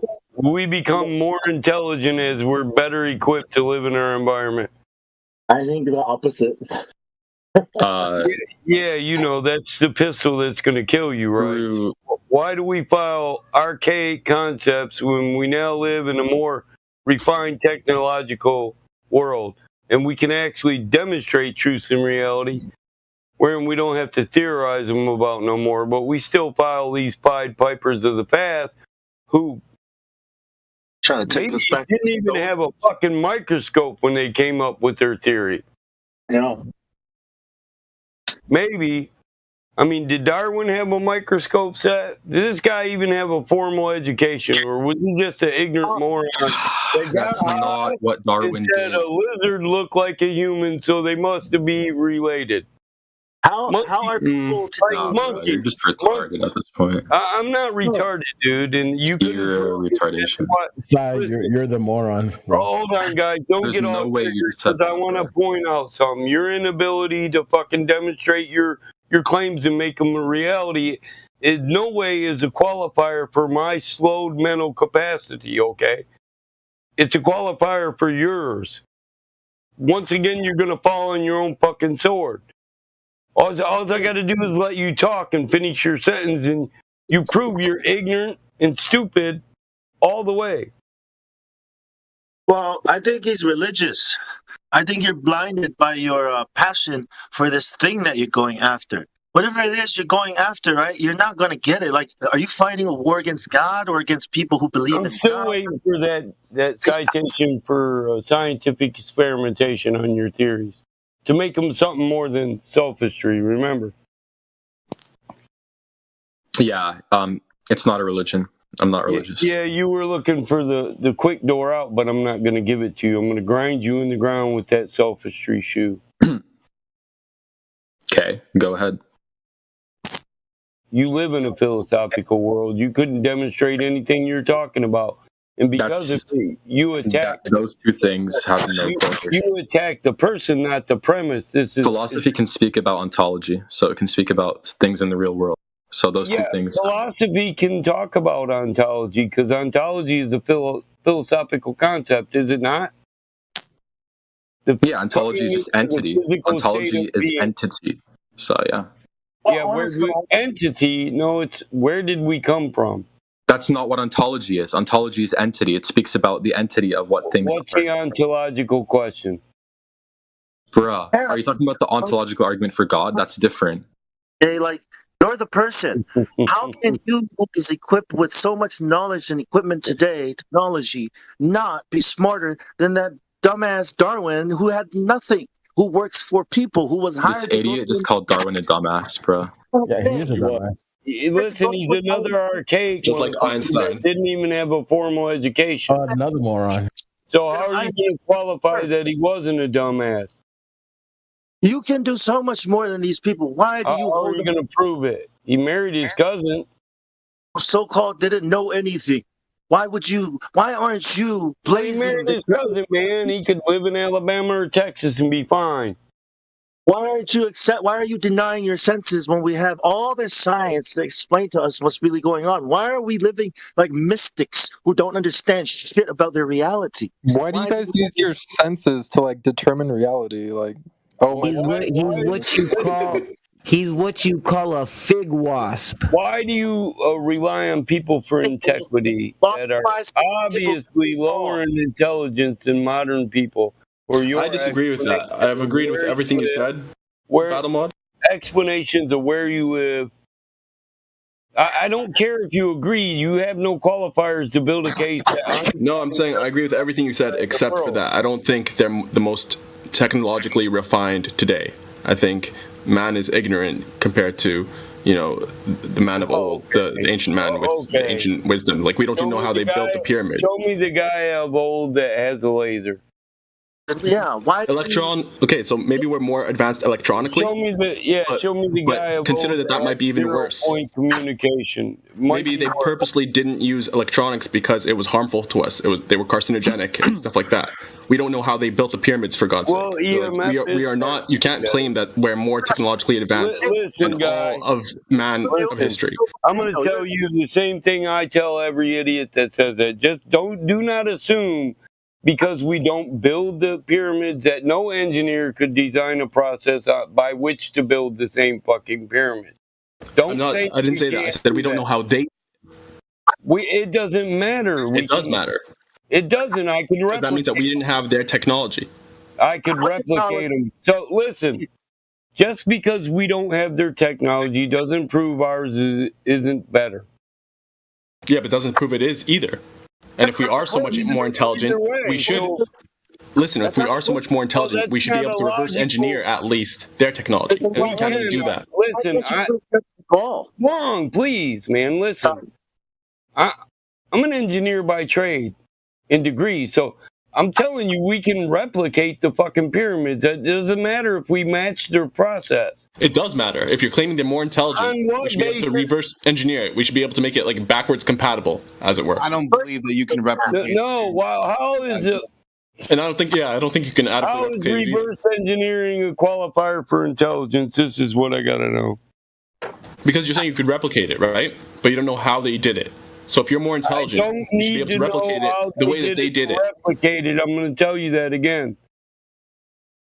Listen, we could agree to disagree on this. Well, it's the same way. Well, you can disagree, but are you an engineer? Have you been tasked with replicating anything ever in your life? Do you know how they built the pyramids? Yes or no? Do you know how they built the pyramids? Yes or no? Speak on this.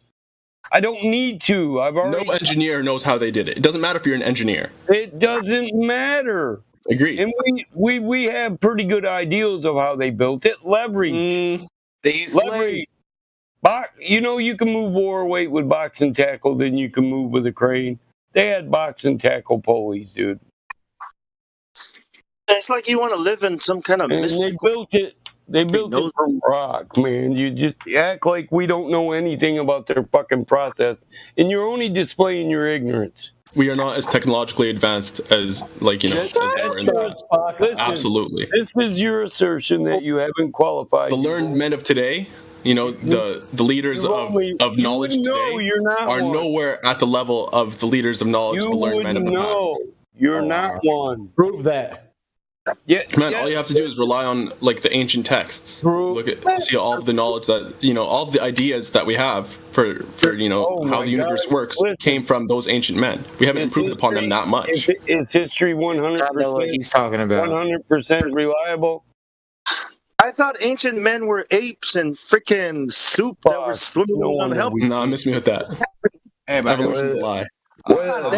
How is this proving the globe? Can anyone prove the globe to me, please? I'm dying to hear. No one can prove the globe. Come on, please, I'm dying to hear someone prove it. I want these idiots to actually say stuff like this. Don't hold your breath. Because without the globe, you don't have anything to all these things. Thank you. The globe. About that. Hey, bro. Yeah, bro. I mean, I just joined this call. I just really want to hear someone explain the globe. Like, come on. That's what we want this Sai. Well, damn it. Yeah, wait your turn. We're all been waiting. He's desperately trying to talk about anything but the globe. He's having a really hard time finding Earth curvature. I want to know how the globe aligns with my senses every day. It doesn't end off by thank you. So Sai here reckons it can be proven with philosophy. Don't get excited. Calm down. I know, but go ahead, man. Sai, you still there? The reality is which it is presented. Hey, man. Right? I muted him because we don't discuss religion on this channel.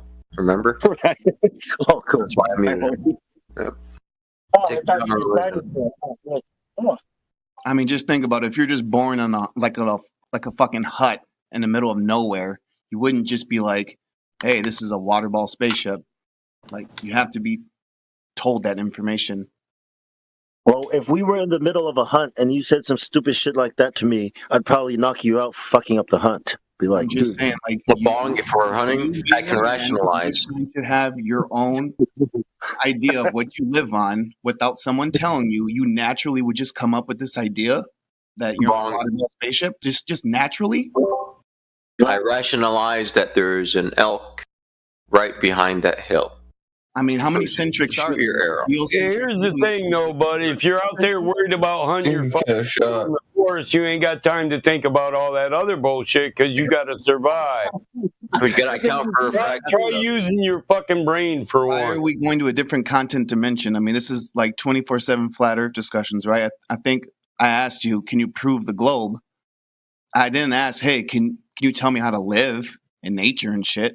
I'm just asking a simple question, like, why would any human actually come up with this idea in their head? Oh my God! Be told this, bro. No human has ever.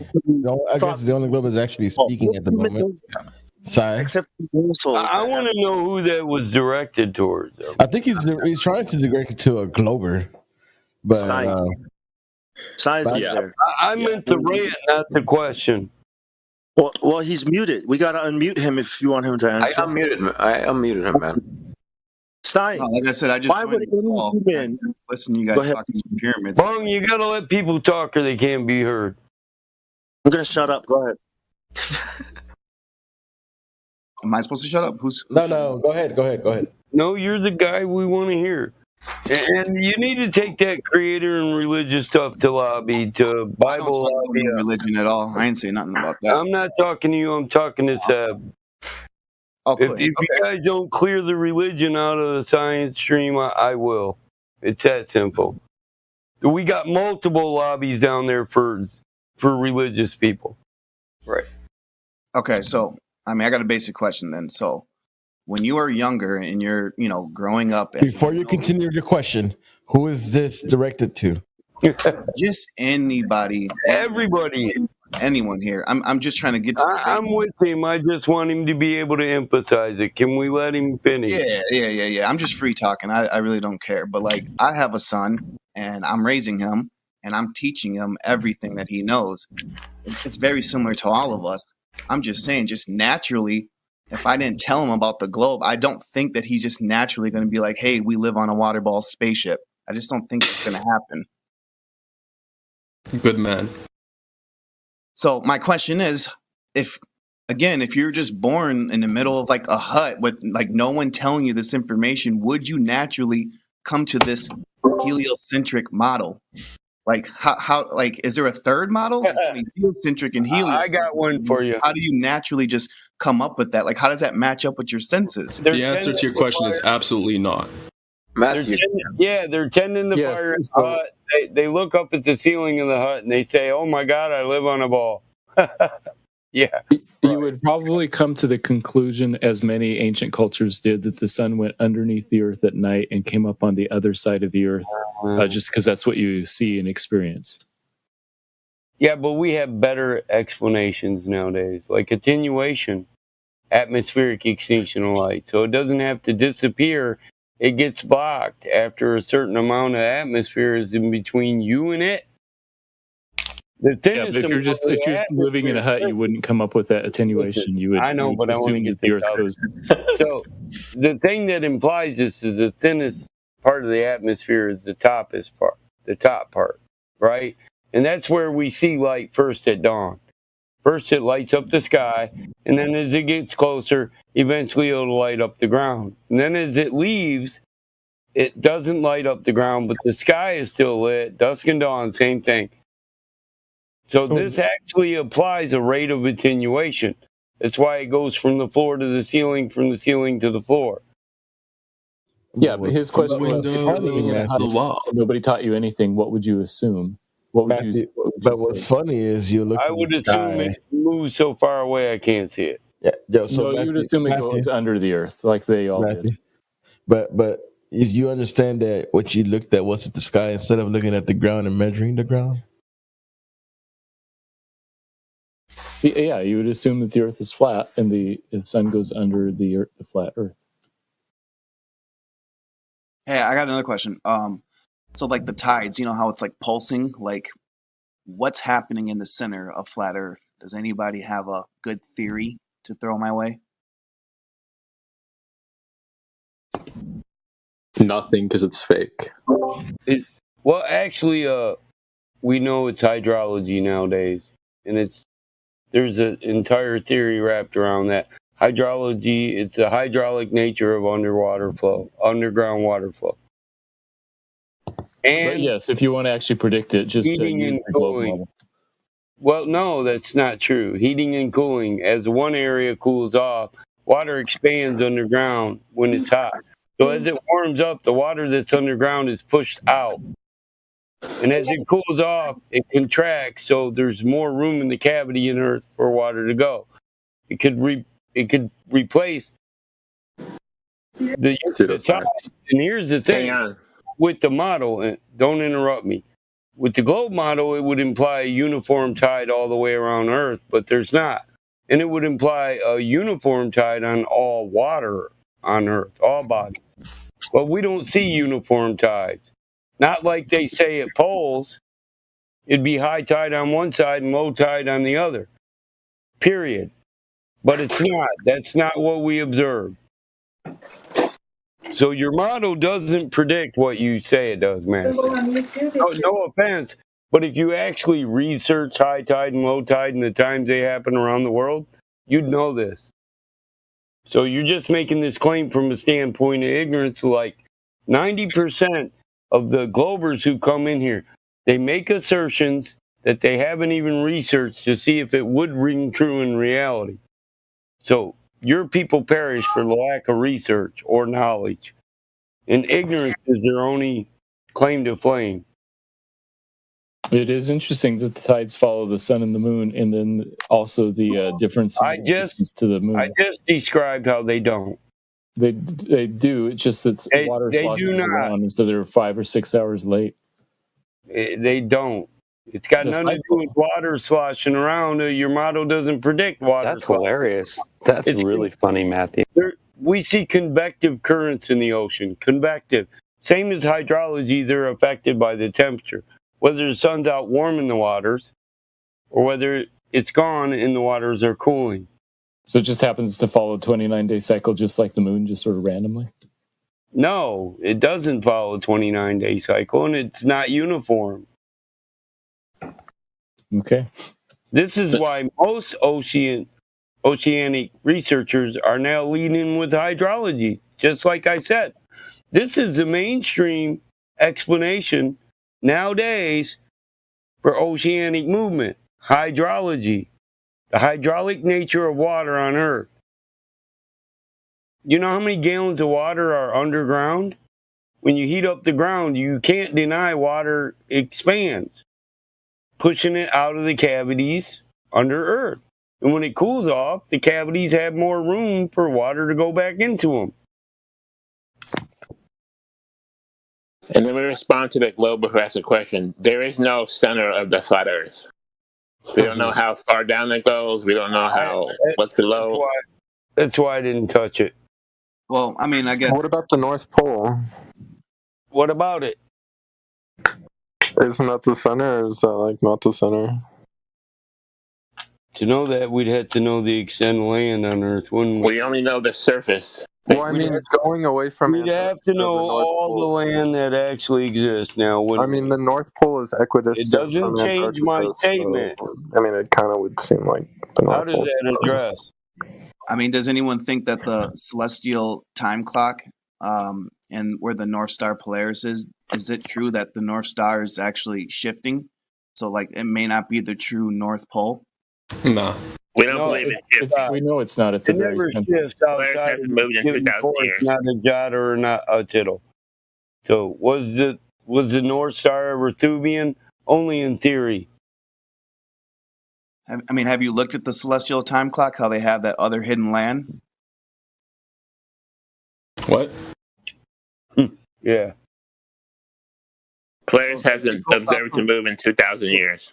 It goes off of like the zodiac signs, and basically like the North Star is supposed to go around that circle of the zodiac signs, causing the sun and moon to shift. Like with the North Pole, because they're saying the North Pole shifting every 4 miles. And they're wrong. Or something like that. But just saying, like, if that's the case, doesn't that align almost with the celestial time clock? If you look into the celestial time clock, it goes off the zodiac sign, fires like the wheel, and it's basically shifting. So it's like the sun and moon is following the North Star as it's shifting. So eventually, all this land will be dark, and all the other. Where's your evidence that it's shifting? I would have to show you some images of what I'm trying to explain, but like I said, it's a fact. It's kind of like just talking off of the celestial time clock, as far as when it does shift to the other side, where the other what is it called? Because right now we're going to Aquarius, right? Like, are you talking about just the constellations, like the stars moving throughout the year? I have to show the sidereal cycle.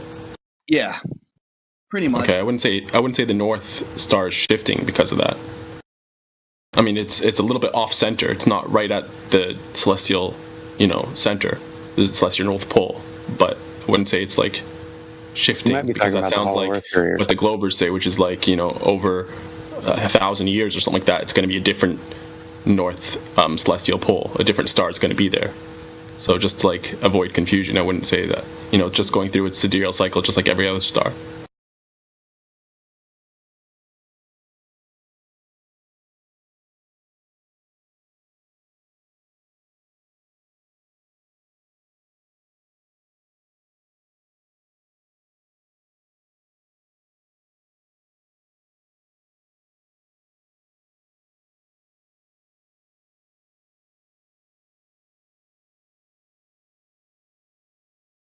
So, what would you say the proper motion of Polaris is, and why is there a proper motion All right. listed if it never moves? You see that picture I put in the?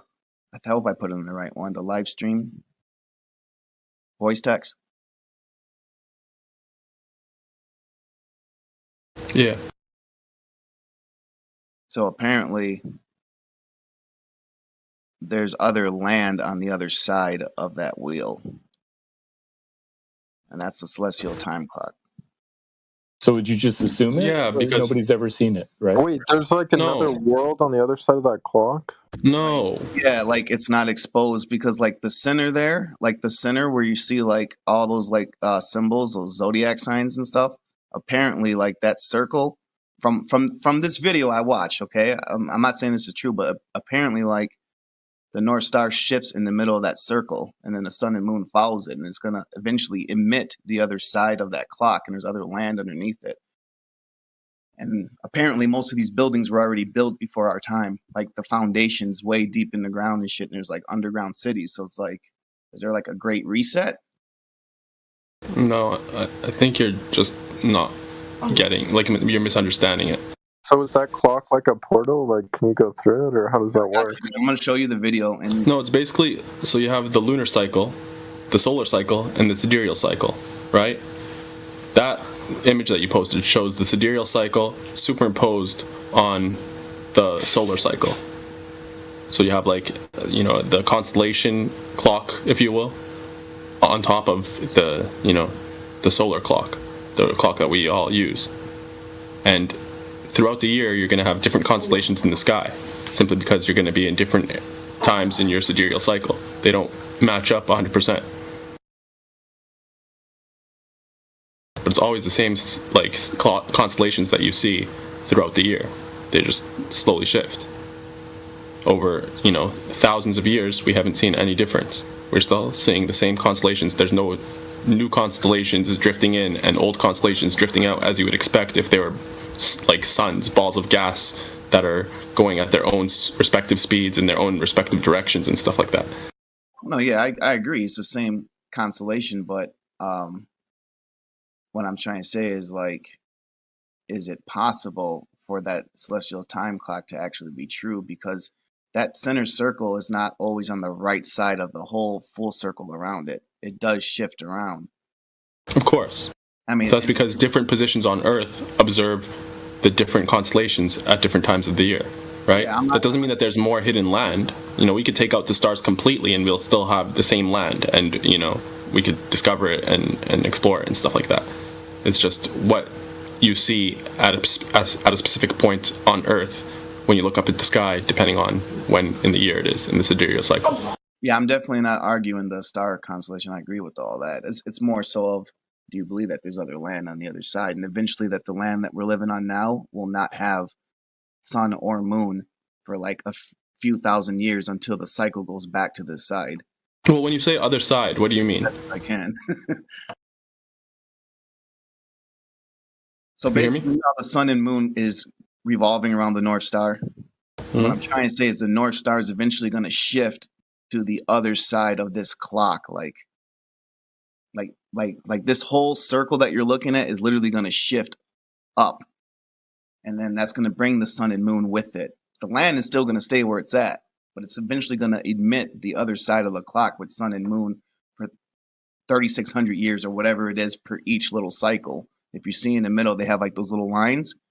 Those are new great years, they call it. So you think eventually the sun and the moon are going to like basically drift above and beyond like the Antarctic, like the shore of Antarctica, the ice wall, and go to like basically be on top of other land?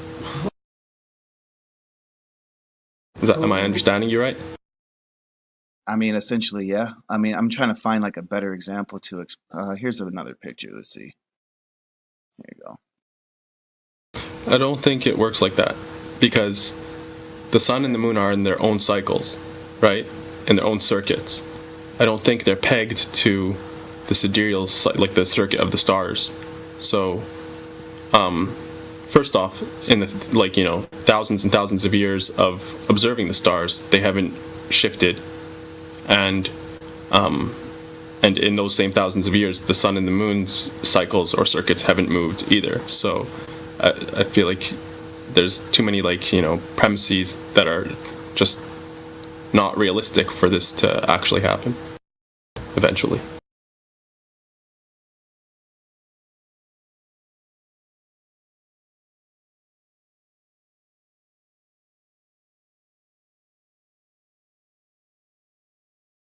And if I'm misunderstanding you, then please correct me. Who's talking? Me. There you are. Here you go. Let's send you something. Kind of tagged it at the certain spot. It's a better diagram of it.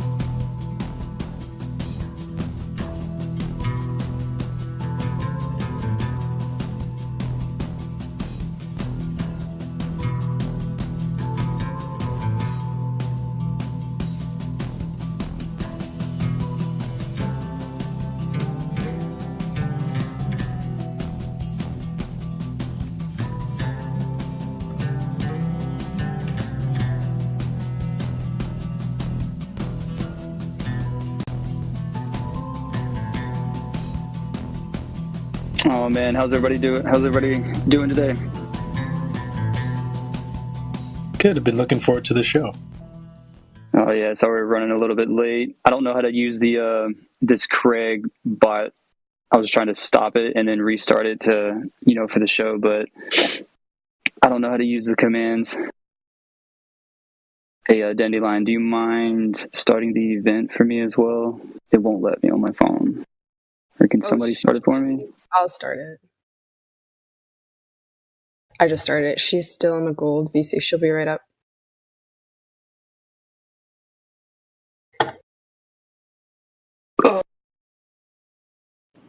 Guess we should just go ahead and get it started. Indio said he was going to show up sometime soon, so I'm assuming we'll just see him pop in.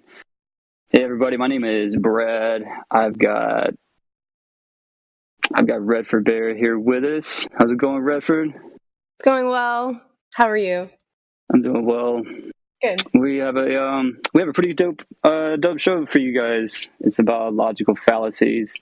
We got some presenters. We got Drace, Dandelion, and Indio. And like I said, Indio is going to show up. And we have a cameo from Karma as well. So I'm just going to start from the top of the list to the bottom. Atticus, I just want to say hello. Adam, how's it going, man? And CB, cut the shit. What's Elijah. Hello. And Batman and Jimsy. How you guys doing? What's going on, Glad? I don't know how to say your name. I'm Yahuda. Yeah, I have no idea. I probably bummed that up. I'm sorry. How's it going, JK, Jelly? How's it going, Karma?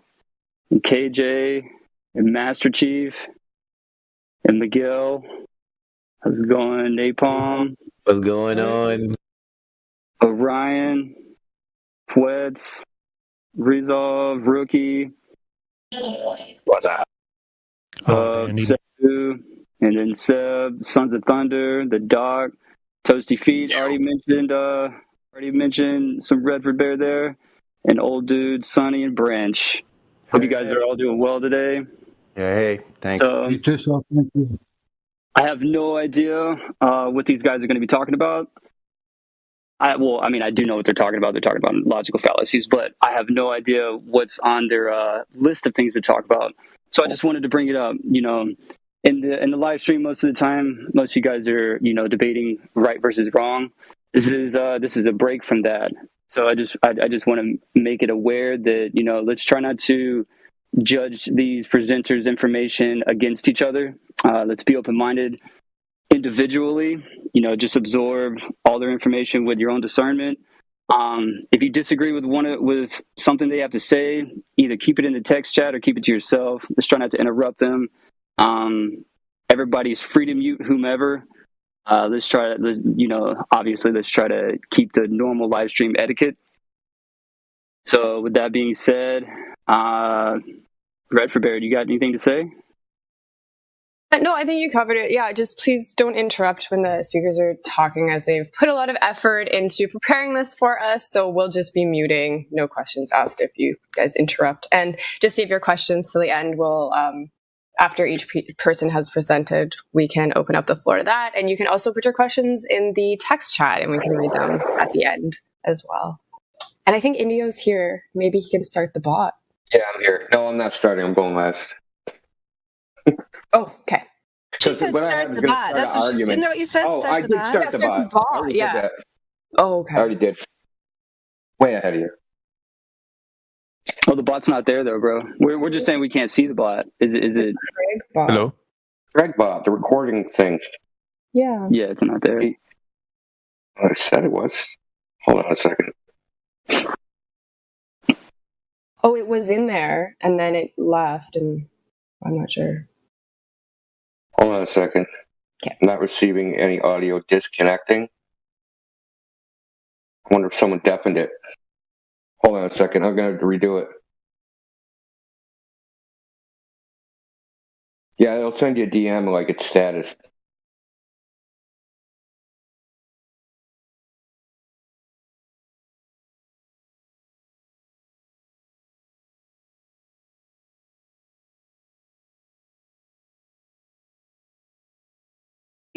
Fallacies, fallacies, fallacies, fallacies. Who was that? Was that CV? Yeah, that's Jesse Pinkman. Breaking Bad reference. Hi. Hi. Man, so I was going to talk about my favorite fallacy. The way I learned it was called the divine fallacy, but Drace has one-upped me and told me that is basically wrong. Well, he didn't tell me it was wrong, but he sent me information for me to come to that conclusion on my own that it's wrong. I can't figure out what it's really called, but the fallacy is just because you believe something is true doesn't mean it's true. I know, but I mean, I was just searching through Google. I was searching through Google's fallacy memes, and I just saw it come up just like one of his red card memes. And I kind of just took it from there, kind of like the meme with Abraham Lincoln saying that everything you see on the internet is true. Yeah, I was shown up by Dre's. Maybe Drace can tell me what that fallacy is actually called. I'm not too sure. Drace, do you have anything? Yeah, it's argument from incredulity or argument from personal astonishment. It has many names. Argument from personal incredulity or personal incredulity. It's also called some places online the divine fallacy. So I think that's fine. Yeah, but when I went to go back and like actually research it for myself after you told me, I couldn't find anything to validate the divine fallacy of what I thought it was. So that's why I kind of just was like, all right, well, I guess Drace is correct. So I thought I read it somewhere online as well. So maybe they change stuff online all the time. So I don't know. Yeah, there's tons of lists too. It's almost information overload. Bradford Bear, do you have a favorite fallacy? Yeah, actually, it's from the list that Drace had put together when he went over the fallacies for us in a silver meeting. So I'm going to pick this one. It's called an ad nauseum. So refer to the fact that something has been done or repeated so often that it has become sickening or excessive. Oh. So that's an interesting one. I'll maybe have to start using that, calling people out on that one. It's also called appeal to repetition. Oh, okay. Multiple names. Ad nauseum. I like that. I like that name. Ad nauseum. Well, Drace, on that note, do you want to go ahead and kick it off? Argument by nagging. That's another one. Argument by nagging. Yeah. Well, you just keep repeating the same thing, that something is true without giving any further evidence for it. Like X is true, X is true, X is true, X is true. Mm-hmm. And you just keep saying it, and that's your argument. I put 2 examples in the live stream voice text on the logical fallacy page that Drace and I have been working on in our Flat Earth wiki there.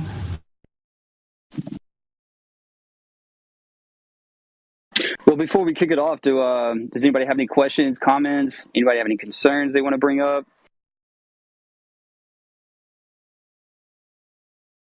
No? So far, so good. Yeah, I want to bring up, you just mentioned things changing on the internet. Well, Drace just mentioned it. So one that was changed, I don't know, maybe about 8 years ago, 10 years ago, was an appeal to authority argument. It used to just say it was a logical fallacy, but a lot of the definitions of it now have this little caveat that says something like, unless it's an expert in the field. Right, which is actually pretty ridiculous, right? So it's not proof of a fact because an expert says it, right? That's silly.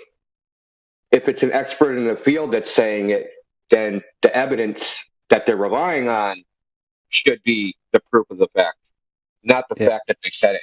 So you got to watch out for this changing of definitions, especially the appeal to authority, because who really does that help?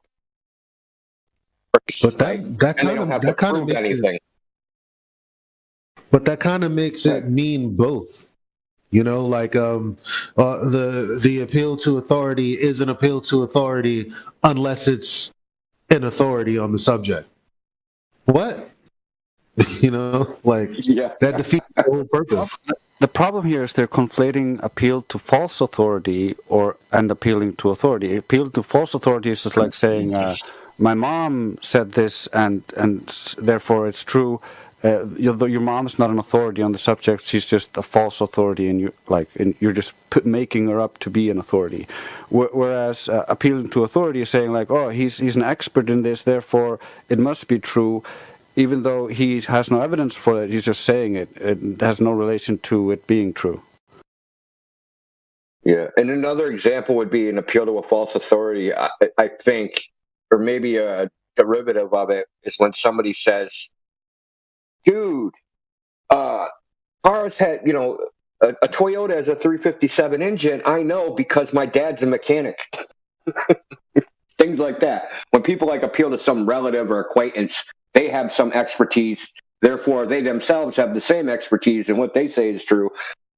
That's silly stuff. I've actually dealt with that nonsense my whole life, people saying that. I have a particular friend who thinks he knows everything about cars because his father's a mechanic. So that's funny because my father was also a mechanic for a while, and I know nothing about cars. There you go. I am a Discord mod, therefore I know everything about Discord.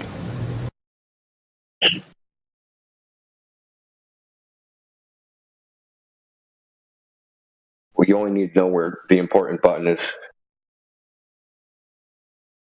Leave server. Oh, I thought the ban button was the important one. Yeah, that is. Someone's leaving the server. Me, myself, and I, or them. The shitty part about leaving the server is, once you leave and you come back, it starts your counter all over. Oh yeah, Brad. Oh, you messed up. Yeah. Instead of being I think I was 12,000 something, I'm right back down to 25,000. It's no big deal. But it is disappointing. I know, because I joined day one, and then when I left the server and came back, now it looks like I joined in November 2020. But you know what? We all know the truth. Oh, good. Yeah. But the important people know the truth. That's what's good way to look at it. But on that note, Drace, man, go ahead and kick it off for us. What you got for us? Okay, so I wrote you a little presentation, and I collected some materials together. I will stop from time to time to give you a chance to ask any questions if you have any. But I will essentially cover two informal fallacies, the non sequitur and the begging the question fallacies, two formal fallacies, the denying the antecedent and affirming the consequent fallacies, and two logical proofs, the modus tollens and the modus ponens. But I will start with the basics and defining some terms to avoid confusion. I will also briefly mention the fallacy and the fallacy variation at the end of this presentation, so that will round everything up. I recorded it, so it will take about 15 minutes to do this.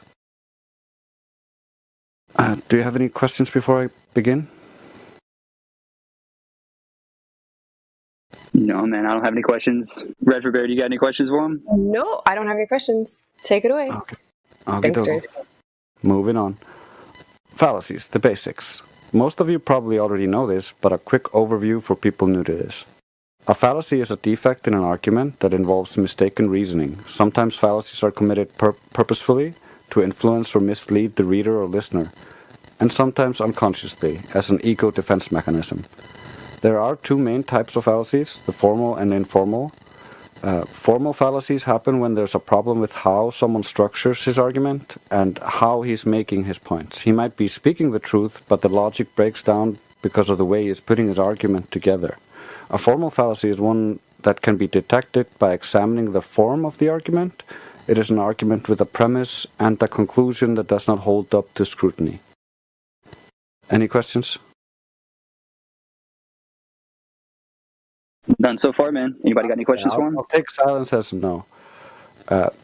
Unlike formal fallacies, which are identified through examining the structure of the argument, informal fallacies are identified through the analysis of the content of the premises. In this group of fallacies, the premises fail to provide adequate reasons for believing the truth of the conclusion. There are numerous different types of informal fallacies, but I will only mention 4 here. To help clarify a little the terminology used in logic for people who are not used to it, I will define 2 words that get used a lot in logic: antecedent and consequent. An antecedent is the first half of a hypothetical proposition, whenever the if clause precedes the then clause. A consequent is the second half of a hypothetical proposition, the then clause following the if clause. And I will post these. Since these are important to keep in mind, since these words get used in quick succession and unfamiliarity with them can make the logic sound confusing. To start with, I think I would go with the most common or the simple formal fallacy.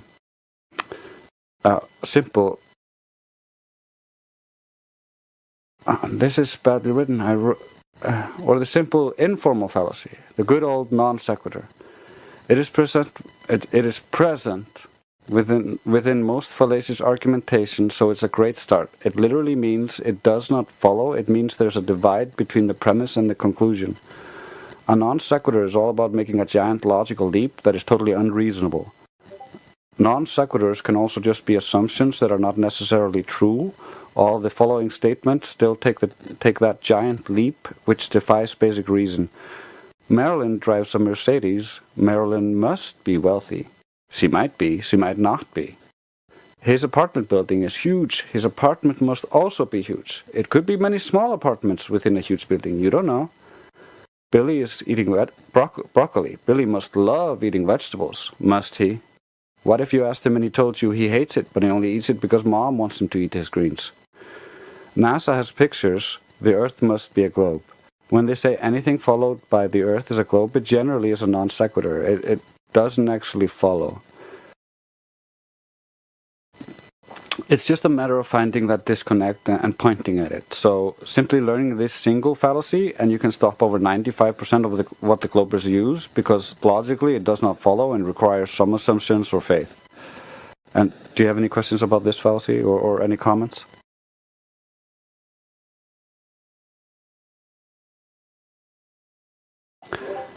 Moving on. Now, because how closely related the other fallacies I want to cover are, and how it gets weaved together with them, I feel it's important to mention this informal fallacy, or the begging the question fallacy. It is probably my favorite fallacy, since it is very common for the globers to use, and it is any form of argument where the conclusion is assumed in one of the premises. Begging the question is a form of circular reasoning. The fallacy of begging the question occurs when an argument's premise assumes the truth of the conclusion instead of supporting it. In other words, you assume without proof the stand position or significant part of the stand that is in question. Begging the question is also called arguing in a circle. For example, gravity is proven by experiment. I learned in school that Cavendish is an experiment, therefore gravity is proven by experiment. This assumes schools taught you the truth, then using that assumption as proof while not understanding what defines an experiment, and how Cavendish does not qualify to be one, regardless of how many people believe it to be an experiment. Here's another example. If the Earth is a globe, there would be thousands of scientists saying it isn't. There are not thousands of scientists saying it isn't. Therefore, the Earth is a globe. Whenever they start with if, like if the Earth is a globe, or they assume an aspect of the globe to try to justify the globe, it is very likely a begging the question fallacy. As long as they end with a conclusion of any of their premises without having any valid logical format of either modus ponens or modus tollens mentioned later, they automatically are begging the question. The savvy among you probably noticed the previous example was also a different fallacy, and that is the fallacy we will talk about next. Anyone care to point at it?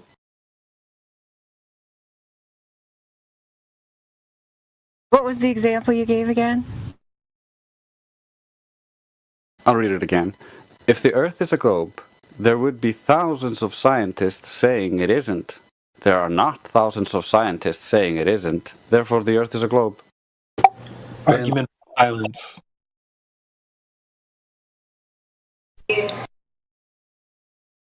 That's actually a very good, astute observation, because that fallacy is also hidden in there. But that was not the fallacy I was talking about. Good job.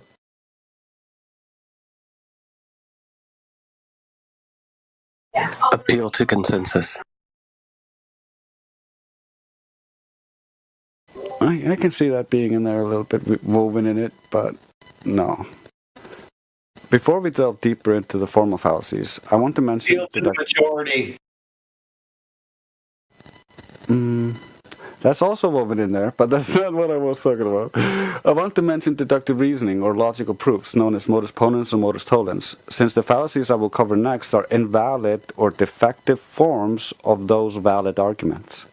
And that's essentially what that was. So let's start with the simple modus ponens. This argument form has one premise that is hypothetical if-then statement, and another premise that affirms the antecedent of the hypothetical premise.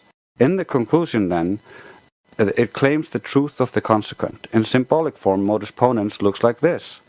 If P, then Q, P, therefore Q. Lumen Learning Logic course made a non sequitur trying to formulate a modus ponens argument, showing how hard it is to be logical. And I will post that little example here. While formulated correctly as a modus ponens, if we get up before sunrise, then we have time for a run, does not follow necessarily emergency or other reasons, and therefore makes a leap in logic, showcasing our first fallacy, the non sequitur. Here is a less fallacious example of a modus ponens argument. Premise 1. If something is more dense than the medium it is in, if P, then it falls, then Q. Premise 2. Something is more dense than the medium it is in, P. Therefore it falls, therefore Q. Next we will go over the fallacy mentioned before, and that is the defective version of modus ponens. And that's how I phrased that earlier example. It's called affirming the consequent. Recall that in one of the premises in modus ponens, affirming the antecedent, which is essentially what modus ponens is, it's affirming the antecedent of the hypothetical premise, the antecedent necessitates the consequent. That's the important bit. If it doesn't necessitate the consequent, it doesn't work. If the antecedent does not necessitate the consequent, it's a non sequitur fallacy. In the fallacious examples I will present next, however, the consequent is affirmed instead of the antecedent like this. If Earth is a sphere, if A, then we see boats disappear bottom up, then B. We see boats disappear bottom up, B, therefore the Earth is a sphere, therefore A. The antecedent is claimed to be true because the consequent is true. But that does not mean it is. That was never confirmed. It was just the consequent that was affirmed. So we can't affirm the consequent to prove the antecedent. Does that make sense? Yep, taking notes. Here's one more example of this fallacy. If the Earth is a sphere, if A, then we would see shadows like Aristophanes saw, then B. We saw shadows like Aristophanes saw, B, therefore the Earth is a sphere, therefore A. This argument assumes the truth of the conclusion, so there's also the begging the question and non sequitur fallacies hidden within this, but this form is specifically denying the antecedent, so it's illogical in the form as well. These arguments are highly logical and can be dismantled via understanding any of these fallacies or the correct logical argument structure, which they're trying to do but failing at. So onto our second logical argument, or modus tollens, a favorite of ours because we use it a lot with the Black Swan. This argument form also has one premise that is a hypothetical if-then statement, and then another premise that denies or indicates the untruth of the consequent, or of the hypothetical premise. The conclusion then claims that the antecedent is not the case, that is, denies it. In symbolic form, modus tollens looks like this. If P, then Q, not Q, therefore P. And I will give you an example of that as well. We are all familiar with the Black Swan, so I will go over this very quickly, and with new examples I made just for this. Starting with this fact: Taylor columns form in rotated fluids. If Earth is rotating the fluid air, Fp, then Taylor columns would form in all fluids on Earth, then Q. Taylor columns don't form in all fluids on Earth, not Q. Therefore, the Earth is not rotating the fluid air, therefore not P. This next one I was not sure about until I read more about it from different sources. I wonder if you guys will have similar issues, so I will ask you a question after this. If imagined gravity can prevent greater gas pressure from equalizing with less pressure, if P, then we would not be able to exhale while upright against the imagined vector of gravity, then Q. We are able to exhale while upright against the imagined vector of gravity, not Q. Therefore, imagined gravity cannot prevent gas pressure from equalizing with less pressure, therefore not P. And I will give you a moment now to see if you see my issue when I was trying to make this. Can you repeat that, Drace? No problem. I'll post it so it's easier.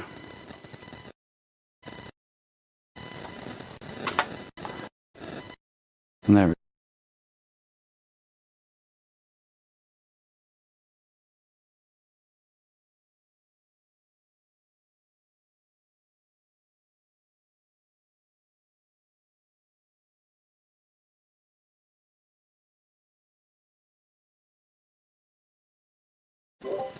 To give you an example, what bugged me was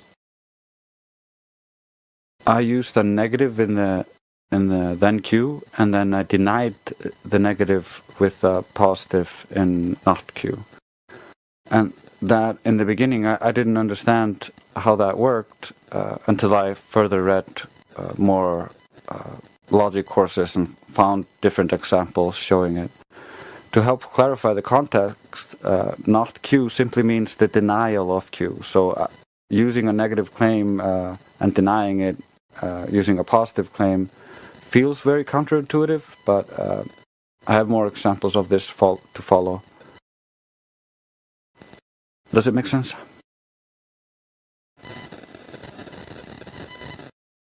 Yeah, I'm still following.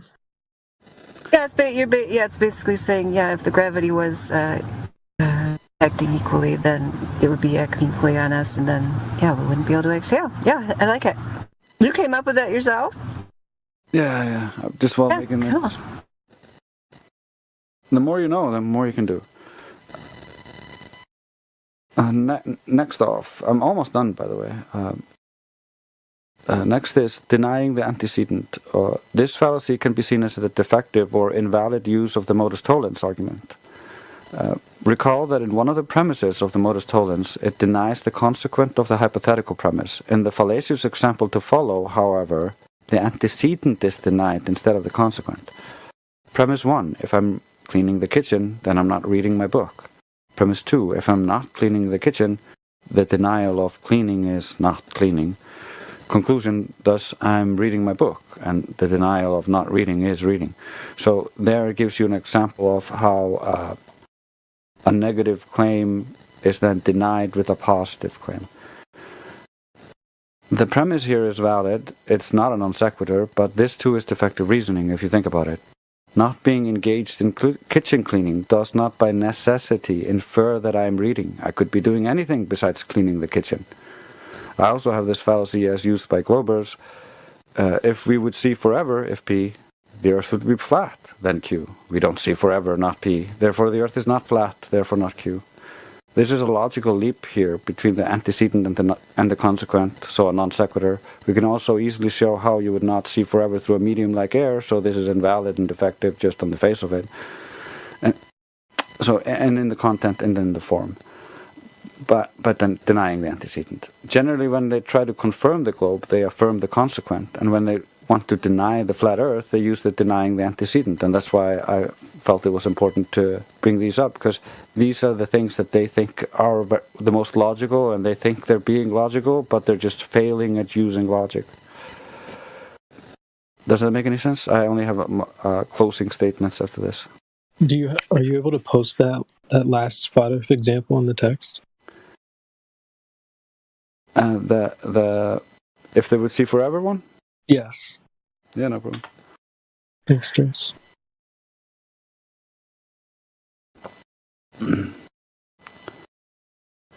And my closing words would be, the movies teach them these fallacies and more as logical deductive reasoning, so people use them unconsciously thinking they're being logical. I would class them as level 0 in logic because they don't know any logic. A level 1 hears at least the irrationality, but he can't name the logical fallacies being used, but he at least knows it's wrong. Level 2 can name the fallacies, but struggles to help others understand how they're being fallacious. They can be like, oh, that's a fallacy. It's this fallacy, but I can't really help you understand how you're being fallacious.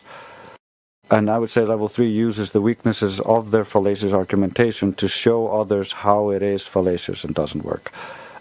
And that's, I think, the level we all want to be at. And some here are at that. I'm not at that level yet. I'm like level 2, crawling my way to level 3 by learning this stuff. Application is far harder than the book learning.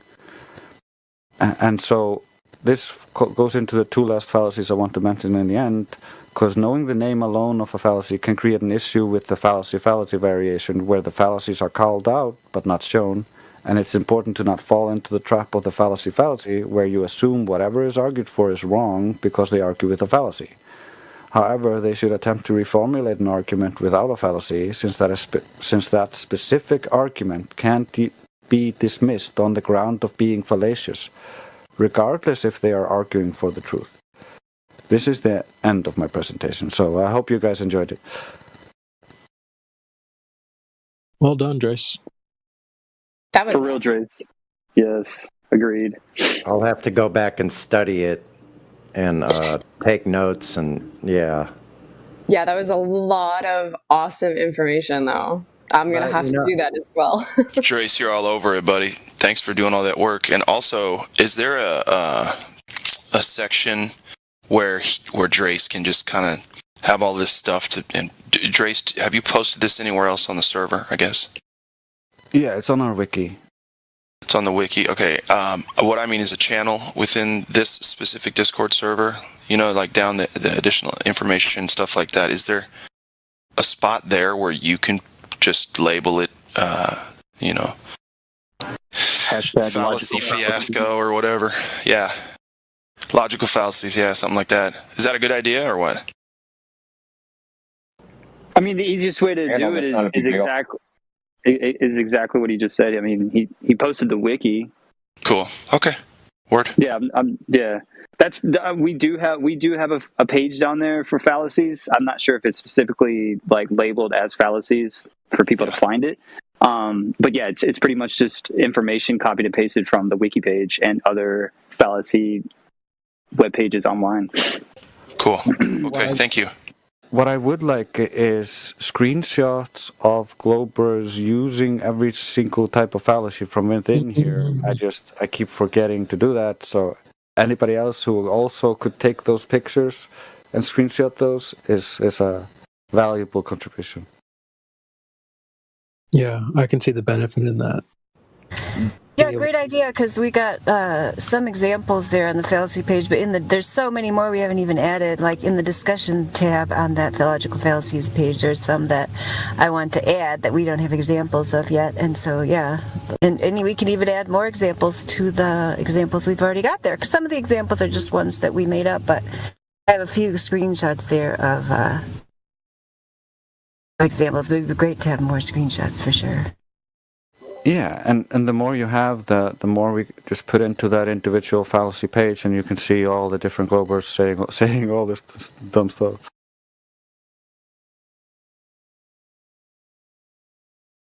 Oh, we've got, a bunch of fallacies in the lobby right now, because all of us are busy, and they're taking advantage of it here. Oh, no. Did you see them? I don't know if anybody's got time to just go up there and check them out. Yeah. Does anybody else have any more questions, concerns for Drace? Redford Bear, do you have anything? You have any input? No, that was really, really good. That was very fast. You went through all that very quickly. But that was awesome information. Thank you so much for putting that all together. I'm definitely going to re-listen to that and make some notes, because I think that, Drace, what you said, that's kind of my issue too. You know, I listen to people talk about the fallacies. I've heard you just talk about them, but it's hard to apply them, like when you're in that moment, right? So I think that's a good point. that's definitely a big shift from being able to apply the knowledge of the fallacies and the weaknesses of that specific fallacy to show him how his argument is wrong, and just feeling and or knowing which specific fallacy he's using. There's a big gap between there. That's why I really like Elijah and Crypto and Indio, because they're good at doing that. They're at that level where they can they grasp the weakness of that argumentation and just present it to them in a simile or a different way of looking at it, so that they can realize that they're wrong. Yeah, exactly. And Karma did put in the text chat that we could make a game for it to practice identifying a fallacy. I don't think that that's a bad idea. I think that that's a pretty good suggestion. I mean, we should talk to Matrix about incorporating Globe and Fallacy Bingo together. That'd be hilarious. And just play it through the lobby. They used to do that a lot. I don't know why they don't do it anymore. Maybe they got bored of it. Yeah, I remember somebody paying about the Globe Bingo once, but I wasn't around, so I'm not even sure how that all works. But yeah. Globe Bingo is fun. Yeah. Well, let's get the games going again, you guys. Yeah, for sure. But no, Dries, that was fantastic. I don't think I have any questions. Does anybody else have any questions for Dries before we move on? We could turn these into slides, like a presentation slide, so we could have it access to it while we're having a conversation. Pull it up, and that we just have that as a reference. So I like that idea. I may just go ahead and make presentation slides with all of that you presented today. But I would like to see this as an ongoing series, and it kind of sounds like that's where you're headed. Well, oh, sorry. Yeah. No, go ahead. Well, I was going to say, even just for the break time, too, because there is like Crypto and Elijah as well, we can see if they would like to join us one time, and we can continue with the fallacies as well. But, Sunny, I think Dries had a bunch of slides already. Dries, do you have? Does. Yeah. It's probably what he's talking about. It's probably already in the wiki. Yeah, I made... what you just heard was Logic 102. I made Logic 101 after that, just to add to it. Well, out of the frying pan into the fire for us then, huh?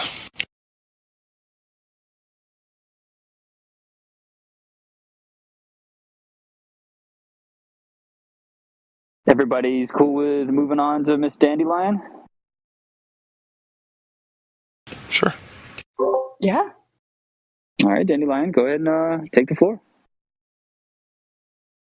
Okay, yeah, Brad asked me to give just a general introduction about why logical fallacies are important. So before I go on to my main thing, which is basically about education, I'm actually just going to read what is the intro at the Logical Fallacies wiki page, which hopefully will give you a general overview. But I think what me and Karma are going to talk about will also kind of address that, because Karma is going to chime in with her experience with young people and so on, because she works with young people. So anyway, why are fallacies important in examining the globe claim? One of the reasons that an unverifiable globe model with impossible dimensions has been able to be perpetuated for so long is that there is a serious lack of training in systematic logic. At one time, formal training in logic was an accepted and important part of classical education. I'll just add here, like you've heard about the trivium, logic, grammar, and rhetoric, that used to be like just the basics of education. Now they're like almost nowhere to be found, especially the logic part. It should surprise no one familiar with current world affairs that it is advantageous for those hoarding power and resources to keep the masses uneducated and their minds untrained. By learning about and pointing out the errors in logic known as logical fallacies when they occur, we can retrain our mind to think more logically and clearly about the nature of our world and other important issues. So yeah, I think, when I came to the server, I was impressed that people were talking about logical fallacies, proofs, these kind of arguments, because, for example, the way geometry used to be taught in school was you would see these kind of, argument formations, if P then Q, all of those all over the place, especially if you took, like a higher level mathematical proofs course and so on.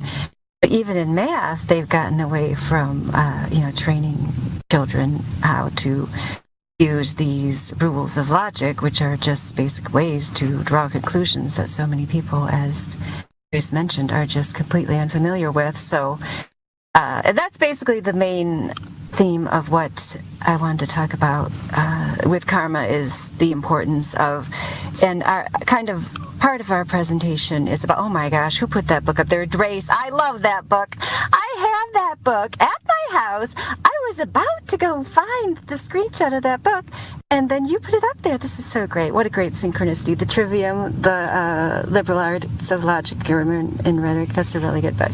Highly recommended. Anyway, so what I was saying was, youth. Yes, that we are going to discuss how basically, how children develop, how when different types of learning should be introduced at different stages, because modern education has really messed this up. They introduce abstract concepts way too early, such as the globe, such as evolution, such as the atomic model, and so on, at a time when children are at the concrete level and at the just exploring their concrete, physical realm level. And so that's why they mess these children up so badly. So that's why we get these adult children in here that are like unable to reason their way out of a cardboard box, because their brain's been like literally, completely screwed up with the wiring. But the good news is it's not too late. Even if ideally you'd want to get, a young child and start kind of training them up as in the way they should go. But, adult children, you can always go back to any stage that you've missed and kind of retrain your brain. It's never too late for any of us to go back and kind of figure out those gaps in our education and, retrain ourselves, as long as we have the motivation to do so. So I'm only saying that as a preview, just so nobody's like going to sit here and be depressed, like, oh my gosh, I've messed up my children, or I'm totally messed up, it's all over for me. That's not supposed to be the point of the presentation. So, Karma, did you have anything to say just on that general note? No, I think that's a really good introduction. Okay, cool. All right, so, Okay, so the first, actually, you know what? I'm just going to give you the outline to the things I was going to say, because I might not actually cover every single one of these points, because you guys might start falling asleep if I got into all the intricacies of Piaget and Waldorf and all that. So you can always go and research those things if you're interested. But if you ever go to education school, they are all about Piaget. And then apparently once you actually get a job, you're supposed to just throw Piaget out the door and just do whatever the hell the government tells you to do and forget everything you learned about how children actually grow and learn. So Piaget teaches about the 4 stages, and I'll just put these I'll put actually this whole section into the voice text there so you can see what I'm talking about. Piaget, and all of these are they're just general guidelines that, he found from doing tons of interviews with children, I think thousands or something. He found, you just kind of generally grouped children into these phases, same with the Waldorf stages. Obviously, that doesn't mean on the 7th birthday, the child suddenly, changes and becomes something else. These are just general things, and some children are ahead, some are behind, and so on. So anyway, Piaget's stage is there. The sensory motor stage is ages 0 to 2, pre-operational 2 to 7, concrete operational 7 to 11, formal operational 12 and up. So in terms of teaching formal logic to children, technically the best time to introduce that is starting at age 12. But you can start, what I found, experiment my own children, is you can start in depending on the child in section 3, they're concrete operational, but the thing that you can see just from looking at the names of those, even without knowing all the details about all of them, up to age 11, it's concrete. It's they're messing around with stuff, they're figuring out how things work, they're really interested in their world and curious if you let them be.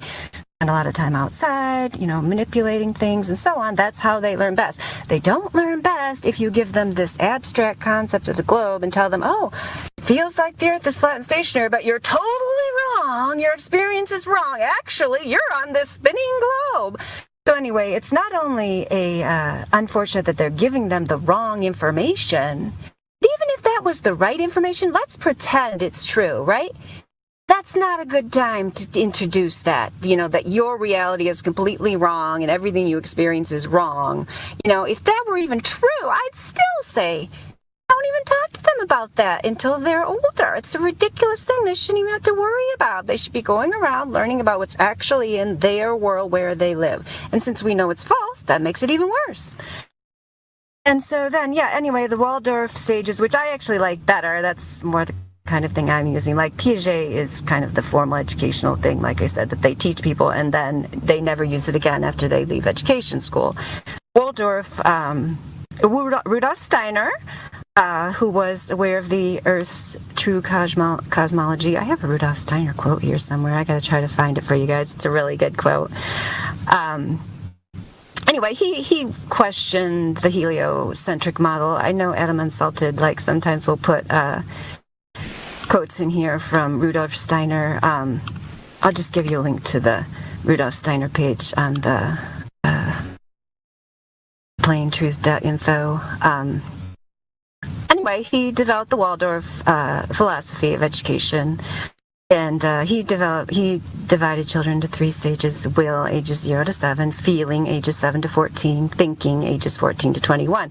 So again, they were not even gonna even get into thinking that hard until we're 14, and now you got them shoving these kids full of stuff, book knowledge and all this stuff that they're nowhere near ready to deal with, and calling that education, when all of their early education should be way more experiential, which is, if you're lucky enough to either have a Waldorf school, around you. They're very expensive, though. I've never actually sent my children to Waldorf school, but there's a lot of Waldorf homeschooling stuff you can do, or even if your children are in a regular school, you can always do it at home, as a supplemental thing, because they have a ton of really good, natural toys and just, cool books and music and stuff like that. So I think the Waldorf education is really good. So, anywho, Karma, did you have anything to say there about the stages? Well, I guess maybe just that I totally agree that you should teach it at a proper age, but you should always role model good logic from a young age, even if you're not, teaching them properly yet.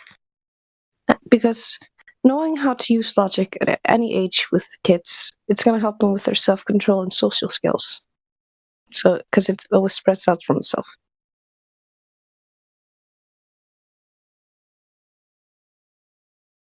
I totally agree. Yes, and even though, you might not necessarily at a young age, and that's the part we can talk about a little more in the next section. Even if you're not at a young age, sitting there and making them watch Drace's presentation and teaching them to identify the formal names of fallacies, you're still doing things that develop the logic that will come later. For example, we all know, if you want to use the scientific method, which is a very reasonable, logical, deductive method, you have to make a natural observation first, which is where tons of people can't even seem to do step 1, make a natural observation.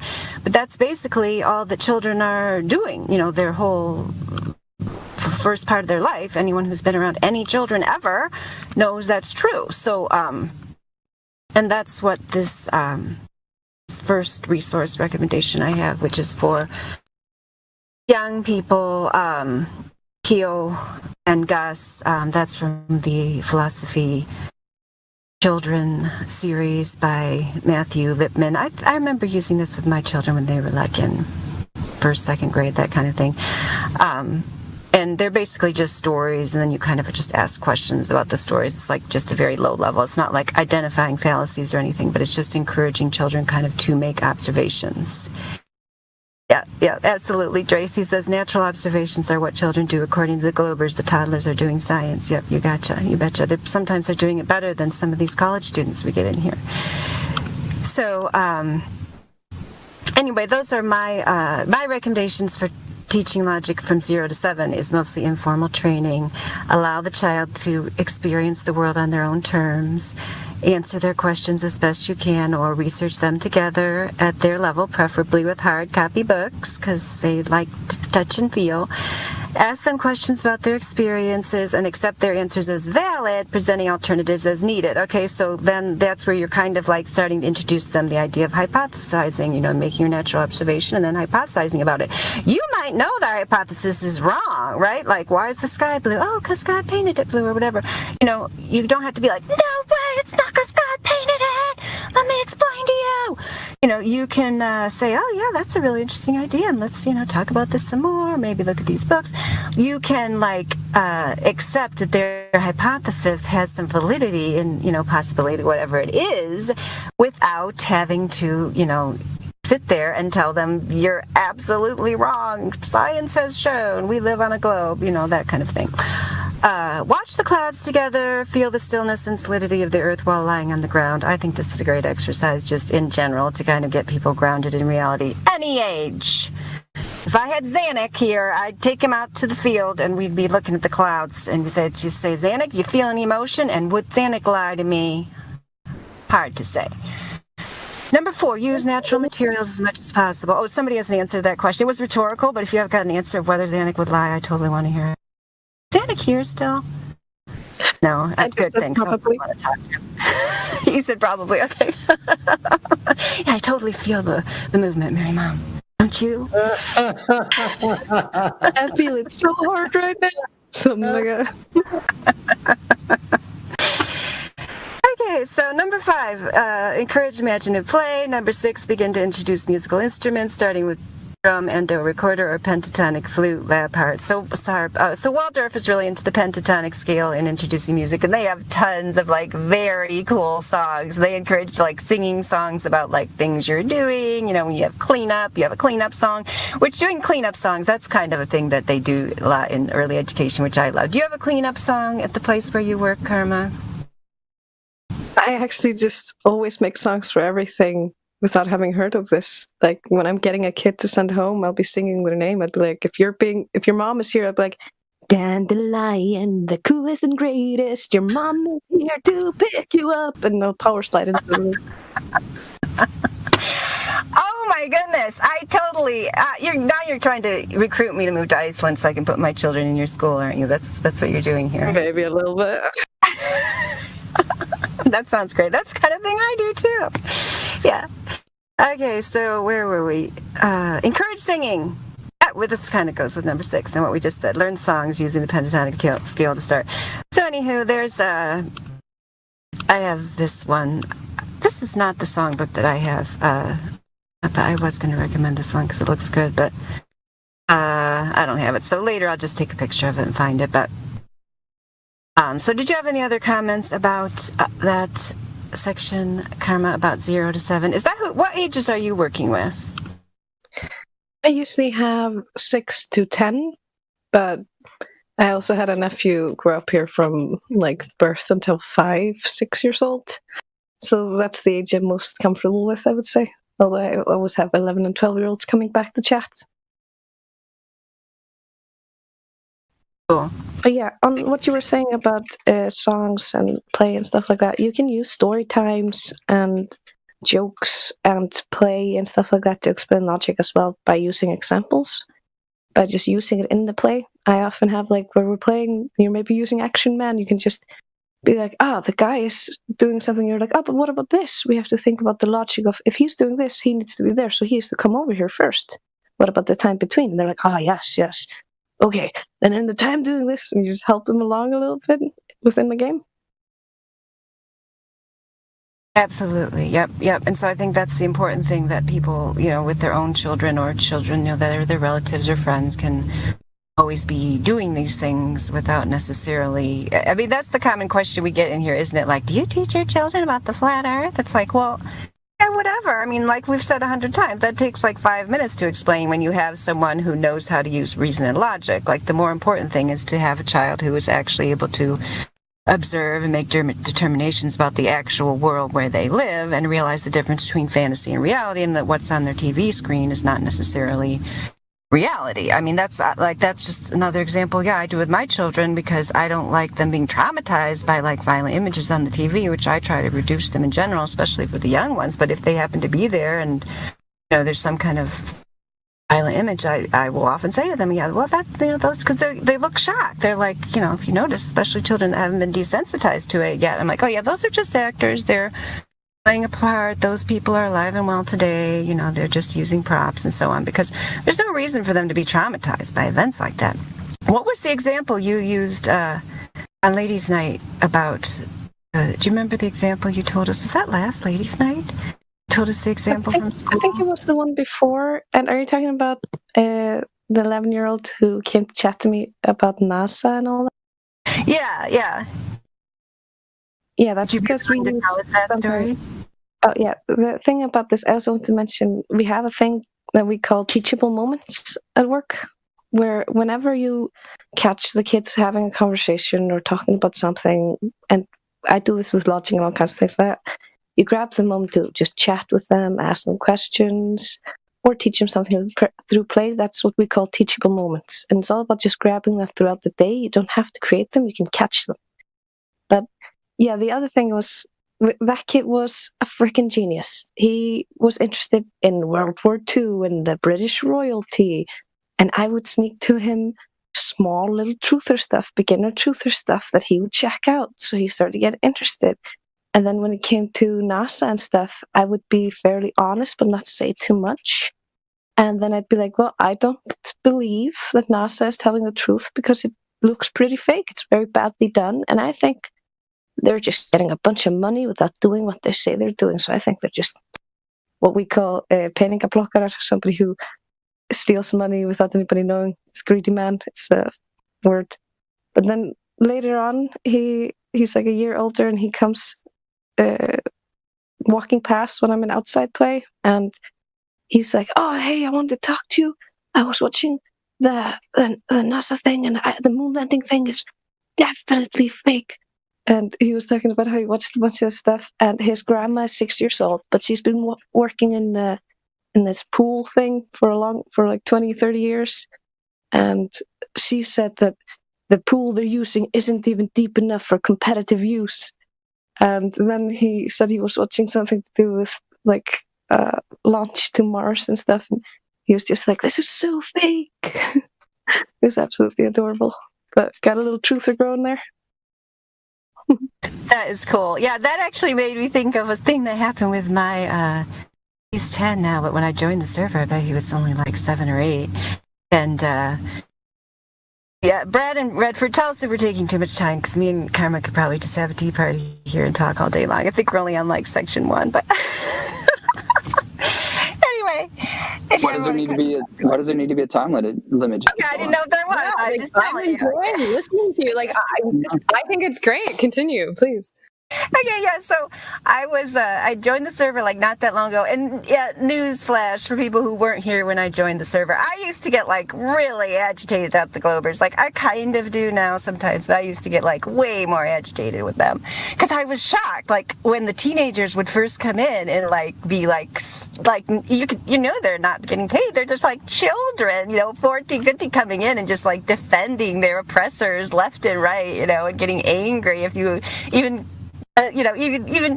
tried to just hint that NASA might be lying. That just like blew my mind. I was like not very happy about it. So anyway, and then my son was, I can't remember what, he heard something on the radio that NASA was, going to Mars, and one of their lies. I said, oh, Zach, this guy's, this is not accurate. This is a complete lie. NASA's definitely not doing that. There's zero objective evidence that they're doing this. And then he said to me, oh, I know, Mom. I hear you yelling at people in the basement about it. And I just thought it was so funny because I had no idea that he was even listening to anything that I said, and apparently he's listening to every word. So anyway. I remember hearing you talk about them before. That is awesome. Yeah. So now we are on, that was 0 to 7. Now we're on beginning formal training generally after age 7. Informal training never stops. Number one, continue encouraging natural observation. Continue encouraging questioning and keep asking questions. Look into their eyes when they're answering. So that's again about keeping them grounded in reality, not getting off into crazy fantasy land of the internet and the television, which they're going to start hearing more and more. Encourage them to choose a higher level instrument to learn. So yeah, the Waldorf at the young age starts with that pentatonic scale and kind of those easier instruments, but then, at this time they could start learning the violin or the trumpet or whatever, piano's always good. I think everybody should learn the piano because that one's right and left hand together. You have to learn to do both. Even if you choose another instrument, it's always good to have a bass.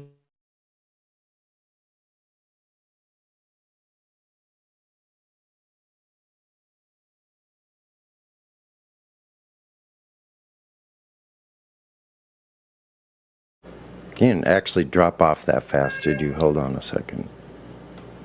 I thought that was me. Okay. I thought it was me. Yeah, I did too. Oh dang. She may have left. Did she just stop Everyone. Did she just stop talking, or it literally dropped out that fast? I'm like, wow. What happened? But I really enjoy listening to Dandelion. Oh my gosh. It's fantastic.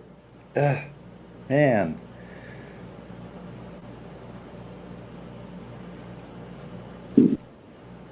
That level of discussion is fascinating, yeah. Well, until she comes back, I have an example of how knowing logic can help children, if you guys want to hear that. Sure. Yeah, by all means, go ahead. Okay, for example, I'm going to give you an example of how bad logic hurt a kid. A girl who had horrible anger issues. Turns out the reason why she had anger issues was because somebody had told her you couldn't control your anger. That's why it did. It's okay, you just couldn't control your anger. So her logic for herself was, I cannot control my emotions control me. And when she started getting help with this, someone taught her that these are your emotions. If you're not controlling them, then who is? You're the one who controls your emotions. They don't control you. And as soon as she changed this and she started using good logic for herself, she stopped having these anger issues, and her social skills also improved. Because when you have bad logic and you make logical leaps, you can get easily upset, especially as a child. They'll be like, he meant to do that because of this, and and they'll explode and get angry. And they push their friends away and they isolate themselves. And the same thing can apply to good logic, where you can see when there is a disagreement within the child group, when a child has been brought up with good logic, they can actually resolve the dispute between the kids by just presenting it logically and calmly, and the other kids will be like, okay, it makes sense. They'll actually calm down, and it works even with 6-year-olds. But yeah, I think Dandelion's back, so I'm going to pass it back to her. I'm so glad you took over. I don't even know when I cut off here. I told Redford Beer and Brad earlier, I even drove to the city, and I'm sitting in the parking lot right next to Cell Tower just for you people, but I still can't stay connected. But nonetheless, thank you for taking over. I'm just glad to have you back. Yeah.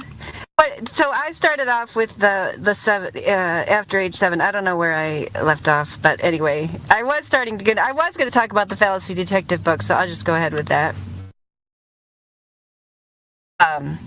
So yeah, another story about the same son that was secretly listening to me talking to Globers in the server. So when I first started using this book in my homeschool, because I think the ages, it's somewhere on the page, it gives the ages, and the official ages were only for my 3 older children. So I was only officially teaching them, but then the 2 younger ones were sitting there the whole time, and it's very goes into naming something. They have naming each fallacy. I'm trying to give you an example here from the website, and they usually have like little cartoons, like it appeals to children and so on. And so anyway, and my children just really liked this book. Like every time they would like ask to do it, and it's something that we would do, as a group and so on. So anyway, I was going through and teaching each chapter and fallacy with the 3 older, but then the other one was sitting there just doing his own work because I thought he was too young. I think he was only like 7 or 8 at that time. But then he started like identifying them, and sometimes he was identifying them better than the older boys were. So I realized, we gotta get him in here too. And so then now he started doing it. So no matter what it is, the age they say in there, you can do it younger. So same thing, like I said about the stages in general are just general. It's not like you have to sit there and like wait for their birthday. And Karma says they learn fast when it's like a game, right? They're competing, and he was like showing up his 3 older brothers by getting the answer before them. Absolutely. So yeah, if you get any kind of competition in there, then that's very good. So anyway, I find that to be a really good book to use for older children. I went through the 5 points of the informal training, never the stops, but I'm not going to repeat those again. Okay, here's the C. This is one I really wanted to mention. And I've heard Mimas, our admin, talk about this with his children before, because, people will ask, how do you deal with this kind of thing with children? So I'll just read the paragraph I wrote before, how to deal with the influence of the mass formation psychosis. At this point, young people will likely be hearing false information out in the world about the globe, evolution, and other pseudoscientific ideas. You can begin to explain to them that it is possible to explore these ideas and learn these fantasy models while also recognizing that they have no basis in reality. You can also tell them that if they discuss these ideas with other people, expect an emotional response for the very reasons explained above. These ideas were implanted in them as children before their reasoning stage was able to properly incorporate them as abstractions. Use your intuition when determining what is appropriate to discuss here, depending on your relationship with the child and their life situation. So yeah, basically what they've done there, by implanting, let's just talk about the globe in particular, because there's many other pseudoscientific ideas out there, of course. The globe in particular, by implanting that as a solid object, the globe in the classroom, the globe on every cartoon, the globe on the Weekly World News or whatever, the globe. They're like implanting that as a solid object, as if it's real at that concrete stage when the child is, learning from actually exploring their environment. So even though they've never experienced a globe, never experienced rotation and so on, we get them in here as adults, and they are like not capable of even thinking that it's possible that the globe doesn't really exist, even though they've never actually seen it, right? They've only seen images of it. Even when you point out, NASA explaining how Did she drop out again? Oh my gosh, did I drop out? Oh, you're back. Yeah. I can hear you. Still here. Okay. Oh yeah. So speaking of that, Detective One Shot, he did send me a message DM there, even though we're in the middle of presentation. Detective One Shot, I did want to say, and since it applies to what we're talking about right now, his question is, can we go to space and see if it's flat? So the answer to that, Detective One Shot, and hopefully you'll stick around for after the presentation, because I see you don't have any roles. Or if you want to jump up to the VC check-in and get a role so you can talk to us later, that'd be cool. But yeah, we can't go up to the fantasy medium of outer space as it is portrayed, because Drace did point this out earlier in his presentation of why the entire concept of having gas pressure without a container is fallacious reasoning. But yeah, it's impossible for that medium to exist. We can't have a vacuum uncontained next to the atmosphere of outer space. And on NASA.gov website, they come right out and tell you that they've created the globe image for you on a computer on the ground. There's no images from space, Detective One Shot. And Mr. Robert Simon will tell you that right on his own NASA.gov website. All right. What's wrong with just going outside to see if it's flat? Why do you have to go to a special place? Great question, Indio. Did I come in clear? Oh, I heard you. Like, why do we have to go to a special place? It's silly. NASA does claim that one photo is real. Yeah, Apollo 17. We could go into why that's all the inconsistencies of that if we want to later. Yeah, just to clarify, Let's just they do finish claim this. one as an actual legit image, Anyway. but we know that's bullshit too. Yeah, memes Apollo 17, that pretty much explains one argument, but there's probably like 75 more, along with, it being completely impossible to start with. Looks like a painting to me. This particular image is obviously a drawing from the book The Greatest Lie on Earth, Proof That Earth is Not a Spinning Globe by Edward Hendry. It is a diagram showing you why the Apollo 17 image is impossible to have been taken at the time and in the way that they claimed. There's an entire chapter on it if anyone's interested. The book is free on the internet. Okay, so here's the next book I recommend, Harry Stoudemire's Discovery, Philosophy for Children, number 5. That's just another resource if you have children, or you can, if you don't have children yet, you can always bookmark it and save it onto a playlist for when you have children. Never too late to start. I think I was pregnant with my first child when I started researching whether I was going to homeschool. They had charter schools in Michigan. I started meeting with this group that wanted to open a charter school. Never too early. Never too early. Anyway, Karma, did you have anything to say about the age 7 and up stage?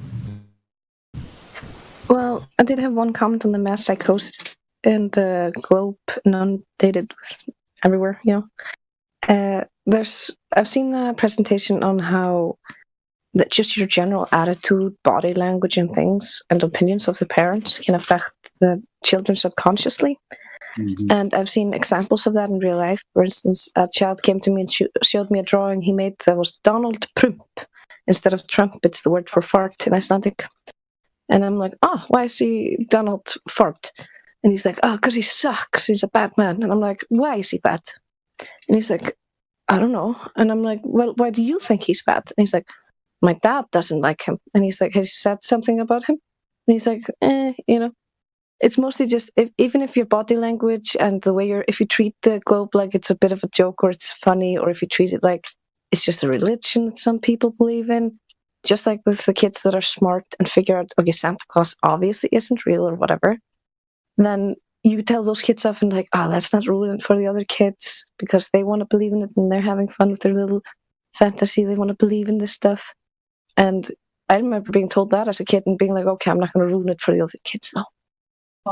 And you can do kind of the same with like, it's people just believe in this, kind of like some people believe in this religion or that religion, and approach it that way.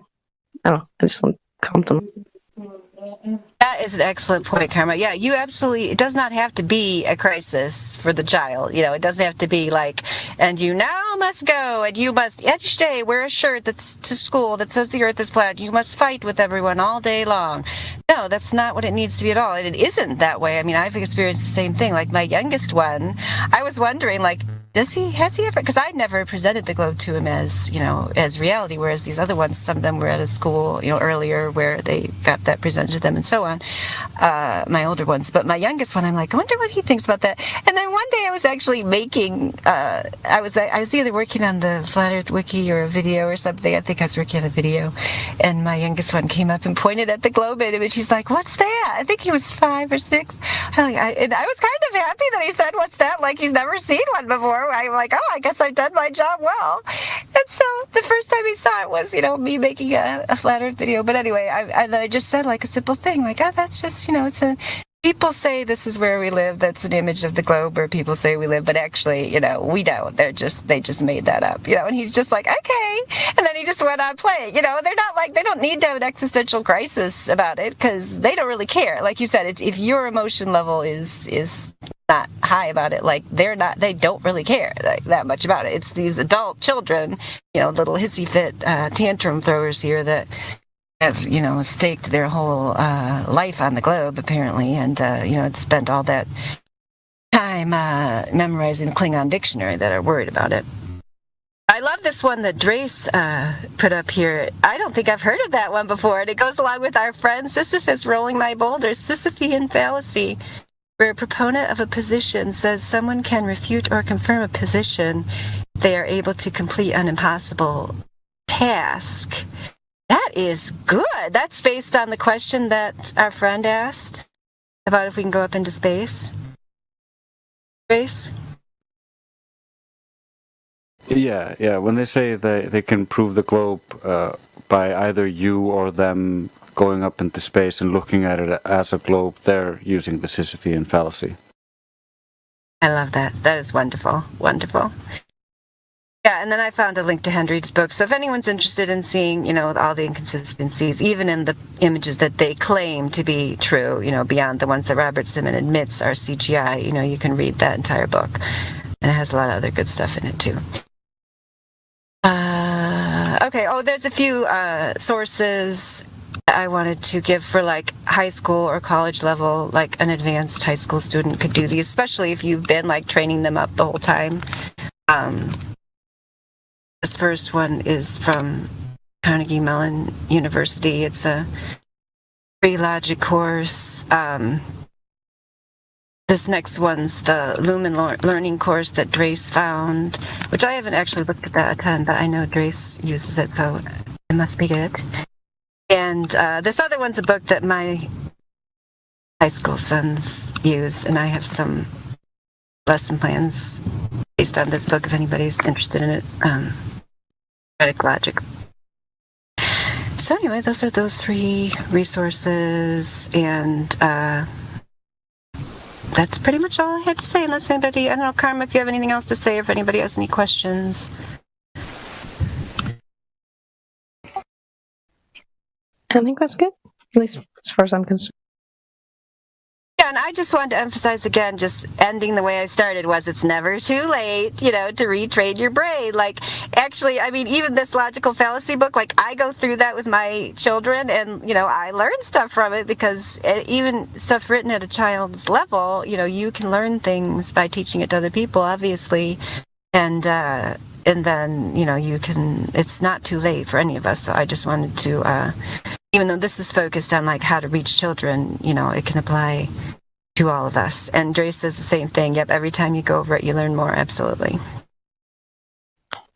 And even if you don't have kids, it's good resources, because sometimes you really do have to explain it at a child's level, whether it's a language barrier or an intellectual problem.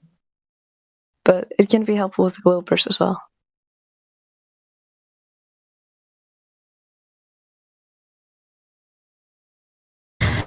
Okay, does anybody have any questions for me or Karma? Well, like one of the things about you're talking about the adult kids, it takes more patience, because when they're children, you still have to have patience, but when these adults, they have more tantrum, you have to have that patience to sink that information in.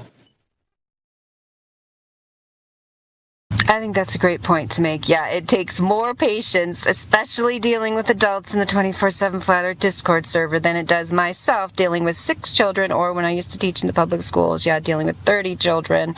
Even substituting 30 children in like one of the worst schools I've ever taught in was easier than dealing with adults, even one of these fantasy globe believers in the half the time the 24/7 Flat Earth Discord server 2.0. They're just so stubborn and recalcitrant. They refuse to think logically. They refuse to put aside the premise of the globe. It is because of what we just said. They're stunted at the time of their development when they should have been learning about the real world. And some, I mean, I'm not saying like, it's not like education. They just like prop up their eyeballs with toothpicks like in Clockwork Orange and force them to look at globe pictures all day long. I mean, some, there's experiences, obviously, you have in just even your typical school where you're dealing with reality. Certain subjects lend themselves to it more than others, like certain aspects of biology and chemistry and so on. But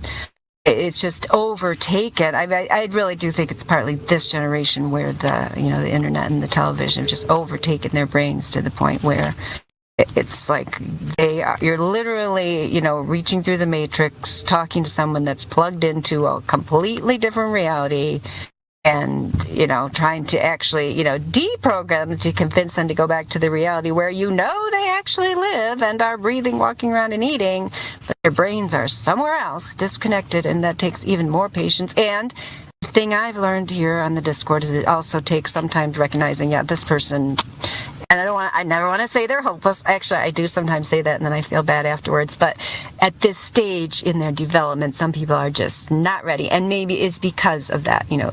Some people don't want to revisit their childhood, right? And so if that globe was implanted there in childhood, some people are like, nope, not going back there. So there's a lot of psychological things going on there that we have to deal with that you don't have to deal with if you're talking to a child who hasn't been, like, you know, as badly indoctrinated or contaminated with this stuff, for sure. I agree, Karma. Yep. Karma says she has endless patience for children, but when a grown-up is being a deceptive sophist, even I don't want to deal with them sometimes, absolutely, because they won't listen to you, so what's the point of spending the time with them when, you know, they don't need... Yeah, the kids at least listen. They have the sense to listen. Or if not, it's easy to get their attention.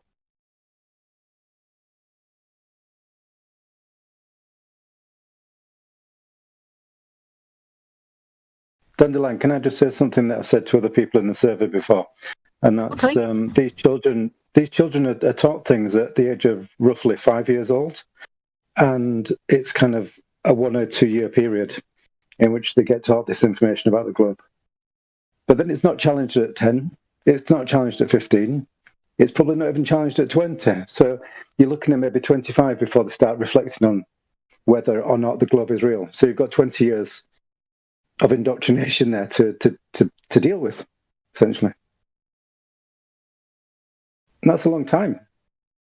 Yeah, for sure. It's until you're out of school or out of college or out of university or out of study that you can actually reflect back as an adult and re-examine your life and as someone who's more mature. Yeah, that's why I think, you know, I don't know what the answer is, because it's not like people are coming to this gaming server and saying, yes, can you please go back and retrain my brain and re-educate me? No, they're not. So, you know, we just can do what we can and present the information, and some people are ready to hear it, some people aren't, but, you know, we can give them different resources and hope that maybe, even if they're not going to, like, thoroughly get it, completely understand this globe model has zero basis in objective reality and is not scientific, you know, or mathematical in any way, you know, even if they just start to even question that, or question the moon landings, you know, or question just, you know, stories that they're told, I mean, at least that's a start. So we aren't necessarily going to bring everyone to completion, you know, that's here. Helio also suggested this logic lessons with Mr. Spock, which I haven't actually watched, but I know other people have recommended this in the server, so I just thought I'd put that up there. Apparently it's good. I haven't actually watched it.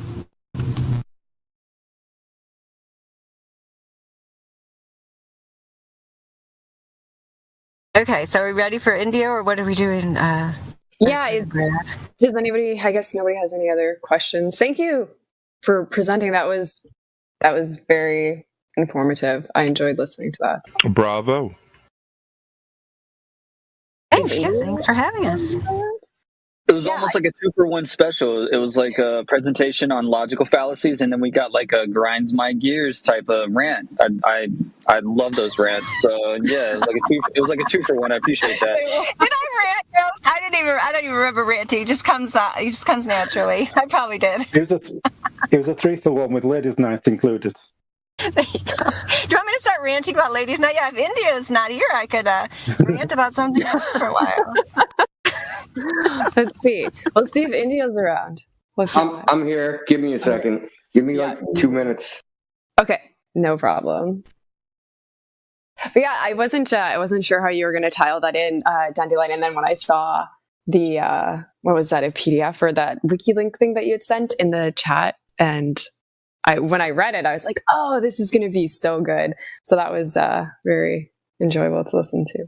But yeah, if you want to add anything else till India's ready. Oh, I do have a question for Dandelion. Go ahead. I was just wondering what you would say to like teachers or educators regarding like flat Earth and like looking into it? Because I'm sure we have those people listening as well. Yeah, see, now that is a very good question, Cyberblitz. Thank you for asking that. Because when I first realized, and I will go into this story in detail on my podcast with Crypto and Crowd. I can't even remember the name of that podcast anymore because they stopped doing it. But, it was called Why Would They Lie? I don't remember. Anyway, regardless, I explained like how I got into Flat Earth. It's because I was writing a term paper to get my master's in science education to tell students why they were wrong when they said the earth was flat. If they heard that on Twitter with their favorite rapper, I was going to explain to them why they were wrong, because that was our assignment, is to explain them. Well, sometimes... So...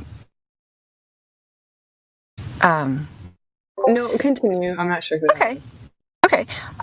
So anyway, but then when I started researching it and I realized, oh my goodness, I can't, I did write the paper and I kind of presented both sides of the issue, but I realized there is not a lot of good answers to some of these questions these flat earthers are raising. And at that time in 2016, I didn't, in no place on the internet did I find the 8 inches per mile square predicted curvature, any mathematical measurements and so on. Once I found that, later on, that it was game over for me, but it started to make me agitated. Like, how am I ethically going to keep teaching this if I can't back this up?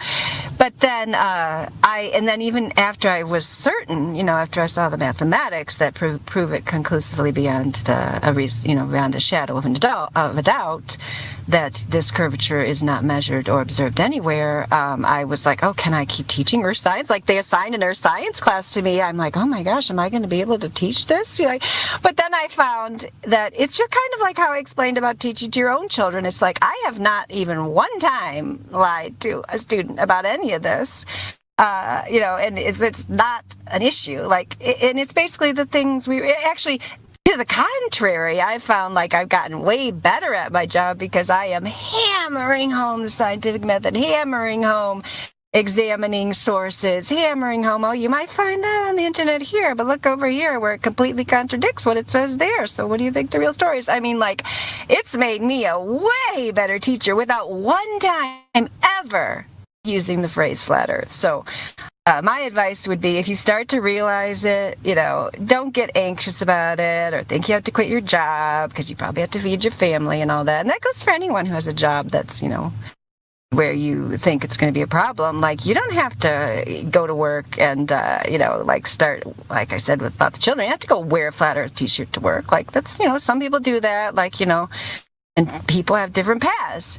But to me, it's way more important to just to get people grounded, thinking logically, thinking in reality, than to get involved in phrases and ideas that are controversial, that are going to make people emotionally triggered, to where you're not actually going to make any progress with them and so on. So I don't know if that was your question, was what should they do? I mean, I would say just, keep doing what you're doing, but become the best you could possibly be at it, so that, there's no room for anyone to be questioning you, basically. I mean, isn't that what we do here? Yeah, just to touch on that, I think what Dandelion said is really key, especially when you're still in the learning, or you think you're in a research phase and you're still gathering information. Right, because not everyone is ready to tackle this topic in public, as we've seen, and that's why this place is a great training ground. And then you'll find, that you can't, in India, whenever you're ready, you can cut in. We're just killing time till you're ready. But you can find that, you can introduce, is he roboting? Yeah, was that India? Okay. I think you were, I don't know, maybe try disconnecting and everything. Oh, yeah, he's roboting. Yeah, so I was just going to say, what I found is you introduce, and I know a lot of people do this, you see what level of truth the person you're talking to is ready for. So you don't have to go right to the juggler, right, with flat earth. I mean, you can if you want to, if you're with it, and you are into that kind of thing. But like I did with my homeschool group, I've told this story before, I'll just tell it briefly, they were going to make outer space the science topic for the entire year. Our homeschool co-op, where you can go once a week, and cooperative, like each parent teaches a different class and so on.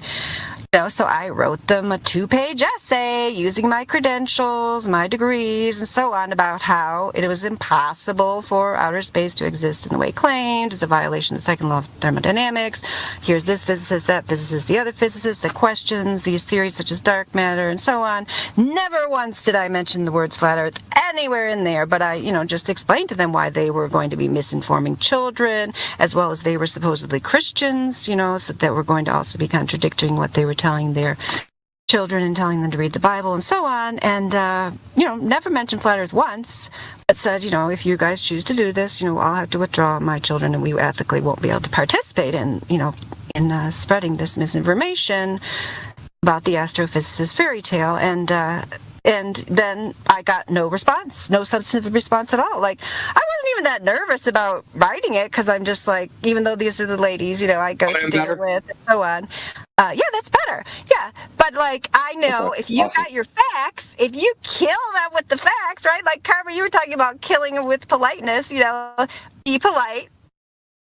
List the irrefutable facts, and most people are just, that's what I find in the world. I don't know what other people find. It's like they're just kind of like, they don't have an answer. We know they have no answer because they've never researched it. They don't really know what you're talking about, and so they will just avoid it. That's my experience. And then you can feel like you are moving through the world in truth and continue on with your life and don't participate in the lies if you can avoid them, or if you have to, like I said, explain to your children that that's what we're doing to humor these people, just like Karma said about Santa Claus. You don't want to necessarily make other people's children have information that's going to get them into hot water if those children are not ready for it, or if they're going to have an emotional breakdown and so on.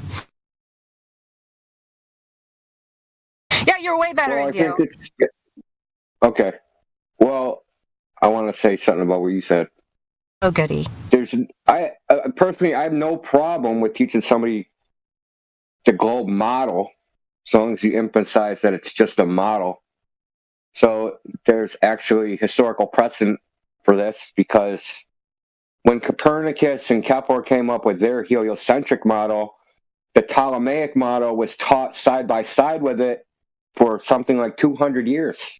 They didn't just say, oh, we're just going to abandon this. They just said this model might be right, that model might be right. In fact, they would teach Tycho Brahe's model, which is where I think that one's where the moon and the sun, I think it's the sun and the moon orbit the earth, but the planets orbit the sun, something like that. So that's an even weirder one. But as long as you tell them this isn't a physical reality, it's just a mathematical model to make predictions of this, that, or the other thing, and it doesn't mean anything real. We have lots of models that do that. So I don't know why people are surprised when we, globe earthers come in here and they're somehow surprised when we tell them it's just a model and it's not reality, and we do this all the time. They seem stunned. No, this is well known. Things aren't really in two places at once. They have no problem. Quantum physics does it, but when it comes to the shape of the earth, all of a sudden, no, it really is. No, it's really a globe. Go to space. You'll see. Anyway, that's what I want to say about that. Yes, I like that. Thank you. I appreciate that, definitely. You don't need to be afraid of models. We can examine them and then discard them. Yeah. Mm-hmm. Yeah, and even if it works in one particular circumstance, just use it for that particular circumstance. Usually you're doing it for some utility. Do what works. There's nothing wrong with that. That otherwise you're just as religious as they are, right? You're just because you guys are saying this is the reality, I refuse to use this globe model even though it works in this situation. That's just being religious too. And so, yeah, I wouldn't recommend it. Anyway, whatever. So should I go?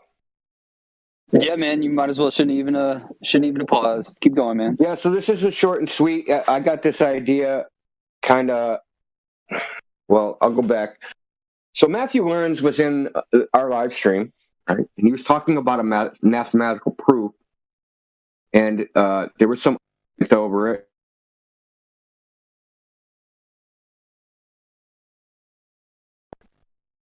Did he cut out for anybody? Yeah, I cut out for a second. Sorry. So there was an argument about it, and what Matthew Lawrence said, that you can prove that there's an infinite number of primes using a proof by contradiction. Now, this kind of like bothered me because, you know, I'm not too hip on infinity, and I realized that this is all actually, and he even cited, like, this goes back to like Euclid. Euclid was the first person to ever use what's called the proof by contradiction. But, so the proof is this, that if you have a finite set of primes, whatever that is, right? Say the first 10,000 prime numbers. If you multiply them all together and add 1, that will also be a prime number. But that prime number won't be in that finite set that you started with. That means that for any finite set you have of prime numbers, there'll always be a prime number that's not in that set that you can create with that set. So this is a proof by contradiction because there's always there's no definite finite set, then there must be an infinite set. This is actually wrong because, and I'm going to tell you, and I'm going to say why. Because two logical fallacies. Number one, the number one logical fallacy is it's a false dichotomy. Even though we use the word infinite and finite as if they are opposite things, they actually are not. And the reason they are not is because, what's the word for it? Is because it's a false equivalence, right? They're actually not equivalent things. A finite thing is an object, where infinity is an operation or an action, right? One is a noun, the other is a verb. So notice in this proof by contradiction, right? You have to do an operation. You have to multiply primes and then add 1. That's actually doing something. Now, you can do that action forever, but that doesn't mean like the result of that action is infinite too, right? So it's also a non sequitur fallacy on top of it. But the point of all this is we have a lot of traditions where people say things are proven, right? And they'll use, I would call this a false proof. And I would say, don't have any sacred cows. Don't, just because someone said, yes, this was proven by so-and-so 10,000 years ago, and it sounds good on the surface, don't be afraid to examine it and poke at it to see if actually it might contain some sort of logical fallacy. So, sure, Matthew Lawrence is probably like spinning right now, spiraling, that I actually said a mathematical proof was not a mathematical proof, but he'll get over it. Anyway, that was pretty much it. But this also does go to something with Flat Earth when they say things like, where's the edge, right? Well, if I walk in a straight line forever, there's got to be an edge, right? This assumes that, but this is the same false dichotomy, finite versus infinite. And there's something called Zeno's paradoxes, and he proved 2,000 years ago that you can't prove with logic whether we are in an unbounded or bounded universe, because you can do this mathematical operation where, right, and I'll give you the example he used, it's Achilles and the tortoise. Well, that was one. I'll give you a more modern type example. Say you have a wall, right, that's 10 feet away. Now, I can walk 5 feet, cut half the distance, and approach the wall. And mathematically, I can keep doing this, right? And then I can go half that distance, and half that distance, and half that distance, and half that distance. And I'm approaching this wall. Mathematically, even though I'm getting closer, I'm actually never going to reach the wall. But we know from experience that we actually can walk 10 feet and touch a wall, right? We can prove that there is a boundary by going to touch it. But mathematically and logically, we can't prove it. So when they say things like there's an edge, there must be an edge, especially when they say there must be an edge, I just ask them to prove it. And their response is, well, what else would it be? Which is not actually a response, right? It's like, this is the only thing I can think of. This is what I grew up with, so it must be this. So, like I said, the point of this is, don't assume that there's any sacred cows just because we grew up with these like in our childhood, and they've been told to us by our teachers that X, Y, and Z has been proven. You know, they relied on this proof 1,000 years ago. That's not necessarily true. Re-examine what you've been told, and you know, you will all be better off for it. That's it, Finny. I got a question for you, Indio. Since you got a pretty short presentation, I wanna bounce a question off of you. All right. What do you think the number one fallacy that a flat earther commits? That we don't call each other out on. Let me think about that for a second. All right, go ahead. While you're thinking about that, does anybody have any questions, concerns, comments, or anything? I would like to answer that question real quick, and I would say the fallacy, because I mentioned it earlier. Yeah, I was thinking that, but there's a lot of flat earthers that in the heat of the moment do make non sequitur statements. Yeah. And like you said in your presentation, non sequiturs are very common. They're not like some weird thing. They're very common that people just jump to. It's really non sequiturs are jumping to conclusions without evidence and without a logical step in the middle. And everyone does this. I'm sure I do it. So I'd say probably that is the most prevalent. But the fallacy, that's probably a cancer too. Thinking just because somebody can't prove something that it's disproven. That's not how it works. It just means they can't prove it. Proving something is actually pretty tricky. Yeah. Like the primes, like that's a good example of they tried to disprove that there's a finite number of primes, right? Or disprove that there's an infinite number of primes, and in order to do that, you know, they do these, you know, weird contortions, and what they end up skipping over, they have to make an assumption, a non sequitur in there, that finite and infinite are opposite things when they're actually not. I can actually take a finite thing and have it, but there's no infinite thing I can possess, and I can only talk about it by doing an operation that I can actually never complete. Basically, it's imagination versus reality, in my opinion.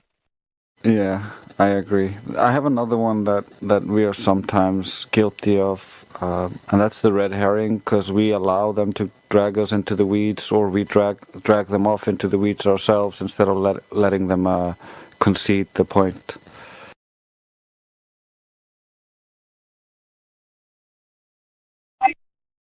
Yeah, I agree. That's something we can all work on more. Is making them, especially when they jump from one topic to another, making them concede one point before they move on, because that's what they do when they get uncomfortable, is jump on to another one.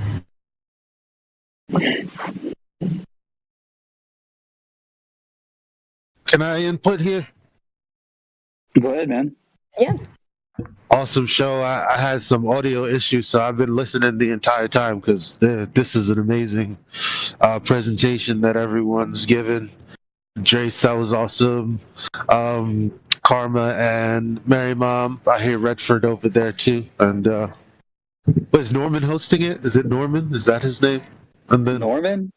No, man, this is Brad. That should be your next name. I like Norman for you, Ghost. I think that'd be good for your next name. Well, my bad. Everybody involved. This is awesome. This really makes my day.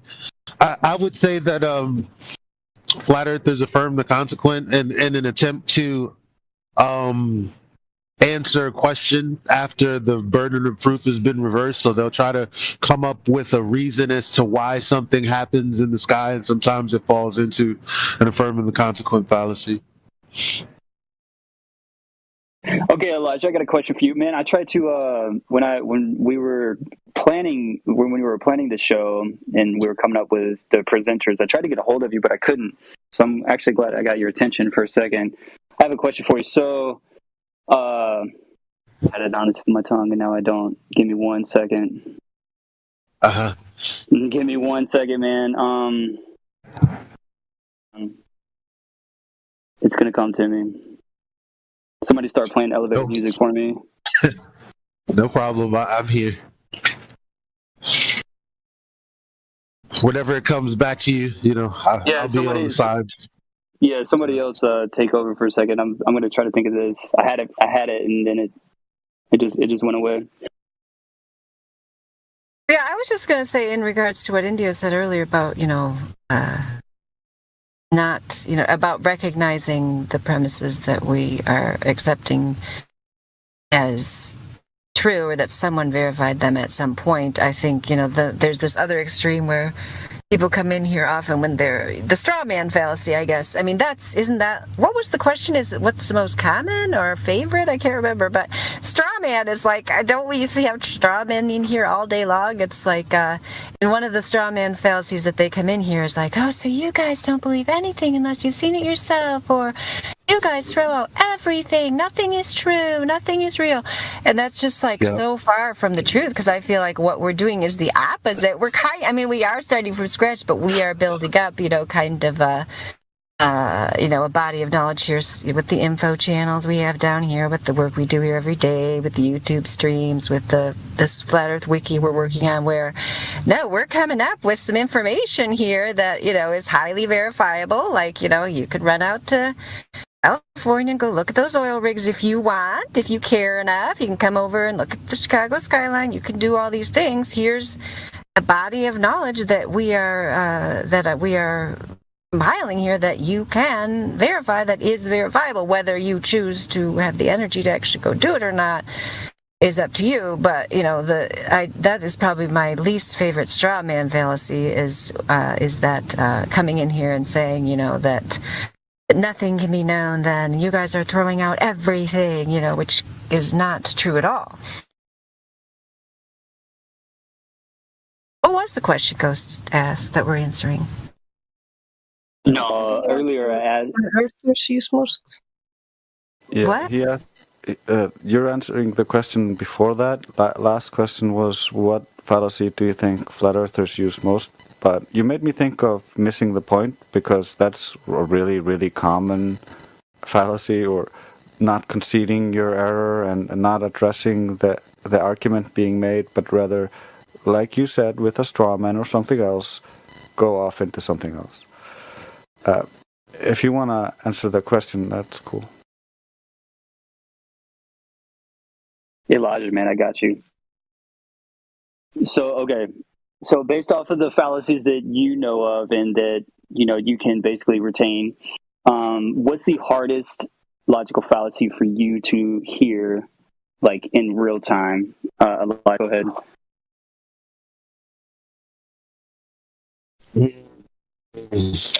I'm sure it happens all the time, because I'll hear something that sounds off or not logically consistent, but I won't have the proper term for it.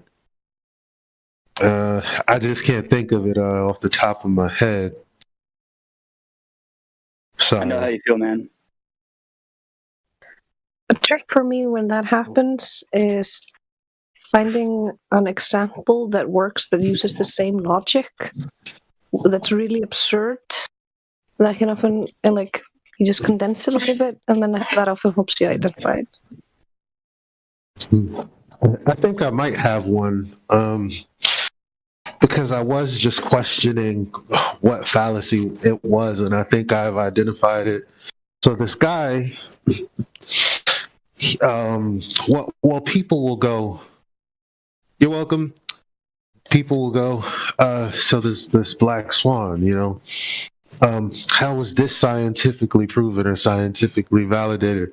I don't know how to answer it, because the first thing, the first feeling you have is to tell them, well, it's not a scientific experiment that I'm doing, but they'll insist that that you can't scientifically validate something that was never supposed to be scientifically that was never put forth as a scientific inquiry. So I think that would be a category error on their part, and a category error is pretty much when something is said that's odd, that doesn't necessarily go together, necessarily make sense.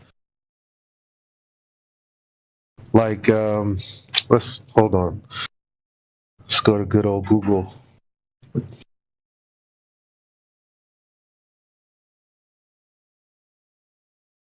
One second, I'm in the elevator too.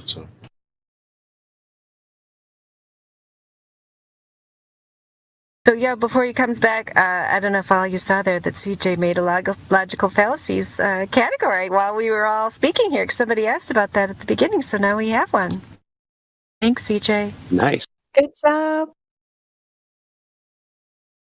We could put, some of the stuff we've shared today, we could put in there. We could add more stuff. Maybe this presentation, if Helio or Roger have it, we could put that in there. I don't know. Are you guys going to make this as a separate thing, Redford Baron? Yeah, that's why we have the recording bot, Craig. We're going to try and do that. I think Indio should get the file, and then I'm not really sure what happens after that. I'll have to touch base with him and maybe create somewhere where we can post these. Or I can even just get it and start like a YouTube or something and just upload them. Whatever's the easiest. Was Elijah still answering? Because I thought he said he was in an elevator. I didn't know if he was out of the elevator.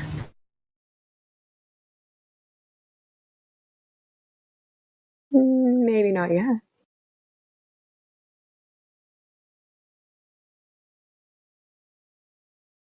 Now you can play the elevator music. Oh yeah, where's Krishna? Has anybody already posted videos for children to learn logic and critical thinking? Because I'd like to find some to play for my son, who's 9 years old. Yeah, she posted a lot of books and videos. I think the whole. Are they just in chat or? Yeah. Okay. You know what I'm going to do is I'm going to get all those links that I posted and I'll put them down in the Logical Fallacy channel so they're all in one place. You don't have to go searching through. That would be awesome. Starts at from 12:36 and. But I actually don't think... Oh, you know what? The only videos I posted were the ones that Helio suggested, the Spock series. That'd probably be good for children, but I don't actually have a lot of actual videos. But that would be a good thing to have. I don't know if that even exists for children. That's a good question. I'm mostly focused on books. I just searched it on YouTube. I'm listening to you guys, and so I was like, because I have my kids this weekend, and so I was like... trying to get them off the video games for a little bit and watch something educational. And so there's a video right now, I haven't watched it myself yet, but it's how to teach logic in homeschool, logic and critical thinking resources for second grade. That was just like one of the first things that popped up. Oh, well, put it up there. I'd like to watch it. Yeah, I just typed in teaching children how to think logically into Same here, man. But yeah, I can share that, sure. Glad he asked if the Fallacy Detective book is very Christian heavy. I don't think it is. I'm trying to remember. I don't think it is. And that's the thing I also wanted to say about resources in general. Obviously, I think there might even be something about globes in that book. I can't even remember, but a lot of times I just pass over those things or, examples that I don't want to use. I just don't use them. It's definitely not very Christian heavy. They might have something there, but I really don't think they do. I think it's pretty secular. Fallacy Detective book, I'm pretty sure.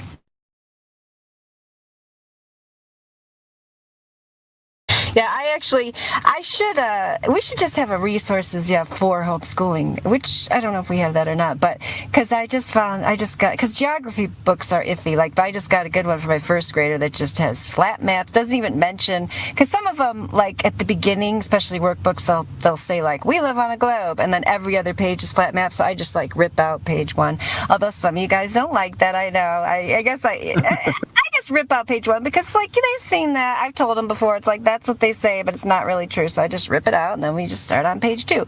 That's pretty much almost every book, is they just, they don't actually go, as we know, they don't teach anyone the globe model. Nobody here knows the globe model because it doesn't work.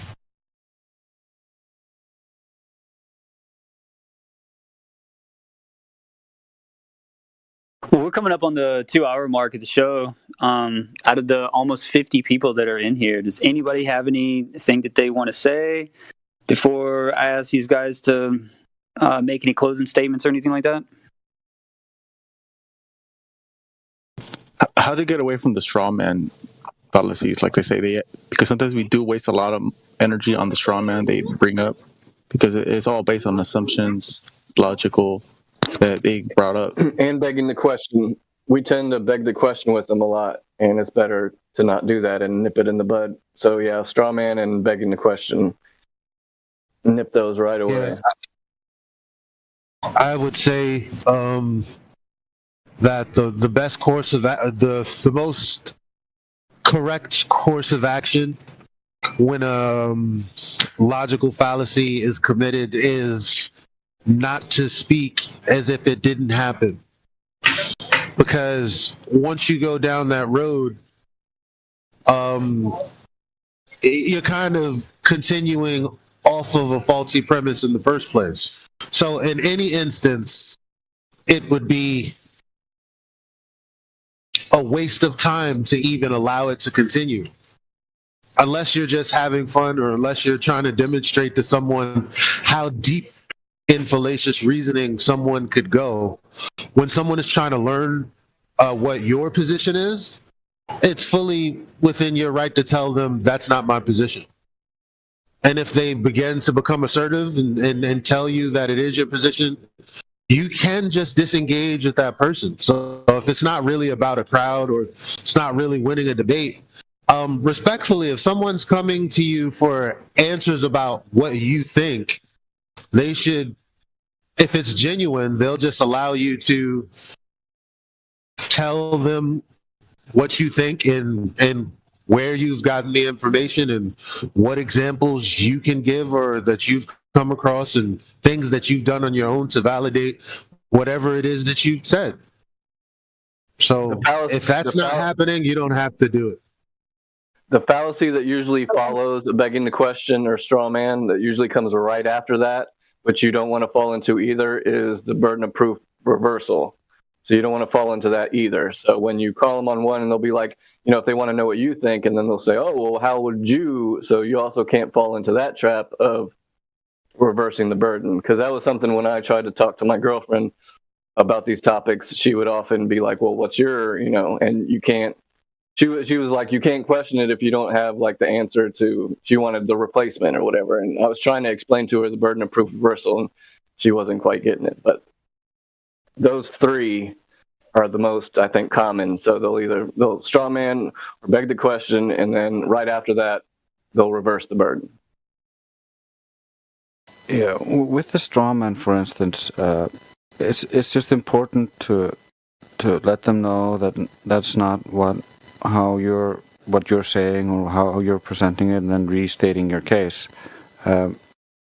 You can see this really well done if you look at Kathy Newman's interview with Jordan Peterson, Mr. Make Your Bet. So what you're saying is... Yeah. So what you're saying is, no, that's not what I'm saying. I said this. This is what I'm saying. No. Every time someone says that, it's 100% straw man coming. 100%. Because they're about to rephrase your words for you. I absolutely love that video of Jordan Peterson and that woman and how she was doing it over and over and over. So what you're saying is, and he would not allow her to do that in Strawman him. No, that's a great video. I also seen a video. It was pretty cool about logical fallacies where they used Joe Rogan as an example, and then they analyzed one of his interviews and then highlighted how many times logical fallacies were used, and I thought that was pretty neat. Yeah, you're jumping around topics right now. Can I say something really quick? Just before we get too far away from it, based on what Rai just said, I just want to say that, yeah, if you ignore bad behavior, you're also encouraging it. So if you don't address the fact that they made a fallacy, you're just encouraging them to be more fallacious because they get away with it.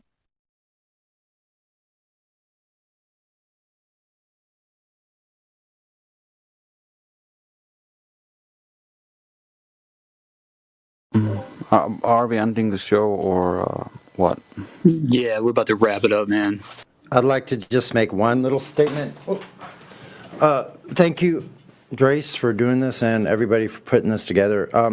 I'd just like to say something real quick and concisely. It doesn't matter the content of the conversation.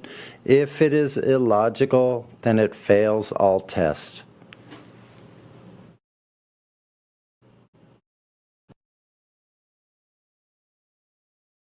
Yeah, I think that's good. You know what? Because I was just thinking when Roger put in here, don't forget Globers like their ad homs. I think when you asked, what is the reason why this is important, that's probably something we should have started with, but let's end with it. It's because we are encouraging everyone to look at the content of the argument. And the reason why Globers tend to use this fallacious reasoning is because it's all they have. They don't have content. As we know, they have no evidence. They have no proof of curvature or rotation. They can't show us gas pressure without a container. So that's why they rely on these fallacious reasonings, because that's supposed to distract people from the point. And it works in many contexts. That's why in many contexts it does work. That's why here in this server, we try to force people to stick to the content of the argument. So like when Roger mentions the ad homs, that is, and people misunderstand that one all the time as if that's just name calling. No, that's when you claim that, they're just a bunch of flat earthers. Why should I listen to people on the internet? It's like, yeah, why should you listen to people on the internet? You shouldn't. You should look at the content of the argument, examine it on its premises, and see if it makes logical sense or not, which is everyone wants to do everything else except for that main thing. I love that you mentioned that because I was really close to being guilty of ad homs earlier today talking to Senek, because I would end after my arguments when he ignored my arguments and my next argument would devastate his previous one. I would end my argument by insulting him. And that's not, that's just rude. That's not fallacious. I'm not substituting my argument with an insult, which is what an ad hom is. It's a diversion from the arguments with an insult. I think we're guilty. Zanuck is a special, because what he's done so many times to me and others is he'll reposition the conversation at every point. Like you can, make yourself clear, but he'll reposition it and he'll try to move forward 3-4 steps. Yeah. And it would be hard to undo that. And then when you begin to undo it and point out what he's done, he'll just say you're wrong or you don't know what you're talking about. And he'll stop you from bringing clarity to the conversation. When all he's doing is strawmanning your position, really, and then trying to work from that.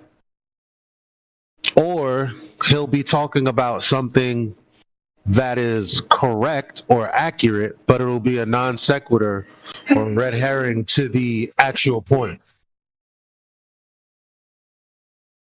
Yeah, I find that really annoying because it's not addressing what was said before. It's just proclaiming your right by talking about something unrelated.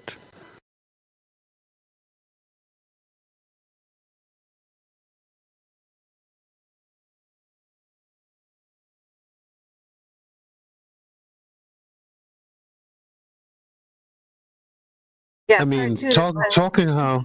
Sorry, go ahead, please, Mary. Oh, it's just a little thing. I was just gonna say, part 2 of this presentation could be a live demo with Zanuck, where he just speaks, and then we each just like in the voice text see how quickly we can identify all the fallacies. I was actually wondering. I don't really know who he is. Could he come in and we could do that?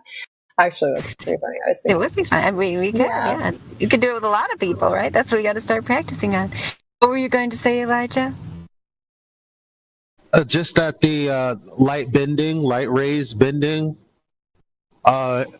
always in the context that they're talking about is really begging the question, because it's a theoretical model about how light rays bend around the globe at a specific rate. That's all it is. But in reality,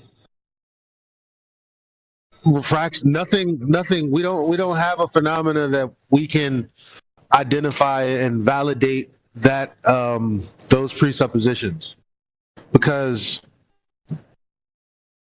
if you look on YouTube and you type in does light travel in a straight line? Yeah, it does. An example someone gave, it was a pretty it was pretty ridiculous to get the point across, but he was basically saying, we know that light's not bending because I have this piece of paper in front of my face and you can't see my face because the light is not bending around this paper to meet your eye. And so the bottom line is, when something is in front of you, the light is making its way from that thing to you. That's at least how it's described. So that being said, the only way to describe light bending from a source to your eye is in the model that they've, used to explain why everything that we think we're not supposed to see on the globe can be seen on a globe. So, I don't know.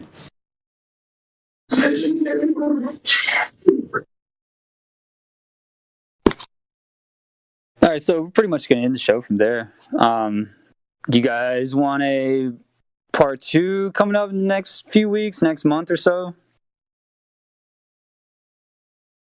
Yeah, with more examples, like some video examples. Yeah, we'll see what we can work out. Yeah. Or not video, but audio, of an interview and point out the fallacies. Mm-hmm. The common ones. Yeah, we'll see what we can work out for sure. Trace says no.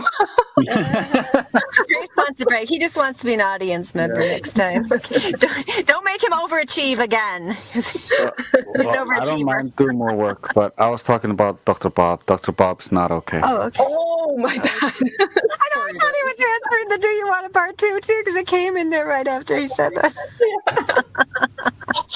I just want to say thank you to everybody who's involved. Red for Bear, Dandelion, Dre, Cindy-O. Appreciate you guys. Karma, thanks for making a cameo. Same to you, Elijah, for making a cameo. And thanks for everybody coming out and listening. It was a good time. Appreciate you guys. Fallacies. Thank you, sir. Fallacies. Thank you, everyone. That was very good. Yes, thank you. Thank you for the presentations, Drace, Dandelion, Karma, and Indio for putting all the effort in. We really appreciate it. Thank you. Now we go watch Monkey. Yeah, can you try to stop the bot? Or do we need Indio to do that now? I don't know. He sometimes just keeps it running, then I think he can cut it off. Oh, okay. And then he can kind of cut it out or whatever. I think so. Right. But yeah, hopefully he'll be back here. Sounds good. Okay, go ahead and play us out, KJ.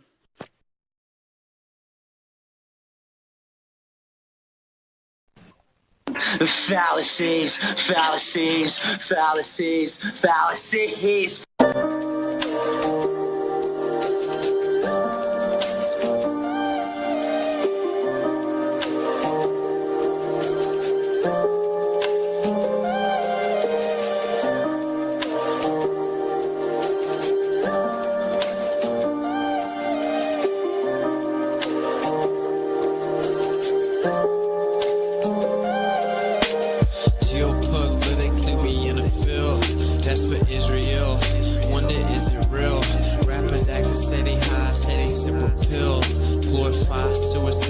they get the deals. Big pharma set it up, had to flip the pills. Control the music industry until the scripts get filled. Geopolitically, yeah, we in a field. That's for Israel. Wonder, is it real? Took the way you saw the world, then distorted it. Now you think you wanna rock and twirl somewhere orbiting. Theories disproportionate, the truth distorted quick with a forceful grip. They force a misinfo that we absorbing quick. Took the people's signature to mean extorted it. They forging it if news ain't cause informants who informing them. There's a surplus, but they tell us there are shortages. Credit economy mortgages, dollar that's supported with empty fortresses. But what's important is this reporting ships important. Yes, of course it is, but extortion is in accordance with an assortment list of foreign tricks we ignoring, which informant disinformant this. It looked like we were snoring tricked. Pedophilia and the government endorsing it. Yeah, eugenics is exactly what abortion is. You just vilify those insubordinate. Way to matrix engineer, that's unfortunate. Geopolitically, we in a field. That's for Israel. Wonder, is it real? Rappers actors say they high, say they sip with pills. Glorify suicide so they get the deals. Big pharma set it up just to flip the pills. Control the music industry until the scripts get filled. Geopolitically, yeah, we in a field. That's for Israel. Wonder, is it real?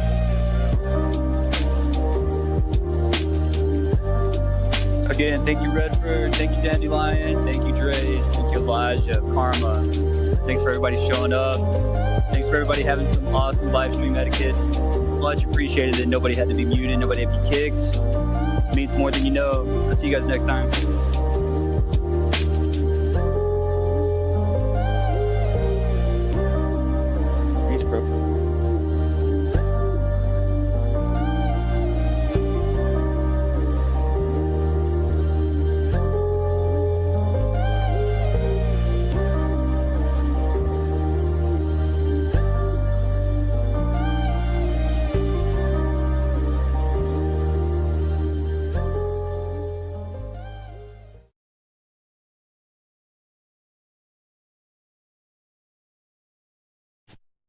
That was an excellent outro right there with you talking over the music. That really closed out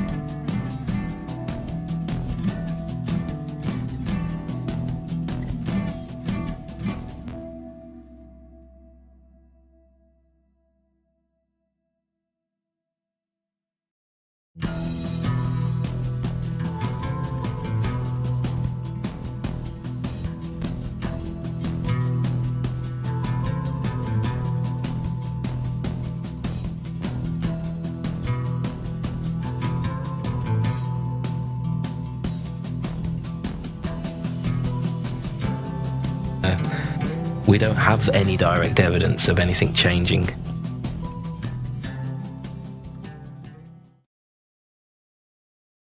Yeah, the old building stuff is pretty insane to me. It's wild. I do agree with the. We take it back to the topic, man. I think we got a couple of people here that are new. This is the topic, Elbow. What are you talking about? Oh, cities and stuff. We're talking about the alignment of the stars. What does the stars have to do with either contribute or butt out, dude? Serious, and you over fences. This is the topic. What's your problem? We don't just talk about 3 very specific topics related to flat Earth. We can talk about quite a lot to do with. But y'all babbling about with yourselves, man. There's people here that are new, and you probably want to say what's up, man. We're talking about the alignments haven't changed. What's your problem?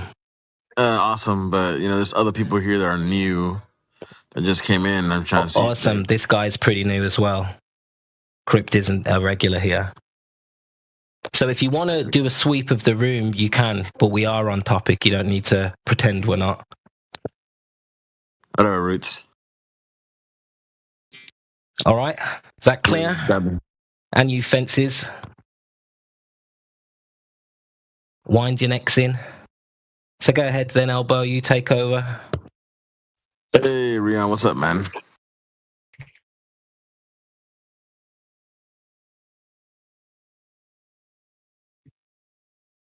See a couple of people here that are new.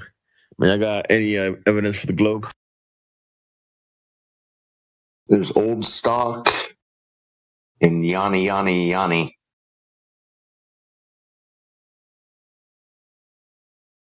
What's up, old stock? Kane's here.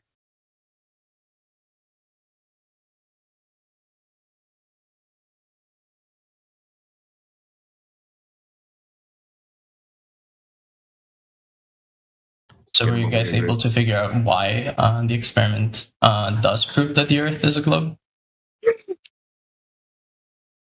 Experiments. One more time. Yeah, we're talking about the experiment that Simon Dan just released the results of. He said Simon Dan made an experiment. Yeah. You can send it to the side chat once again.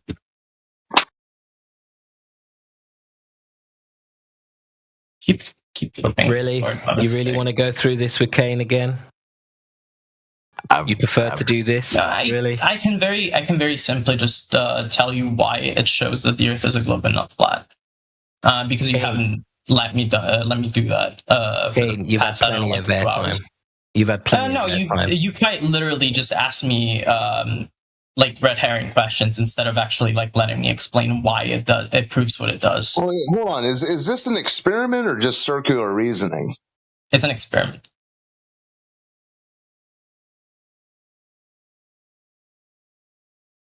I'll tell you why it cannot be circular reasoning if you want. Well, why don't you just tell us how it's an experiment? It's why are you laughing? They collected data over different data points and then plotted the data like that. No. And then match and then use the data to check which hypothesis is correct. Stop. To be an experiment, it has to go through the scientific method. So let's start from step 1. Yeah. So step 1 is the hypothesis, right? No, that's not the step 1. Jesus Christ. The observation. Yeah, it's a natural phenomenon observed. Your shouts to Jesus are Do you think the natural phenomenon? Wait a second. The natural phenomenon is the stick casting a shadow. Is that okay? So remember, your natural phenomenon observed. That's supposed to be something happening, right? Now, when that natural phenomenon observed is also that natural phenomenon observed is also your dependent variable. So when you're gonna think about your hypothesis, you got to start with that. So let's go. Yeah. So the hypothesis number 1 is going to be the Earth is flat. Okay? You say so. What? How is that? Yeah. Hypothesis number 1 is going to be the Earth is flat. Therefore, the shadows cast the sticks cast those shadows in that way because of that. Hypothesis number 2 is going to be the Earth is round. Therefore, yeah. Is that a natural phenomena? Is that something happening? The stick's casting a shadow. Yes. No, you said sticking a stick in the ground is a natural phenomenon. The stick casting a shadow is a natural phenomenon. Yes. Yeah, but you put the stick there. Oh, so you think that because I put it there, it's not a natural phenomenon? A natural phenomenon. No, yeah, I know that. Oh, okay. So a tree casting a shadow, is that a natural okay? There you go. Okay, there you go. It's the same fucking thing. Good job. So we're gonna have the natural phenomenon of objects casting shadows. Is that okay? What's the presumed cause of shadows? Oh, Jesus fucking Christ, bro! Are you serious? Well, that's science, dude. Don't you know what science is? Okay, let's. What's the presumed cause? Like the problem here is that you're misunderstanding what the point is. You are. You get what the point is. We're gonna try to understand why the shadows have take on those lengths. You said the problem is that you don't understand. You said he's in a scientific experiment, so we're going to assess other scientific experiments, and then when we're trying to provide the questions that requires to go through the scientific experiments, you want to go to we have to do something else. Okay, I think this is pretty showing, regardless. So I it's pretty telling. You know, it's like the fact that you're not gonna actually let me. The fact that you're not going to actually let me tell you what the experiment is about, even, is pretty telling. Like, it sounds like you're coping to death, even before I actually tell you the results. Results. If we got to go through the scientific method to make sure it is a scientific because it's circular reasoning. We know it's going to end up where it's going to end up, dude. It's Simon Dan. What is it going to end up with? Go ahead. Lost in outer space mythology. Once again, it's not what it ends up with. It doesn't end up with water ball. No, it doesn't end up with water ball. No, it doesn't end up with water ball. What does it end up with? Okay, well then I thought you were supposed to be presenting evidence that the Earth is a globe. The Earth is not a water ball. What are you gonna try? Well, how would you call it? You want to try again? They call it the blue marble. You want to try again? They call it the blue marble. What would you call it then? If it's blue marble, marbles are water balls for sure. So man, dude, water's blue. So what the fuck does that have to do with anything? So the doesn't upset you? Wait a second. The point of the experiment is to basically compare the data. To the predictions of the flat Earth and the predictions of the globe. What does the data match? Take a wild guess. What a scientific experiment is. Yeah, do you know what data is? It's insane. Do you know what data is? Do you know what data is? Do you know what data is? I'm about to. The question is, do you know what data is? I don't want to mute you, man. What is data? Data's information. Anyways. Okay, so but what do you think we're using this data for? Stop. The point of a scientific experiment is to find out the cause of an effect. Are you not paying attention? Are you not listening? Yeah, the cause of the effect is going to be the cause of, like, the reason why the length of the shadows vary in a certain way is the shape of the Earth. The shape of the Earth. The data matches the predictions made by assuming that the Earth is a globe, and they do not match the predictions made. No, the assumption is the hypothesis. We're testing the hypothesis. Yes, that is how you test hypotheses. No, that's not. What the fuck? Okay, how do you think you test a hypothesis? You don't make an assumption. What do you do when you try to test a hypothesis? Yeah, you predict what's going to happen. Right, exactly. And then if the results match the hypothesis prediction, then you say that the hypothesis has a high chance of being correct. When the data does not match the hypothesis, you say that it's fucking wrong, which is what the prediction of the flat Earth does. It gets it wrong. It has to be a natural phenomenon, and you got to figure out what the natural phenomenon is the length of the shadows changing throughout the day. Is that okay? Say that one more time. The natural phenomenon is the length of the shadows changing throughout the day.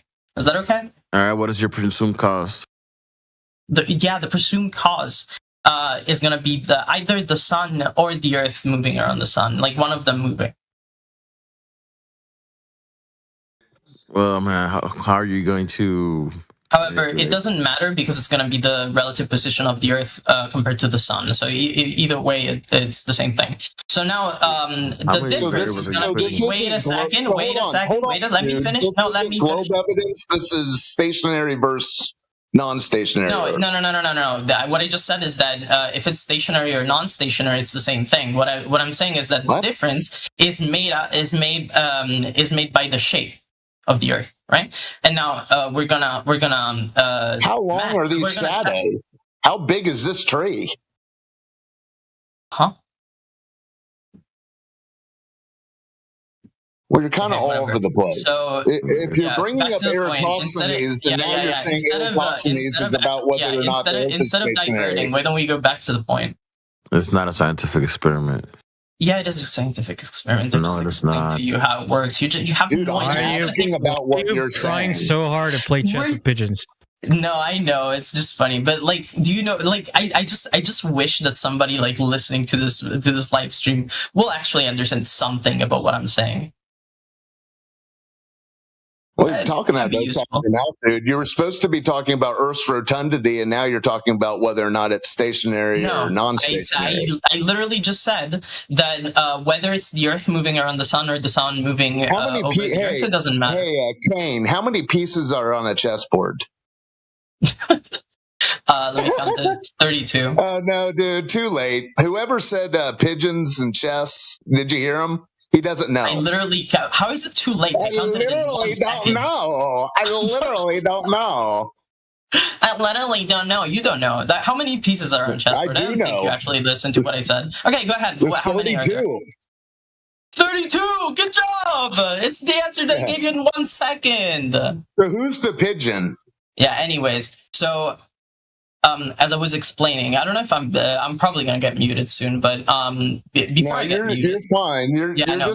Before I get muted, I will say that I encourage everyone watching this to go and check the video that Simon Den published. Where the one with Eratosthenes in the thumbnail, with Eratosthenes assumed globe Earth. Fundy mute attempt failed. Yeah, anyone who sees the thumbnail will see Eratosthenes, and they will know if they do the slightest bit of research into this Eratosthenes narrative, that Eratosthenes assumed sphere, just like you are.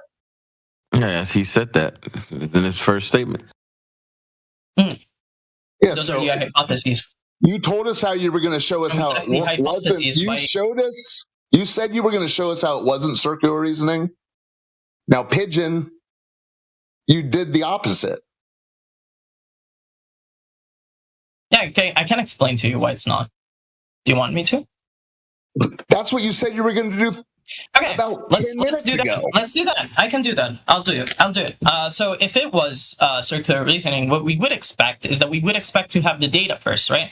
We would expect to have the data from the experiment, and then wait a second. Dude, what we have first in this case, it's the. Dude, hold on. You said that you hope that people listening hear whatever it is you think that you want them to hear. What is that you think that you've made clear for them to hear? Please. That this experiment proves beyond any shadow of a doubt that the Earth is a globe and not flat. Dude, you've yet to even substantiate this thing as being an experiment. You just missed the point. I told you why it's an experiment and how. Okay, everyone's listening. I told you the steps of the experiment. I told you the natural phenomenon that's being observed. I told you what the natural phenomenon that's being observed is. I told you what the hypotheses are. I told you what the data matches. Now I don't. I have seen the video. I don't have like a screenshot of the results, but you can see it for yourself. It's in there. And how does the data not match flat Earth? Because basically, from a flat Earth, you would expect a non-linear function, like showing on the graph, and what you see is a linear function, which is what you expect from the globe Earth. Simon Dann actually explains it very clearly in his video. Yeah, the one with the Eratosthenes thumbnail. That one? Yeah, that one. Okay. Let me understand something. Like, if you saw a video with a clown on the thumbnail, would you assume that like the guy speaking is a clown or something like that? Like, what is this? Hold on. Like the video with Eratosthenes on the thumbnail. What does that have to do? Well, no, I just bring that up because Eratosthenes assumed ball. Did you just say thumbnail? Yeah, thumbnail. Oh, I thought you said thumbnail. Okay, close call. Yeah, English is not my first language. I could mess up a few pronunciations here and there. That TH one's tricky, huh? That's pretty tricky, yeah.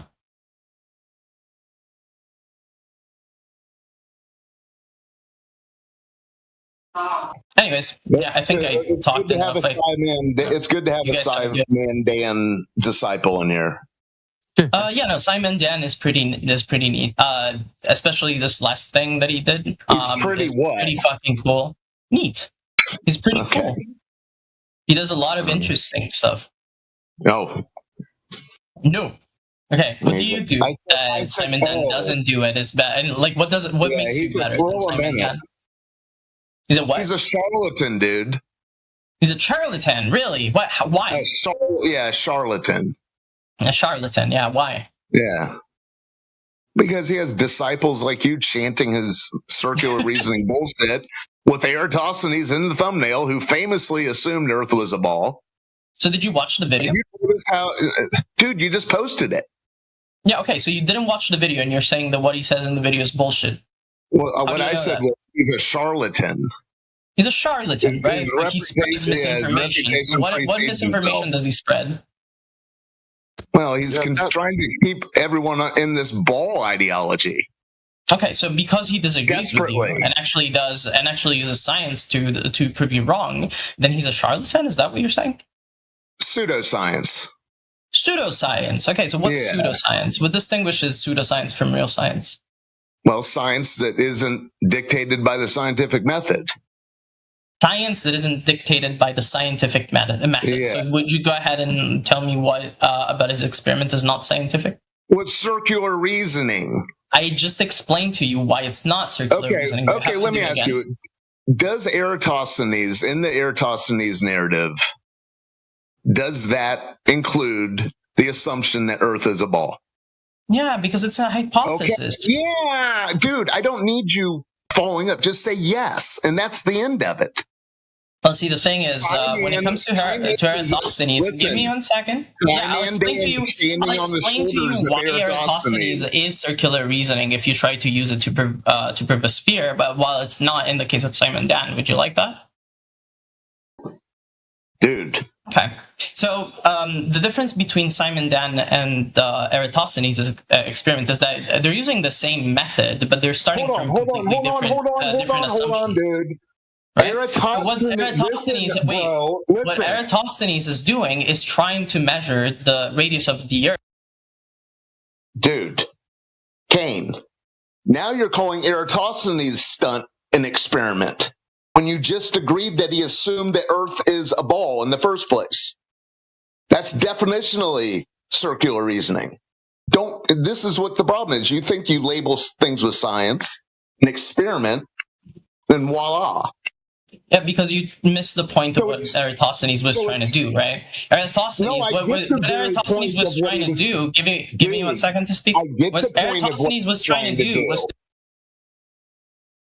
He was trying to complete the circularity of his reasoning, and he succeeded. Not an experiment. No, he was trying to measure the radius of the Earth that you already assumed to be a sphere. Assuming that the Earth was a ball. When it comes to Simon Dan, he's not trying to measure the radius. He does it at the end because is he assuming the Earth is a ball? That is not. No, that is one of his hypotheses. That's a lie. You just say he did. No, because it's a hypothesis. Eratosthenes did it. Yes, Eratosthenes did assume that the Earth was a sphere. And you did. Eratosthenes did, but Simon Dan didn't. Are you changing your mind now? Because you just told me a few minutes ago that yes, you got to start with the assumption that the Earth is a ball. Because and every time, hypotheses. That's how it works. We start with one assumption and the other. We're starting with the assumption that the Earth is flat first, and then we start with the assumption that the Earth is a globe. We do both assumptions, and we test the hypotheses. And one of them. This guy's the ultimate fundy muter. Kane. When you brought up the shadows, you started talking about whether or not the Earth was stationary. Is the sun moving? Is the Earth moving? It had nothing to do with Earth being a ball.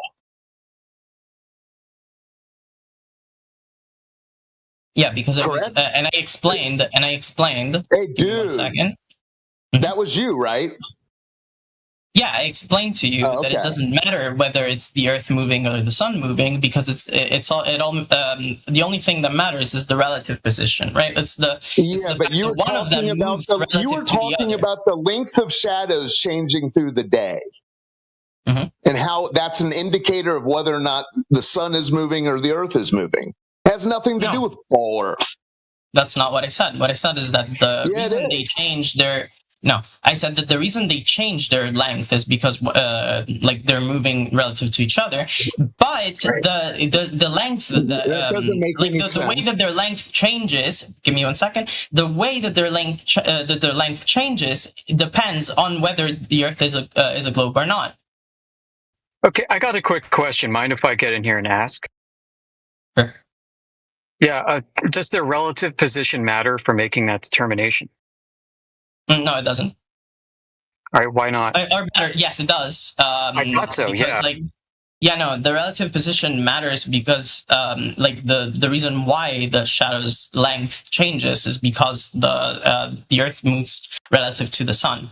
But that's not the point. What we're trying to prove in this, with this experiment, is whether the Earth is a globe or if it's flat. Now we're testing hypotheses. The hypothesis of the flat Earth gives wrong results, gives wrong predictions, while that of the globe Earth gives good approximations. Right? Okay. Now hold on. So I agree that relative position matters. And if we're trying to determine the shape of the Earth, can I ask you? How did they determine their position? How they determine their relative position in the first place? They don't do it. It's irrelevant to the experiment. No, you just said relative positions are relevant. I agree for the purpose you just described. What I'm showing you and revealing to you is the same circular reasoning that Eratosthenes made. Because you can't claim the relative positions matter and then say that they prove that Earth is a globe when in the first place they used a spherical coordinate system to determine the relative positions. So confirmation bias, is it not? It's exactly a confirmation bias. The thing is, once again, so you're cooked again. Wait. I'm going to sit back and let you talk. Okay, so what we agreed on is that the reason why the length of the shadows changes is because of the relative position between the Earth and the Sun. Now, that doesn't matter to this experiment because what we're trying to understand is why they change with, in that specific way. Why does the length of the shadow change in a linear fashion when we would expect, it to change in a nonlinear fashion when it comes to the flat Earth? Now, the thing is, what the globe predicts, though, is exactly that it will change in a linear fashion. So, what is more likely? Is it more likely that it's a globe, which gets the prediction correctly, or is it more likely that it's flat, which gets the prediction wrong? Which is prediction of the flat Earth? Why is not linear? Because you can do the experiment yourself. Just put for example, a pen. With what flat Earth you are comparing, man? I'm comparing it with any flat surface, right? You can with any flat surface. Okay, let's do it like this. There is in Bolivia, Salta Flat Lake. It's 40,000 miles square flat. That is not flat. That is level, which is different.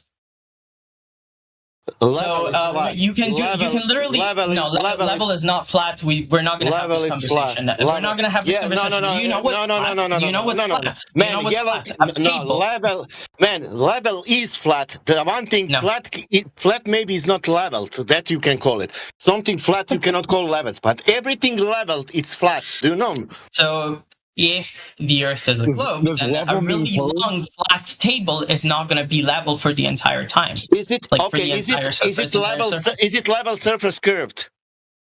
Yes. Oh wow! On the Earth, it is gonna be. And now we need to discuss, to debate, to have. No, we don't. Honest reasoning. We need to have honest point. We need to have honest reasoning. Like with that, level is curved. If level is curved and curved is curved, what is flat? We don't need to have this conversation. If level is curved, I'm asking you a simple question. You said that level is curved and curved is curved. That means curved is curved and level is curved. What is flat? It can't. See, the thing is, it's not like flat is not. I know. When you say that that yellow is blue, it's very difficult to speak. You know, it's very difficult. You're saying, man, that level is curved. You're saying that yellow is blue. Back to the original topic. You're making me lose the plot. Can you ask any human being if level is curved? That will tell you it's really hard to have a conversation when you try to move with the people who think that level is curved. Is it easy to speak with the people who think that level is curved? That's because you keep interrupting him, Kane. That's why it's hard to have a conversation. There's usually a back and forth, but when you keep interrupting him in the middle of his conversation or what he's trying to say, then yeah, you're gonna have not a good time.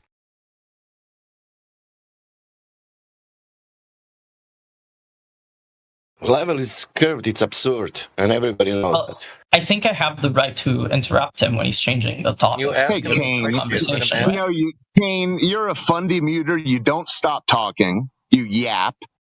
You can't even remember what you say. Yeah, because somebody is trying to change the topic. I want to stay on the topic. Dude. Can we stay on the topic? Well, dude, you're the one that started tap dancing. You're on the topic. You know, Eratosthenes shows that the shadows matching. Now we need to see if is that matching with the surface of the Earth. Didn't show any of that. Eratosthenes used the shadows to calculate the radius of the Earth, which is not what Simon Dan did. You said that Simon Dan did that with the shadows. No. That means...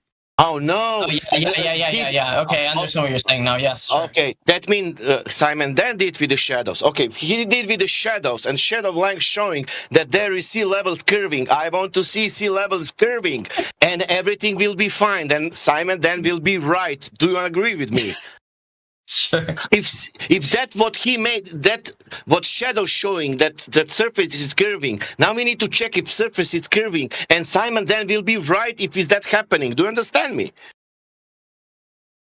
Sure. If shadow showing that surface is curving, then surface will curve. Are you agree with me? Say that again. If the shadows and that experiment showing that there is sphericity, there cannot be flat, then surface will curve in reality. There is no way to be flat. Well, yes. The point is that they're gonna curve so slightly that you're barely gonna see it. So slightly how? The thing is, if you have... Is that so slightly depend of the size of the Earth or doesn't depend of the size of the Earth? It does depend on the size of the Earth, but that only works, for example, bodies of water. Can you let me finish my response? Okay, so I was going to say that only applies, for example, on bodies of water that are completely level for the entire time. Like you could do that on, like you could make that claim that shadows will curve, for example, like in the salt flats in Bolivia, right? That does make sense. But like you're not going to be able to make that argument everywhere. Like it's really stupid to say that like a shadow cast on a flat surface is going to curve or something. Like that's really dumb. How we will find out if the surface is curving? We only need to believe in that shadow story, or we need to check also the surface? We need to check the surface, yes. But like the point is I checked the surface. Yeah, we just did it. Now, like in the experiment. Did you check the surface? I checked it. Yes, I was part of the experiment. I was one of the data points. Okay, can you tell me the where you was? What was the height, distance, and drop over distance? It's shown in the Simon Dan video. You can go ahead and watch it. He put together the data. We spoke about Simon Dan. He showed. That means that you know where is the location, you know what is the distance, and you know what is drop over the distance because you watched that video. Is that correct? Because he convinced you that Earth is a globe. That means now you need to tell me that knowledge, what he has, all this data, that I can say, okay, this is real. Okay? Can you tell me? Height, distance, and drop. No, I can't. I can tell you. It's in the results of the video. I don't memorize results like that. You said it's in video. That means you forget it. Can you tell me without that I need to watch video? What do you mean? No, I don't memorize results. You told me that he measured it. There is a drop over distance. There is a location. I need to just watch video. No, that's not what he did. Jesus. Oh, yeah. I know you told us that he did something with the shadows, and I asked you. Okay, he did calculate the drop over distance. Yes, but it's at the end of the video, and like he does show the calculations for it. That means that drop over distance. Anyone who now go to the beach will be shown because I will go there. I will make. Yes, you already are. The point is that it's so small that you don't see it. It's like saying, wait, give me 1 second. I'll give you an example. Can you see the germs on your arm? No. You know that you have germs on your arm right now, right? Can you see? Man, we are not speaking about germs. We are speaking about the. Can you see the germs on your arm? Because that is like the comparison. That is like the difference. Speak about germs. We are speaking about the surface. You understand that? No, that is the difference in size. No, man, you expect to be able to see germs. You need to stop to speak about germs. We are speaking about the surface. You expect to be able to see germs with your naked eye. That's basically I will tell you something very easy. You said we are small. Okay, I will give you that. Earth is big. That's correct. Now, I will put you ant, small little insect, it's near to me. That ant cannot see even 2 or 5 centimeters. Do you understand that? But the radius of the Earth will be the same. That means observer height 1 foot, that thing will be the same. That radius 3,959 miles. Will not be able to see the drop over distance with its I will tell you. Can I finish my sentence? Only to finish my sentence. Sure. It will be laughable. Listen, you have an ant, you have me, and you have giant. It's the same size of the Earth. It's a 1.22 observer height in feet. Doesn't change anything. Do you understand? Only thing, ant cannot do that, but people have optics and can zoom it the distance. 10 miles, 20 miles, 30 miles. You cannot have 10 miles of flatness on the sphere with the radius of 3,959 miles. You cannot have 5 miles of flatness. You cannot have 3 miles of flatness with the 30 centimeters height. You can have only 1.2 miles of the flatness. That's how big your argument. That's how you are small, on the Earth. That with your argument is. My argument is this. My argument is this. If in this world exists geometry, and if I know what is the sphere, there will be drop over distance like every sphere in the world. You just cannot see it with your naked eye. No, there is not. You can measure it. Did you do it? Yes, you can measure it, and we did it. Did you do it? Did you do it? Did you do it? Did you do it? Yes, I was part of the data points. Tell me the location. Tell me the location, height, distance, and drop. If you did it. I told you we did it in the with all the data points. It's not just my data point that we use. We used data point of what? Of the thing on the TV, or data point in reality? Let's say this is London. The TV. What the fuck? Man, if you want to measure the Earth, where you will measure Earth? In front of computer or outside? Yeah, that's why outside. That's why we use shadows for it. Okay, that outside. Can you tell me the location where Earth is curving in a distance? Any location. Tell me the location. Tell me the country. Tell me the name of the town. Everywhere. It's curving everywhere. It's just very slight. You can see it with your naked eye. That's all. Slight, how slight? How slight? How slight? Yeah. Slight enough that you can see it with your naked eye, but like, what does that have to do with anything? Yeah, like, how slight? Can you tell me how slight? You believe in it? I have, like, my patience has a limit, and you definitely. Hold on. This is the guy. This is funny. This is really funny. Well, yeah, you've already proven that you're very impatient. The guy that thinks that counting takes literally 0 seconds. No, dude. I'm gonna. What was he just saying, Sasha? Is he gone? Yeah. Yeah. Well, he was saying that this is the guy who's saying level is curved, but he doesn't want to talk about how he can tell that level's curved or curved is level. I'm glad he left.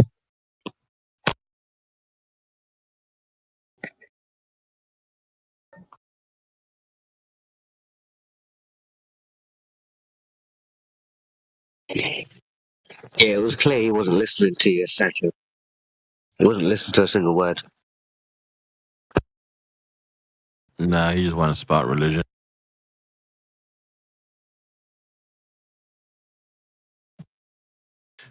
Just call it being a disciple.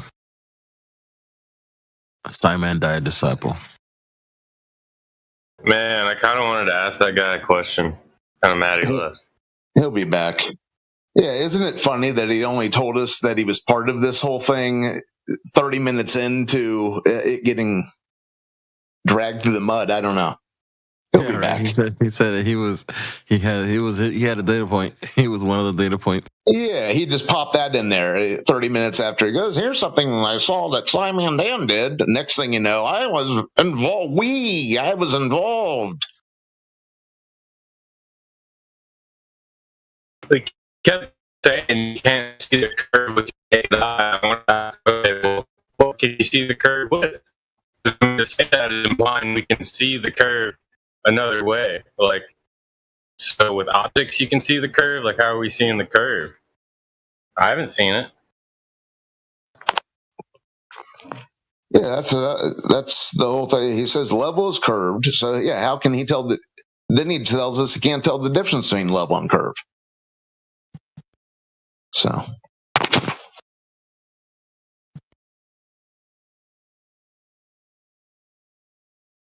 What's up, Claire?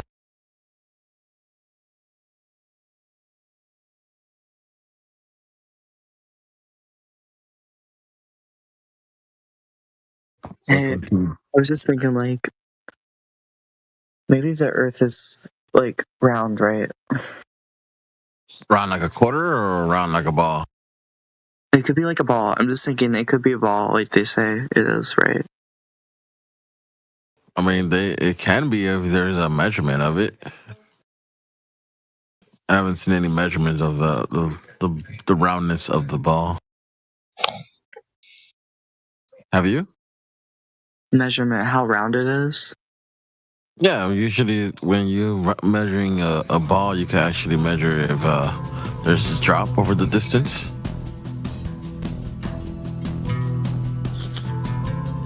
Yeah, then